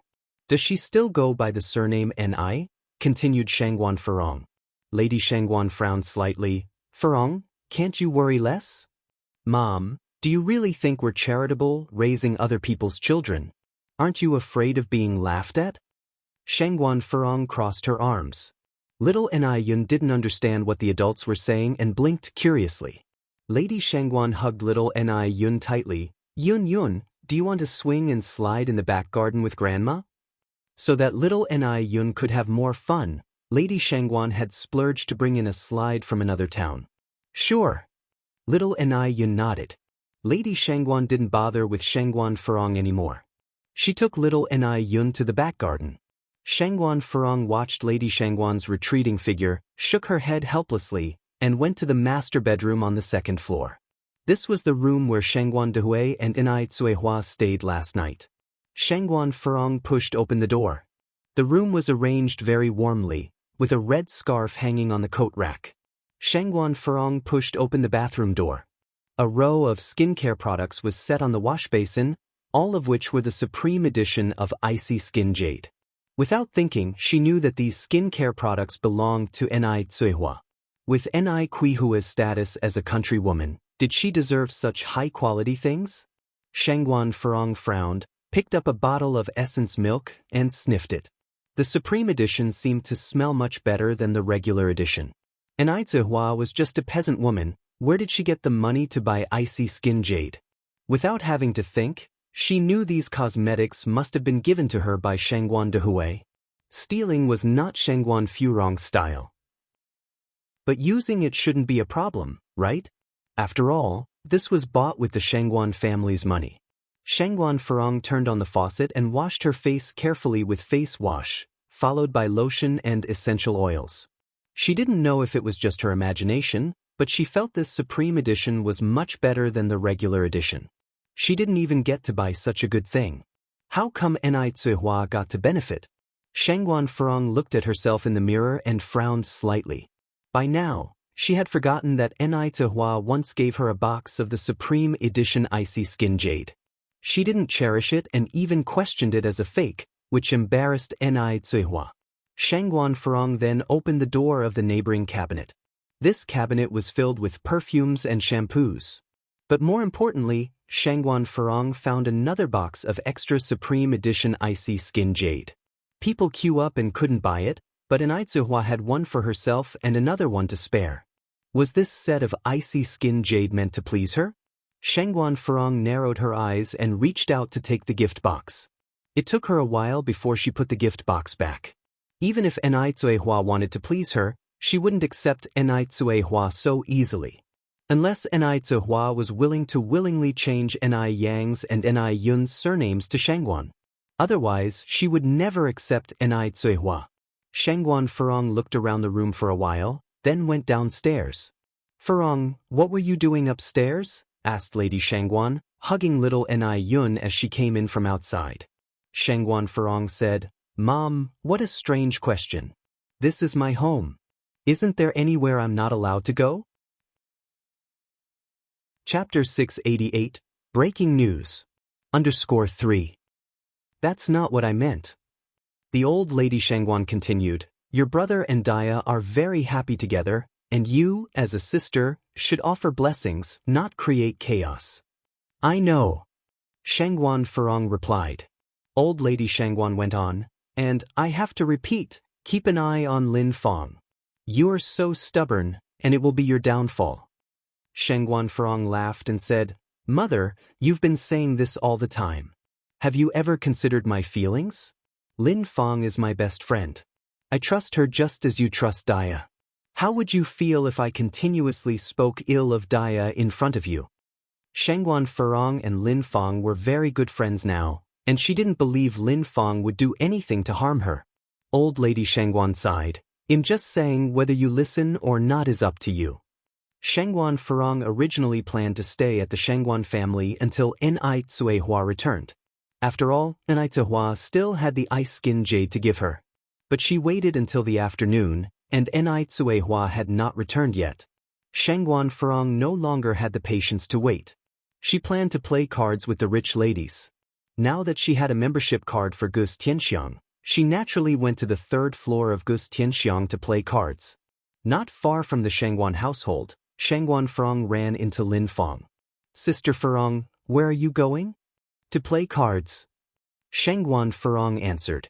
Lin Fong said with envy, having a loving husband is really different. Unlike me, I can only play on my rest days. Where would I find the time to play otherwise? Shangguan Furong laughed smugly. So, it's not only about finding a good husband for a woman but also having the ability to manage the family. Lin Fong nodded. You're right, Sister Furong. I'm envious of capable women like you. I'm simply not like that. Shangguan Furong patted Lin Fang's hand. These things can't be forced. Lin Fong seemed envious on the surface but was scoffing inside. What did Shangguan Furong have to be so smug about? Did she know that Zhao Xin had already betrayed her? It wouldn't be long before Zhao Xin would discard Shangguan Furong like trash. Lin Fong continued, Sister Furong, can I accompany you to play cards and broaden my horizons? Shangguan Furong agreed without a second thought because Lin Fong made such a thoughtful request. The two went to the VIP room on the third floor of Gus Tianxiang. Lin Fang said, "Thanks to Sister Furong, it's my first time in such a sophisticated place." Shengguan Furong turned around in surprise. "But isn't the membership card from you?" Lin Fang laughed a little, then said, "Sister Furong, how can I afford such an expensive membership card? Someone gave it to me too. With my status, if you weren't with me, I wouldn't be in such a place. Only you, Sister Furong, can use this membership card." Lin Fang's flattery made Shengguan Furong very happy. As soon as they opened the door of the VIP room, Jia Zhenzhen, Zhao Yun, and another rich lady had already arrived. Shengguan Furong introduced Lin Fang to everyone. "Hello, sisters, I am Lin Fang. Please take care of me in the future." Take care of me in the future? That could be interesting. The other three exchanged glances, all seeing confusion in each other's eyes. Lin Fang had excellent social skills, and through her flattery, she quickly became accepted within this inner circle. That evening, Shengguan Furong brought Lin Fang back to the Zhao family. When Zhao Shen saw Lin Fang, he was slightly surprised and seemed somewhat unnatural. This was not Lin Fang's first time at the Zhao family. However, considering what had transpired between the two of them the night before, their encounter now was somewhat awkward. "What are you waiting for? Go make some tea for Lin Fang." Shengguan Furong rolled her eyes at Zhao Shen. Shengguan Furong was deliberately showing off her status in the family in front of Lin Fang. Little did she know, it's crucial to save face for a man in front of outsiders. Lin Fang swiftly took the teapot from Zhao Shen's hands, her fingers brushing against his palm. She smiled and asked, "Why would we need brother-in-law for this? I can do it myself. Sister Furong, do you like sugar in your tea?" Shengguan Furong, who was accustomed to domineering and others' compliance, failed to notice anything amiss. "No, I like pure green tea." "All right." Lin Fang went to make the tea. Chapter 689. Breaking News. _4. Old Lady Zhao stood in front of the carved railing on the third floor, watching everything below, her lips curling upwards slightly. All peacetime is born out of the ashes of warfare. It applies to a family as well. Only after experiencing war can one truly understand peace. Otherwise, some people would simply not know how to cherish it. In the evening, Lin Fang stayed for dinner at the Zhao's. All was tranquil at the dinner table, but under it, Lin Fang discreetly kicked Zhao Shen. Zhao Shen, taken aback, looked up only to see Lin Fang's smiling face. Fearing that Shengguan Furong would notice, he quickly resumed eating. "You guys carry on, I'm going to the restroom." Lin Fang put down her chopsticks and headed towards the restroom. "I'm off for a smoke." Zhao Shen also left the table. As soon as he stepped out of the dining room, someone gently grabbed his wrist. The pair slipped into the storeroom at the end of the corridor. "I missed you." In the darkness, they embraced tightly. Across the hallway and around the corner was the dining room, where Shengguan Furong was finishing her meal. She was unaware that her husband and her good friend were in a tight embrace on the other side of the wall. What an irony! After a while, they showed up in the dining room one after the other. After dinner, Lin Fang suggested leaving. To emphasize her status within the Zhao family, Shengguan Furong said, "Zhao Shen, drive Lin Fang home." Is it appropriate?" Zhao Shen hesitated. Shengguan Furong's face turned cold. "Do as you're told. Enough of your nonsense." Zhao Shen nodded silently, picked up the car keys, and left. Lin Fang laughed. "Sister Furong, you really know how to handle your brother-in-law. Piece of cake." Lin Fang looked extremely pleased. The next morning, Shengguan Furong made another visit to the Shengguan house. As she entered the Shengguan's courtyard, she ran into Enai Zihua escorting Su Lian out of the entrance. "Furong." Enai Zihua took the initiative to greet her. Shengguan Furong responded indifferently with a nod. She was still bothered about Enai Qihua's status. If it wasn't for Shengguan Dihui's infatuation, Enai Zihua wouldn't be able to set foot inside the Shengguan residence. At this moment, Shengguan Furong noticed that Su Lian was holding a box of the Supreme Edition Ice Skin Jade Beauty.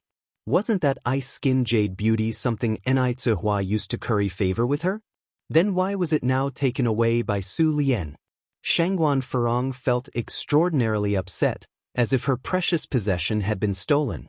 Could it be that Anai Tsuehua had prepared 2 sets? One for Su Lian and the other for her? Lucky Su Lian, despite having nothing to do with the Shangguan family, still managed to gain a benefit here. Shangguan Furong went in with Anai Tsuehua. She waited a long time, had lunch at the Shangguans, but until dinner time when she left, Anai Tsuehua didn't present her with the Supreme Edition Ice Skin Jade Beauty. What's going on? Could it be that Anai Tsuehua had forgotten? Asking for things directly was not Shangguan Furong's style. She had ways to make Anai Tsuehua obediently give them to her. Suppressing her rage, Shangguan Furong left the Shangguans and made Zhao Shen sleep in the study that night. Today was the 14th of November, Mo Kishin's birthday. Anai Yang got up early in the morning. She put on a plain white cheongsam, threw a maroon coat over it, grabbed the gift she had prepared, greeted Anai Tsuehua, and left the house. Yet, Anai Yang didn't go directly to Missouri Kishin's place. Instead, she rode her bicycle to the rose garden. Jinghua village had almost 300 acres of rose fields. Since it was winter, the rose garden was covered with plastic sheets to form a greenhouse. There was straw on the outside of the greenhouse to keep the interior warm. Even though it was deep winter, the greenhouse was filled with fiery red roses, an exquisite sight. Yang, why have you come so early? Auntie Lin, who was looking after the greenhouse, was surprised to see Anai Yang. Anai Yang parked her bike and smiled. Auntie Lin, I've come to pick some roses. This patch of roses belonged to Auntie Lin's family. Ever since they planted roses, Auntie Lin had made 200 or 300 yuan. Seeing Anai Yang was like seeing the god of wealth for her. She laughed, saying, come in, it's cold outside. Feel free to pick whatever roses you like from the garden. Generally, they would pick roses, weigh them, and deliver them to the Anai family. Anai Yang personally coming over most likely meant she wanted to pick a few roses to put in a vase back home. Just typical of a girl who loved flowers and plants. Anai Yang went inside with Auntie Lin. You're tuning in to the Passion Pages YouTube channel. We're so grateful for your support, and don't forget to subscribe to join us on this incredible journey through captivating stories. Your generosity through donations truly makes a world of difference, as it's the primary source of revenue that allows me to expand and enhance this channel for you. Thank you from the bottom of my heart for being a part of this adventure.